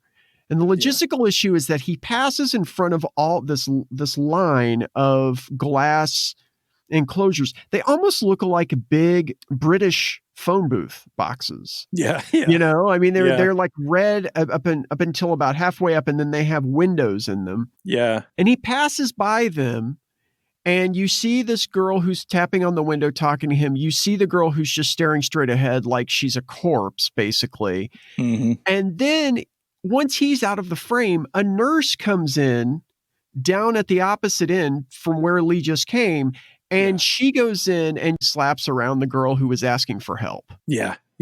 I'm thinking to myself, how the fuck did the nurse not see Lee past those things? That kind of shit drives me nuts. And I think that's the kind of thing that you solve that kind of issue in the walk and talk with Roper. You set up that scene and really give us the lay of the land there instead of giving us the same angles in the Lee exploration that we got in the Roper walk and talk. We get basically the same angles. And I'm like, give me different angles so that I know exactly what this looks like and how a nurse won't see a guy who is obviously not a guard walking around, you know, and she comes in within like 2 seconds after he passes. Yeah. So, no, that's it. Do the jump scare. Don't have the nurse. Exactly. Just eliminate the nurse. I mean, well, it's funny. Like if we're bones to pick with the scene, how hard would it have been for Bruce Lee just to get one of those security maintenance geese off somebody, skip the rope, just walk around. You're going to blend in. Right. It's just at that point where it's the second time, you're like, okay, well, you're going in through the same vent that they had seen the rope on. Exactly. You're like, okay, they knew enough that they put a snake there. Right. Like, but no increased guard presence. No, they put the Cobra there and they're like, okay, Fred the Cobra is gonna sort this out. Right. Exactly. Like we don't need anybody else. We're just going to put Fred there. He'll take care of this. Yeah. And when alarm bells are going off and everything, there are maintenance outfits. There are security geese. There's like other people just in other clothes. It just walk around like you know what you're doing. Right. Like exactly. It just is so the stealth factor is unnecessary at a certain point. Fake it till you fucking make it here. I mean, because it's so easy. But okay, so he passes all this shit. He finally gets to the communications office. There are a couple of guys in there and they're, I don't know, communicating with somebody or watching. I don't know what the fuck they do all day. But anyway, Lee kind of sneaks over to the door because, again, this is one of these booths that has like the bottom is solid, but the top is glass because obviously they need to see out into the cave. Who knows? Yeah. He sneaks up to the door. He sits down. He pulls the Cobra out of his rope bag and he slaps on the head a couple times, piss it off.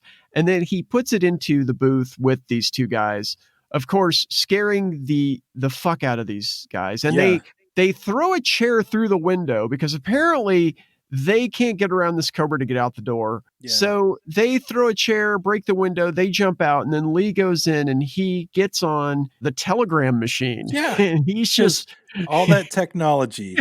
Right. And it's time for a Morse code message. Right, exactly. Like Han has secret fucking passages that are really kind of technologically complex. Yes. You know, like you pull a rope and there's like an open elevator and all this shit. And yet the communications department is a telegram machine. He's just tapping Morse code out there. He's got one foot on the Cobra's neck. And then, of course, I don't know, because somebody sees him in the booth or because the booth guys were like, fucking hell, there's a fucking Cobra in the command booth or the communications booth. The alarm goes off. Yeah. And he jumps out. And this is the longest fight sequence in the film. And it's fucking amazing. Honestly, awesome. It's just absolutely amazing. Trying to like go blow by blow wouldn't do the justice, but it's an incredible fight scene where he basically goes back through the underground layer. Most of it takes place in the area right around the elevator near the drunk tank. And it really has a few stages. He has kind of like the hand-to-hand stage. Then he gets a hold of a long staff and he uses that for a while until he gets a set of Eskrima sticks. And then he uses those. And then he gets the nunchucks and uses those until finally he starts running and he runs into this little room where all these metal doors come down. And it's kind of like a cave room. Yeah. And all these metal doors come down. And then Han is in this balcony above and he looks down and says, you know, it was impressive and we were going to ask you to join us, but you've done fucked up that whole thing. So, or whatever. Yeah. And that's the end of Act 2. So tell me what you think of this fight scene. I love it. I mean, I think it's what all fight scenes kind of became after. Right. Where it was like, you're just going to show your prowess with each different type of style, type of weapon and stuff. But it is just the way it's shot. It's just great. He's fighting so many people. It's just one of the best aspects of a Bruce Lee movie. It's amazing. Like, Yeah. he's so fast, but you're far enough back that you're just able to soak in how good it is. And Right. And it's just, I mean, I've watched that so many times. Me too. As a kid, I was like, it was ballet to me. It was really absolutely is. ballet. It's the kind of fight sequence where it's ballet, but at the same time, you can see the ramifications of what he's doing. Yeah. Versus, to me, what I think of as like Matrix fighting now, where basically this kind of shit happens and you don't really see necessarily the ramifications of what he's doing. But to me, the fact that they have enough medium wide shots that you can see what he's doing, but then you also have closer shots, like the shot when he gets a hold of the guard who's played by Jackie Chan. Oh, that's right. That's right. Yeah. He's holding him. He's got an arm bar. He's got his arm behind him and he's holding him by the neck. And you get close and he snaps his neck. And the thing is that you're not really looking at the person. Like, you're not looking at Jackie Chan so much as the frame is focused on Lee. Yeah. And it's kind of like he does it and there's this weird kind of release that makes you realize, holy fuck, we've gotten to the juncture in this movie where this guy has gone from being sorry about killing somebody he was taking revenge on to like really being an animal, really just kind of like really become a killing machine. And the crack of that neck is a benchmark. It shows you, because after the initial fight scene where the alarm goes off and he's beating the fuck out of some people, he tries to go into this elevator. He tries to get out. Yeah. And he's trying to open the elevator with his hands. Like, he's hit the button, but it's not open. He's trying to open it with his hands, but then he stops. And he kind of looks around and you don't hear anything on the soundtrack, right? Like, it's just him. He kind of turns around and then we start to hear the approaching guards, these yells and everything as they approach. And then he starts fighting, but we focus on him. We're not going wide. We're not seeing all these inserts. We're just seeing him like taking people out. That still brings chills to this day. I love that part of the scene. And then that elevator finally does open and god damn it, there are more motherfuckers in there and they have weapons. They have all kinds of weapons and shit. And then the weapons section of the scene starts. Yeah, totally. It's a brilliant fight scene. It really is. And we're talking about these two movies back to back. This is the Way of the Dragon character full on. Right. And it's just awesome to watch. Yeah. It is hard to go through a blow by blow. None of it looks fake, which is just, and not fake fighting wise fake, just fake craft wise. Right. It's just done so well. Yeah. Well, and I think the interesting thing about this too is that there are a couple of scenes. There's one kind of benchmark point where he's, I think it's right before the elevator door opens behind him and all the guys with the weapons come out and he's hitting guys and he's down to the last few of these unarmed guards. And it's kind of like all of the hits are whipping. They're all like, it's all whipping. And to me, in seeing that, especially after seeing the longer cut of the movie, I think to myself, those 2 or 3 little hits there at the end, I think it's 3 hits there right at the end of that part of the fight scene, negate the need for that extra footage of him talking about how his body will be ready and he doesn't hit it, hits all by itself. Yeah, that makes, totally. I'm seeing it in action. I already know a little bit about this guy's philosophy from the teaching of Lao. And then I see this and I think, holy fuck. Yeah. Nobody on this island stands a chance. Yeah. And no, I totally agree with that. And I think it's interesting because we get this then in lieu of his fight with Bolo, which I don't know if they ever shot a fight sequence with Bolo or not. I know I've seen still pictures of Lee and Bolo throwing kicks and stuff, but I don't know if that was actually ever filmed or not. I'm taking that it wasn't because you'd think if it was, it would have been just piratized. Yeah, exactly. So we're at the end of this incredible scene. Han's got Lee, and that of course brings us to the end of Act 2. And 3 is kind of 2.5. Right. There's not much of the untying of the knot to be done in the third. Right. That fight scene is so good that I always lose track of what message did he send. okay, I've they're drugs, or found some girls. They're like, I don't know what he's signaling. Right. All you see is just this little white guy who I think is actually in real life one of the producers of the movie at a teletype machine, and he's taking the message down and typing it.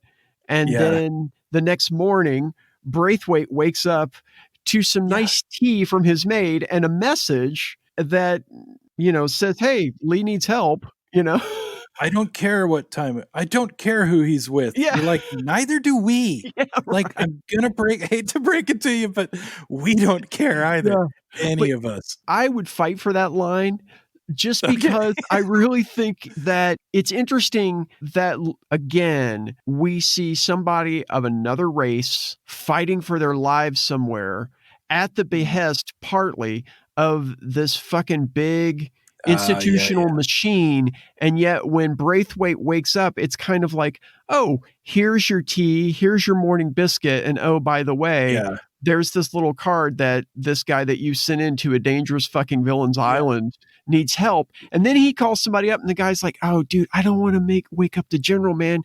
He's with his mistress, or he's with his arguably manservant, or somebody. It's kind of like Lee says at the beginning. He's like, so I'll get your information and then someone will come. Yeah. That someone, I mean, as we're going to see, they show up too late. I mean, it's all done but the shouting by the time those helicopters fly in. No, I can see, I hadn't thought about that scene that way. And I can totally see, because it's just like an inconvenience. Oh, I sent that guy to Death Island and I have to. Fuck, I forgot about that. And it is, the sort of casualness of his impending death. That's funny.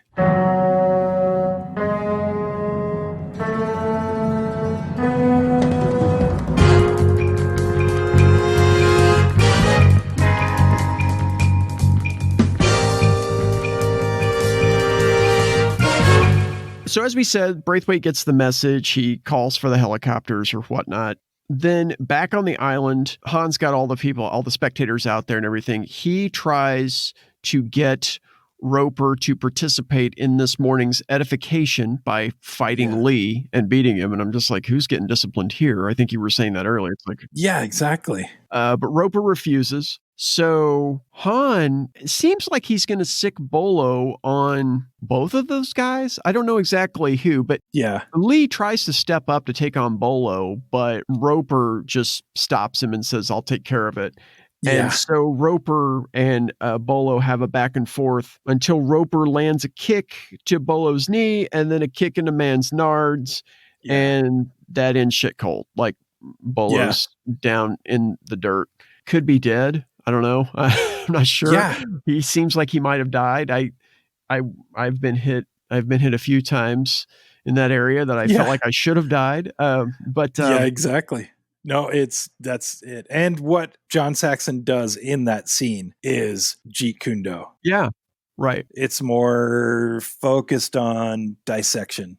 It's not, I'm the nice fighter. You're the, it's ending the fight quickly. And so he just does. Like Bolo puts him in an armbar at one point and Saxon gets out of it by biting his calf. I mean, all tournament pretense has gone out the window at this point. Exactly. And it's effective because that's the only way that John Saxon's winning that fight. Exactly. So at this point, they don't suddenly make him like an amazing fighter, which I do like. Yeah, I do too. He is lucky to get off that island. And I don't think anyone thinks that more than him in this, when it's all over and he's just like, whew. Yeah. I genuinely think he's surprised that, that he is not dead. Yeah. But he is thinking to himself, fuck, I didn't win this tournament. How the fuck am I going to pay Freddie back? Like, Freddie's still waiting in the States. No, he needs to disappear off camera and loot a whole lot of stuff because he's got some room in those suitcases. He's got bills to pay. Yeah. So Roper kicks Bolo in the dick, kills him. This pisses Han off. And so he starts calling out students' names, directing them to kill Lee and Roper. And our two heroes are just fighting these motherfuckers off. Lee's throwing a lot of high, wide kicks, a lot of vicious whipping kicks. Crowd control. Yeah. I mean, moves. really some really nice cinematic stuff. Yeah. Meanwhile, the helicopters are finally taking off from the British intelligence agency, but we know that those bastards aren't going to make it anytime soon. So, Mei Ling, meanwhile, has gone down and released the drunkards from the drunk tank for, I guess, just to cause chaos. I don't know. She sneaks off while the edification process is going on and lets these guys out. And that's the last we see of Mei Ling. She just disappears. It's funny because before you just said that's what she does, I'm like, I don't remember if we see the Madam Tanya character dead at the end point, but I don't remember them ever catching up with her. Like, is she safe? Is she dead? I'm guessing was hiding somewhere. I guess. I don't know. She just disappeared. To be honest, I totally forgot that that she's the one who let all of them out. Yeah.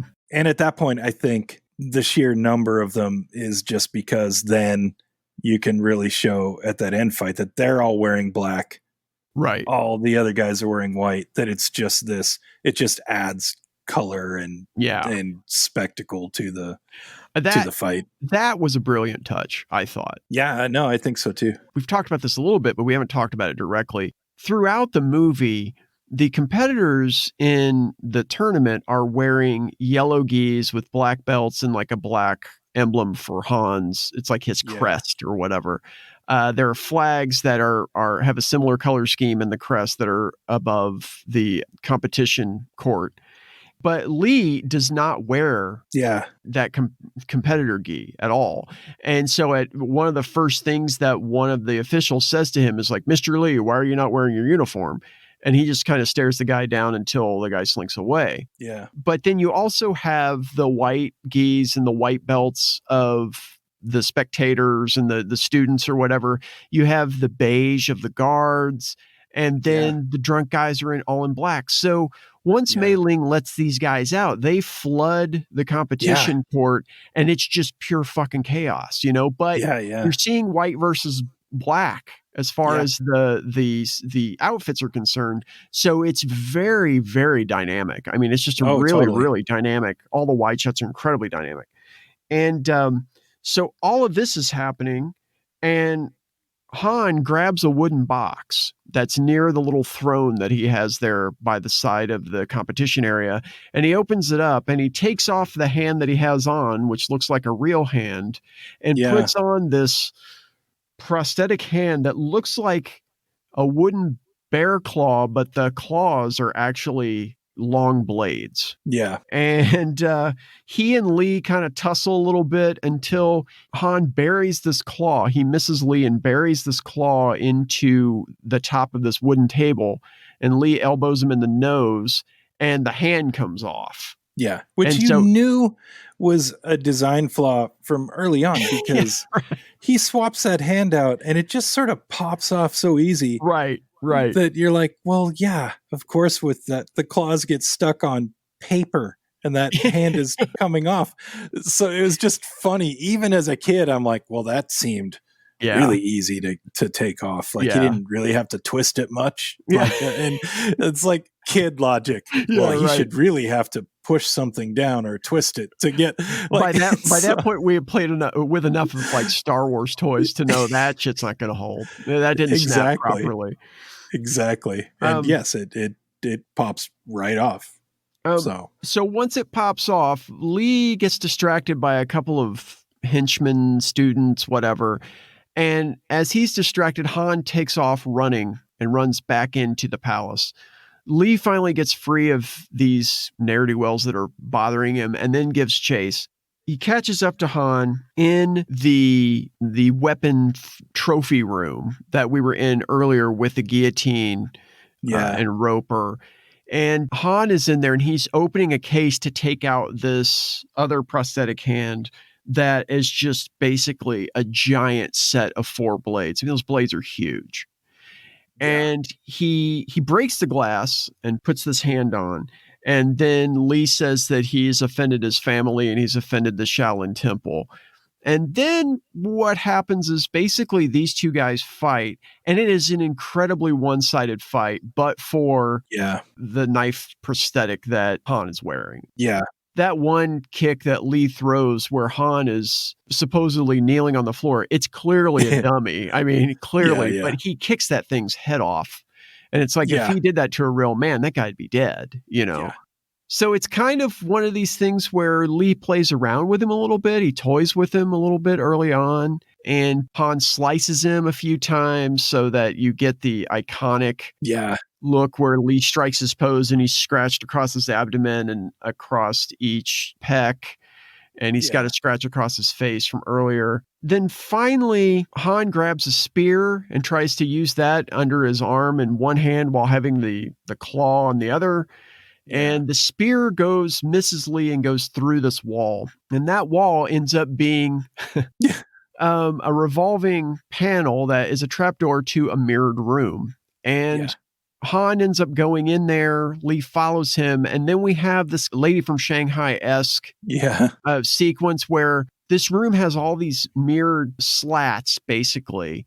And so the images are very fragmented. And to me, the logistics of the room feel very straightforward, but it seems like they're making it so that they have a hard time finding each other. Till finally Lee decides, wait a minute, I've got to break these mirrors. If I break these mirrors, then I'll be able to look and know who's who. Kind of like in Lady from Shanghai. Yeah, that's funny. Finally, Han and Lee engage in the middle of the room. Lee kicks Han, and Han falls back into the spear that's sticking out of the wall, and it kills him. And then beyond that, Lee basically goes out, leaves, and pushes the door, and it just turns round and around as Han turns round and around, hanging on the spear. Lee goes out, sees the helicopters finally coming in. We see Tanya has been killed in the melee. Roper is still alive. He and Lee kind of give each other an exhausted thumbs up. And then Lee notices the bear claw still sunk into the tabletop, and they go close on the bear claw, and that's the end of the film, and the credits roll. Yeah. So originally, Michael Allen, the screenwriter, I guess, wrote the ending to be that Lee and Han tussle there on the court, but then when Han leaves and Lee chases him, Han commits suicide before Lee can really get to him. Jeez. And that would have been the end of the film. I cannot fucking imagine that being the end of this film. No. And I mean, that would be 2 suicides in this movie. And that would just... Yeah, it's true. That would oddly call back to the reason why the sister killed herself. That would be totally jarring. Right. That would be a terrible ending. Right. I thought so too. I mean, the final fight, Han just doesn't match up to Lee. I mean, in fact, this isn't even really, we just want to see how Lee negotiates the knives, like the hand. And then we have to see how he negotiates the mirrored room, which I thought was a nice touch. But I think that thematically it's neat. I think the unfortunate part of attacking like that is that hand is just so ludicrously a huge block of metal and just significantly large knives coming out of it. Right. Like pre-Wolverine, this is like going to do some damage. Right. But especially if you're Bruce Lee, you're like, well, he's pretty much going to try and hit me with that one thing the whole time. Right. So it was already an unfair fight in a way. Right. Yeah. So he is, like you said, he's just managing the elements, and then somehow still every time they go in that mirrored room, I'm like, why did he have that? It's neat, but was it, well, someday I'm going to have some awesome fight showdown and I need somewhere to go in case the guy is so much better than me. Like it looked like a storage room too. It had coat racks in there that had robes on them. It had some sculptures that looked like they probably were some previous decorators' ideas that then were taken out when the next decorator came in to decorate the place, and they just kept room in there. It's very strange. And, you know, I think one of the producers, or Robert Klaus, the director, claimed that they were trying to figure out how to end the movie, and they saw their wife's reflection in the mirrors at a Chinese restaurant. And they were just like, oh, we can do that. And so let's build this hall of mirrors and do all this.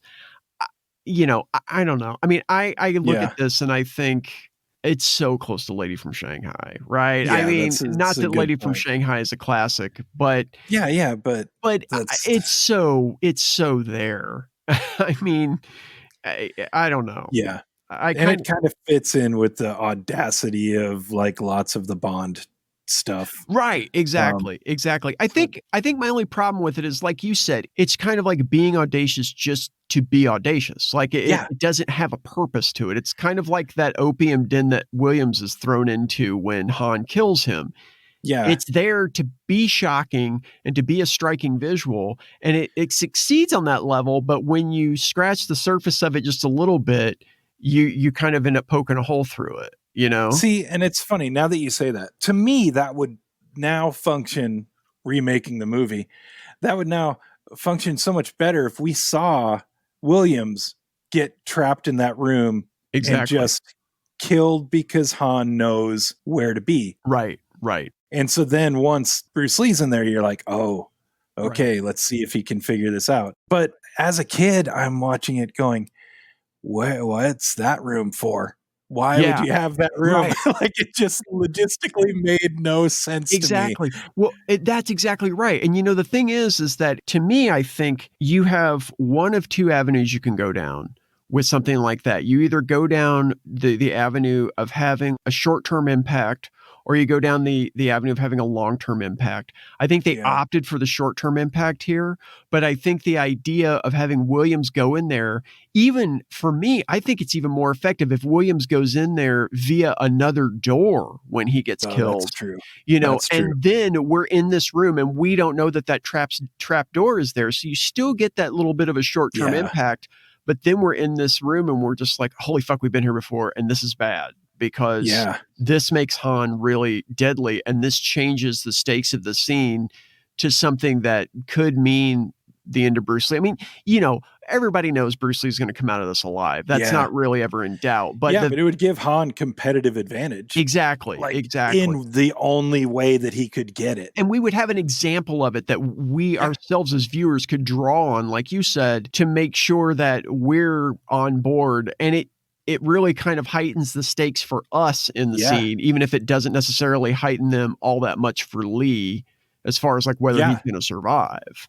No, totally. We would then see Lee's more advanced prowess in the fact that he'd be like, well, I'm just going to break these mirrors. And right. Go, and I'm going to adapt. Right. Yeah. And it's funny. Like, I hadn't really thought about it because I could never just get past what that room's function is for. I already don't know what the laugh-in room is for. I know. And they seem to be running just 24/7 in case I just need to get my fix of laughing drugged up girls. It's going to be happening whenever. Right. But that room, you're like, I still just don't understand what that room I know. is for, other than to trap somebody in and horrify them. Because that's how that room is used in every other movie. I know. Right. Well, even if you did really, like, if you want to go the whole Lady from Shanghai route, because honestly, in Lady from Shanghai, the whole thing is kind of contrived too, because in it, Orson Welles' character, Mike O'Hara, is dropped by these Chinese henchmen for Elsa, who's played by Rita Hayworth, at this fun house on the dock where it's closed down or whatever for the season. He's dropped there after he takes a handful of drugs, and so he wakes up and he's kind of in this fun house with the hall of mirrors and all that kind of stuff. And here, it seems like it would have been a good idea to even like use this mirrored room as some sort of weird conditioning room. Yeah. For these drug victims that they're trying to get hooked or whatever. I mean, it didn't even necessarily have to be real. It just needed some sort of story usage. Some actual function other than, exactly. Oh, you found your way into my huge mirrored labyrinth room. Right. You're not even really requiring any major changes in the story. You're just asking for some resets. Hey, let's take this, instead of having it in the laugh-in den, let's put it over here in the Hall of Mirrors or whatever. No, totally. So. And Yeah, because otherwise, I mean, as a kid, it was completely confusing. And as an adult, it's even more confusing because you're like, oh, you had that built on purpose. Right. For what? It's just as confusing as I'm going to make an entrance to my secret dungeon lair and it's going to be an elaborate guillotine thing. But also, when I pull the chain to go down, it's going to go incredibly slow because that won't get old at all. At this point, I am in the most secret aspect of my lair. Right. And I'm going to hide it even more. And it's going to take 10 minutes easy for me to make it to. It's just the elaborate constructs are kind of funny, but the mirrored room, I'm like, you got me. I don't know what it's for, except. Yeah, I can't imagine. It's just like one of the weirdest walk-in closets ever. It is. Yeah. Even the whole, like, well, Elvis has a room that's got carpet on the ceiling and walls. I'm like, yeah, that makes more sense than a mirrored room. You could record Moody Blue in there. I mean, at least. Yeah. It's just totally, I don't know. It's funny. I still see no logistical reason for that room other than cinematically, it's a great place to get killed.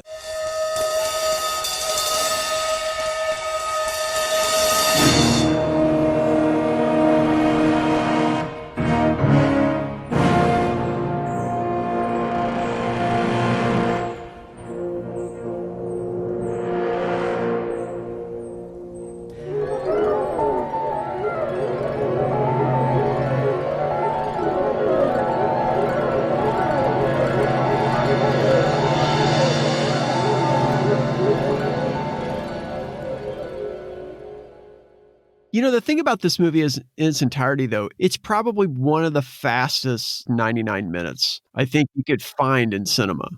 Yeah, no, I think so. Especially when you look at the spectacle of everything that happened in it. It feels like when you're watching it that it's a lot more of the whole Once Upon a Time in the West length. Right. But it's almost just the two acts. Yeah. Getting there and then they're there. And the last part is still kind of part of the second act and arguably. But for what that movie is, what that created and started is the Beatles of martial arts films. Right. Everyone watching that was like, oh, so that next totally small budget little thing we were going to shoot. Yeah, we're changing this up. Yeah. And Chuck Norris definitely took advantage of the changing times. And I grew up watching those movies. Those Chuck Norris movies had actual story and these awesome fight scenes and stuff, but they really started involving the gritty story aspect and stuff. And with this, I don't think the story part is what everybody took. They'd learned how to film it. Right. Well, you can definitely see stuff like the striking visuals in Force Vengeance. Remember in that Chuck Norris movie where he's fighting in front of that big, it's like a neon sign or something. Definitely. Let me ask you two questions to close this out. And I think one of these questions is also going to apply to Way of the Dragon, because I don't think we talked about that question for Way of the Dragon. But the first question is, I think this was supposed to be possibly the first of a series of movies, kind of like a James Bond type franchise, where Lee's kind of a secret agent type thing. My question is, do you think it would have worked? I totally think it would have worked. And I think that even more so now, having watched Way of the Dragon again, older, I see these two movies as the same character. So if the next one was him having to, like, this one could have ended with another uncle showing up and taking him to save some other restaurant just as much as the other one did. Yeah. So I think for me, it absolutely would have worked, especially as a kid. I wanted so much more of this. And I mean, as far as Lee having that character that he could pull off and he could just keep doing this. I mean, it's all Clint Eastwood did. Right. That's a good point. It's all the spaghetti westerns are just the same, arguably the same guy. Yeah. And I mean, there are differences, but I mean, Well, and you could even throw in like High Plains Drifter in there and to a certain extent Outlaw Josie Wales, even though he actually has some sort of backstory. I mean, yeah, you're right. I think my fear with this particular series would be that, like as with the Bond movies, once you get like a new James Bond, sometimes the movies tend to get dumber and dumber and dumber. And even like thinking about it this time, I think Lee's movies, in my estimation, got kind of dumber and dumber and dumber as they went on, even as the action got better and better and better. But when I mean dumber, I mean like the first couple of movies, sure, they were Hong Kong movies that were straight up Kung Fu movies. And people might say, well, they're just Kung Fu movies, but they were dealing with some issues, some like real hardcore issues of race and issues of class and things like that. And then you get Way of the Dragon, which deals with some of that stuff, but throws in this broad comedy to the point that some of that gets diluted depending on if you see it as a complete English dub or if you see the split between Chinese or Cantonese and English. Yeah. That kind of fish out of water race issue might get lost.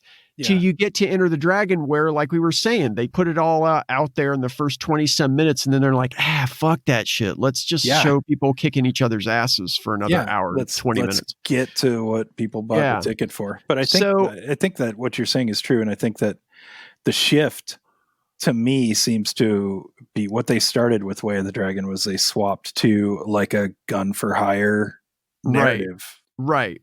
And this is the same thing. Like he's going to have to lose more relatives each movie he makes, and they didn't establish that he has a large family. Right. So, I mean, exactly. He's going to have to get into that Schwarzenegger, you killed my favorite second cousin kind of realm where that's one danger of this continuing as it seems to be. But I think nostalgically, I'm saying that I would be down for it because I just want more actual Lee stuff to exist. Sure. It's actually real Lee versus, the cut and paste cashing in that happened.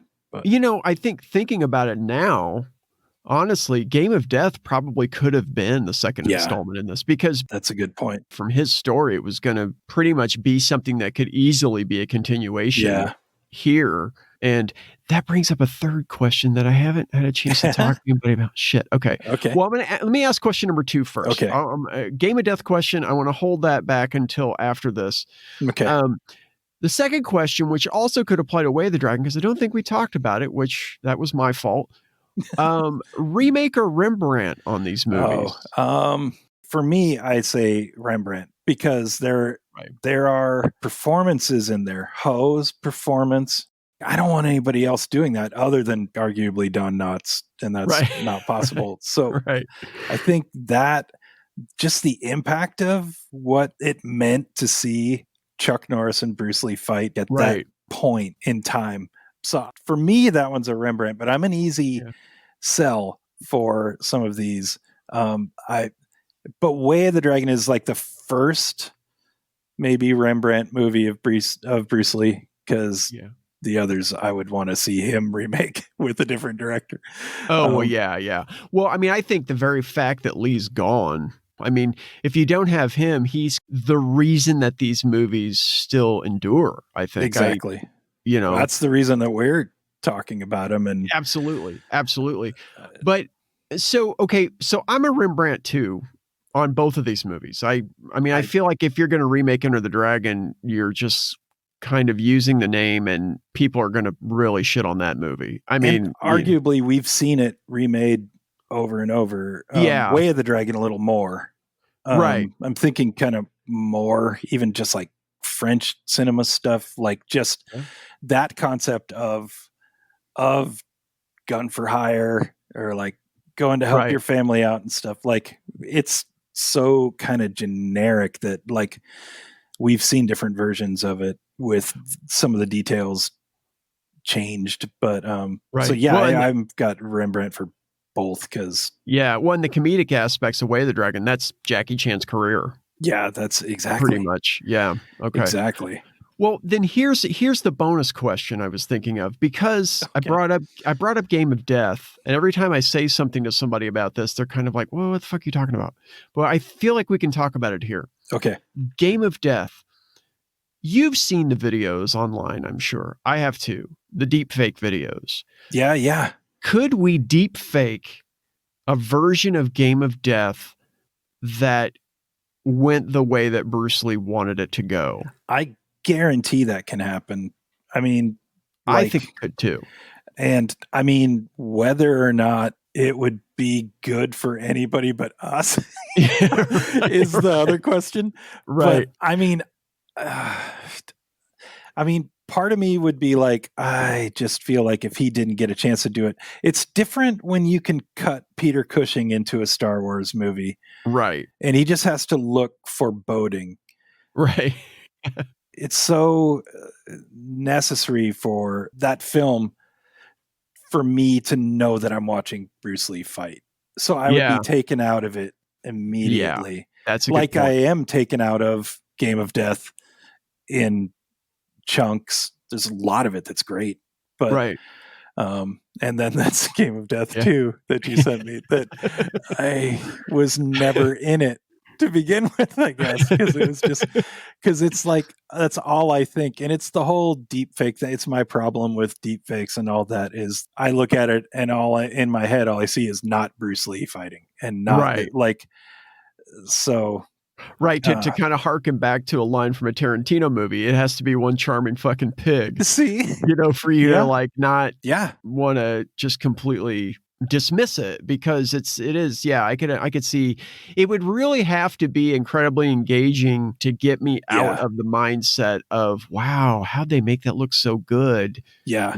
I think that would be an insurmountable problem for me because of how much I watched him fight over and over growing up, just wishing I could be this. And so it just, I would be like, if they had found footage of him, I'd be like all about it. Like, oh, cool. Like, sure. But I think they've mined everything they could have taken from him already. So I think in another format, another genre, I think the deepfake thing is already just fucking weird because like it's okay to have holograms on stage with you.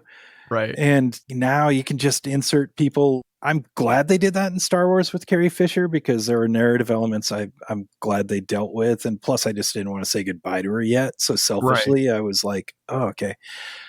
But if it was like, oh, here's a fight scene and that's not Bruce Lee, but it's got his face. I'm like, I can't see myself ever getting immersed in that. Even if I knew it was like, oh, but it's Jet Li just being Bruce Lee. And I'm like, well, then be Jet Li. Yeah. Right. So it's weird. It's like one line that I guess I didn't know I had. Yeah. Where I would be like, okay, it's all good until this. Yeah, I didn't know I had it either, but then you drew it for me, and now I'm with you. I was kind of like, fuck, man, you're right. Shit, I can't do that either. I couldn't watch that. Because I just, to me, every time I hear of a filmmaker not getting to finish something that they wanted to finish, then I'm always on the side of let's finish that shit if we can. And sometimes it really shakes out really well. Like I thought. The Other Side of the Wind, another Orson Welles movie. Oh, yeah. I thought that shook out really well. Like I thought in the end, there was only really one shot in there that you look at and say, well, okay, I know you kind of had to fake that after the fact, but it was a minor shot. And other than that, I thought, you know what? These people took a lot of care and a lot of time and put in a lot of money to make this happen. And it looks great. And it's a great film.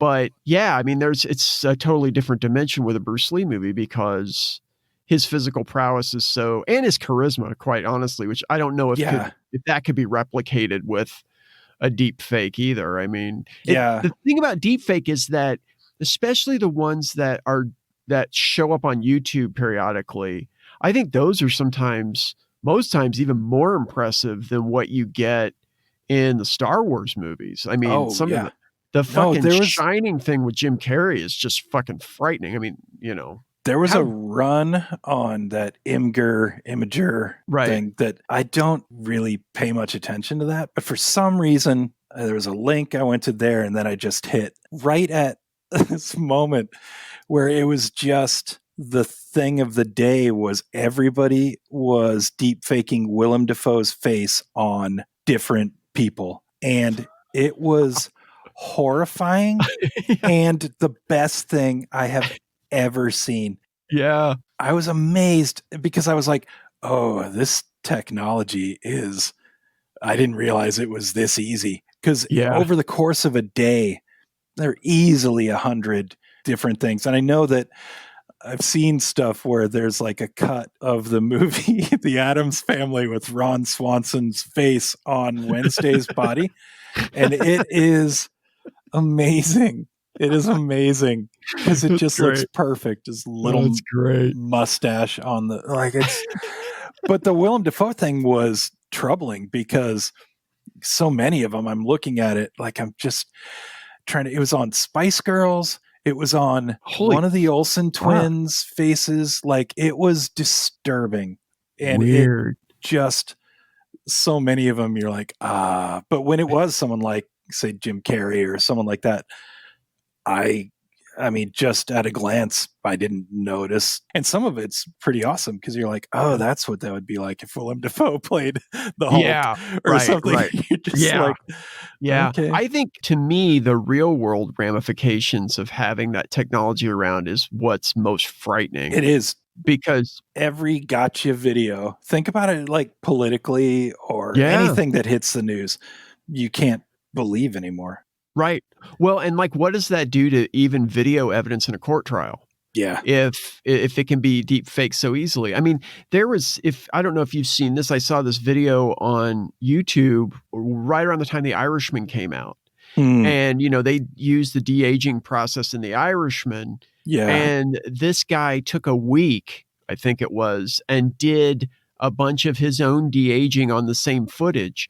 And his footage was so much better than what they had done on The Irishman. Oh, that's crazy. I mean, and it was to the point that I was kind of thinking, no, wait, he must have grabbed shots from a film when De Niro was actually younger. Yeah. Because I don't know if you've seen The Irishman, but in that the de-aging looks unreal. It doesn't look right. I mean, they give De Niro like blue eyes, which I don't think he has blue eyes in real life, and they kind of almost have that Polar Express kind of dense stare to them. No, I will admit I have not seen The Irishman yet. That's one of those ones that I've had just sort of bookmarked for that moment when you're like, I really want to see this. I think I have watched The Departed twice. Yeah. In the time when I haven't watched The Irishman. Yeah. So I guess that's where, man. Fuck. I guess that's where my allegiance lies. But that sounds terrible.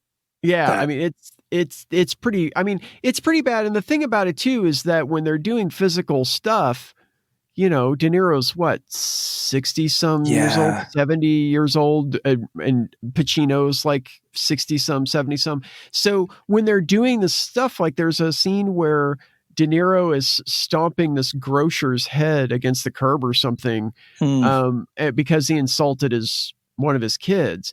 And he's supposed to be a younger version of himself. But the way he moves, you can tell he's an older guy. Yeah. Not his fault as an actor. Like, they asked him to do it. He did it, but I don't think that the guy who did his own de-aging process, I don't think that he touched that scene, because it would have meant doing a lot more, because that was a wide shot. There were a couple wide shots in there, but the close-up stuff, the amateur guy that did it, it was night and day better than what was in the finished film. It was just unbelievable. And it was frightening, because it's kind of like, okay, so then somebody could take footage of me from when I was 20 years old and make something up of me committing a murder, and I could go to the chair. I mean, I don't know where the line is, No, that part is like horrifying. Yeah. As long as it remains in the realm of like putting Ron Swanson's face on a little girl, or all of the various Willem Dafoe things. I'm with you that I would be really cool if it stayed at that level. But then again, I mean, look at the president we have walking out of the office now. I mean, so I have no faith anymore that shit stays there. Yeah. Like, to me nowadays, it's like everything that can go wrong is going to go wrong. It's going to go down the psychopath, and that's just the way it's going to be. And I mean, if you want to be tinfoil hat about it, if we know about it now, this has been around long enough to be used already. Right. So it's disturbing on numerous levels, but I liked it better when it was like you had films like The Limey that stood out because they used old Terrence Stamp footage. Right. And so you could do that in a movie and it stood out like, wow, this is crazy. You're using young images of him going to jail from a movie he made when he was very young, going to jail. Like, that's awesome. But yeah, no, it sounds like that guy had an awesome YouTube resume for his de-aging thing. Yeah. He had to get hired somewhere. Hopefully not by the wrong people, but that's true. We'll have to start we're probably going to start a side podcast to talk about the conspiracy theories around deep fakery, but deep fake or real. That's sad. Well, I appreciate you stepping in for Ryan for this episode, my man. I had a lot of fun. I apologize to anyone who's like, I hate it because it's not Ryan. Which is like probably 11 and a half out of our 12 listeners, because one of our listeners likes me about half the time, I think. So nice.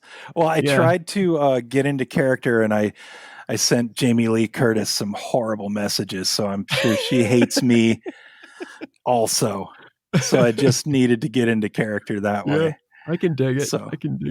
But all right, man. Well, thanks a lot. I appreciate it. Thank you. And it was awesome.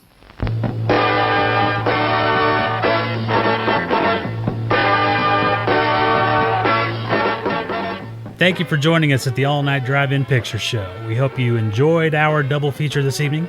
You can follow us on social media at the All Night Drive-In Picture Show page on Facebook or at All Night Drive-In on Twitter and Instagram. If you have questions, comments, or movie requests, you can send them to our email address at allnightdriveинpictureshow@gmail.com. Join us next week for another fantastic double feature, and until then, we appreciate your patronage. Don't forget to hang up your speaker, and please drive carefully on your way out.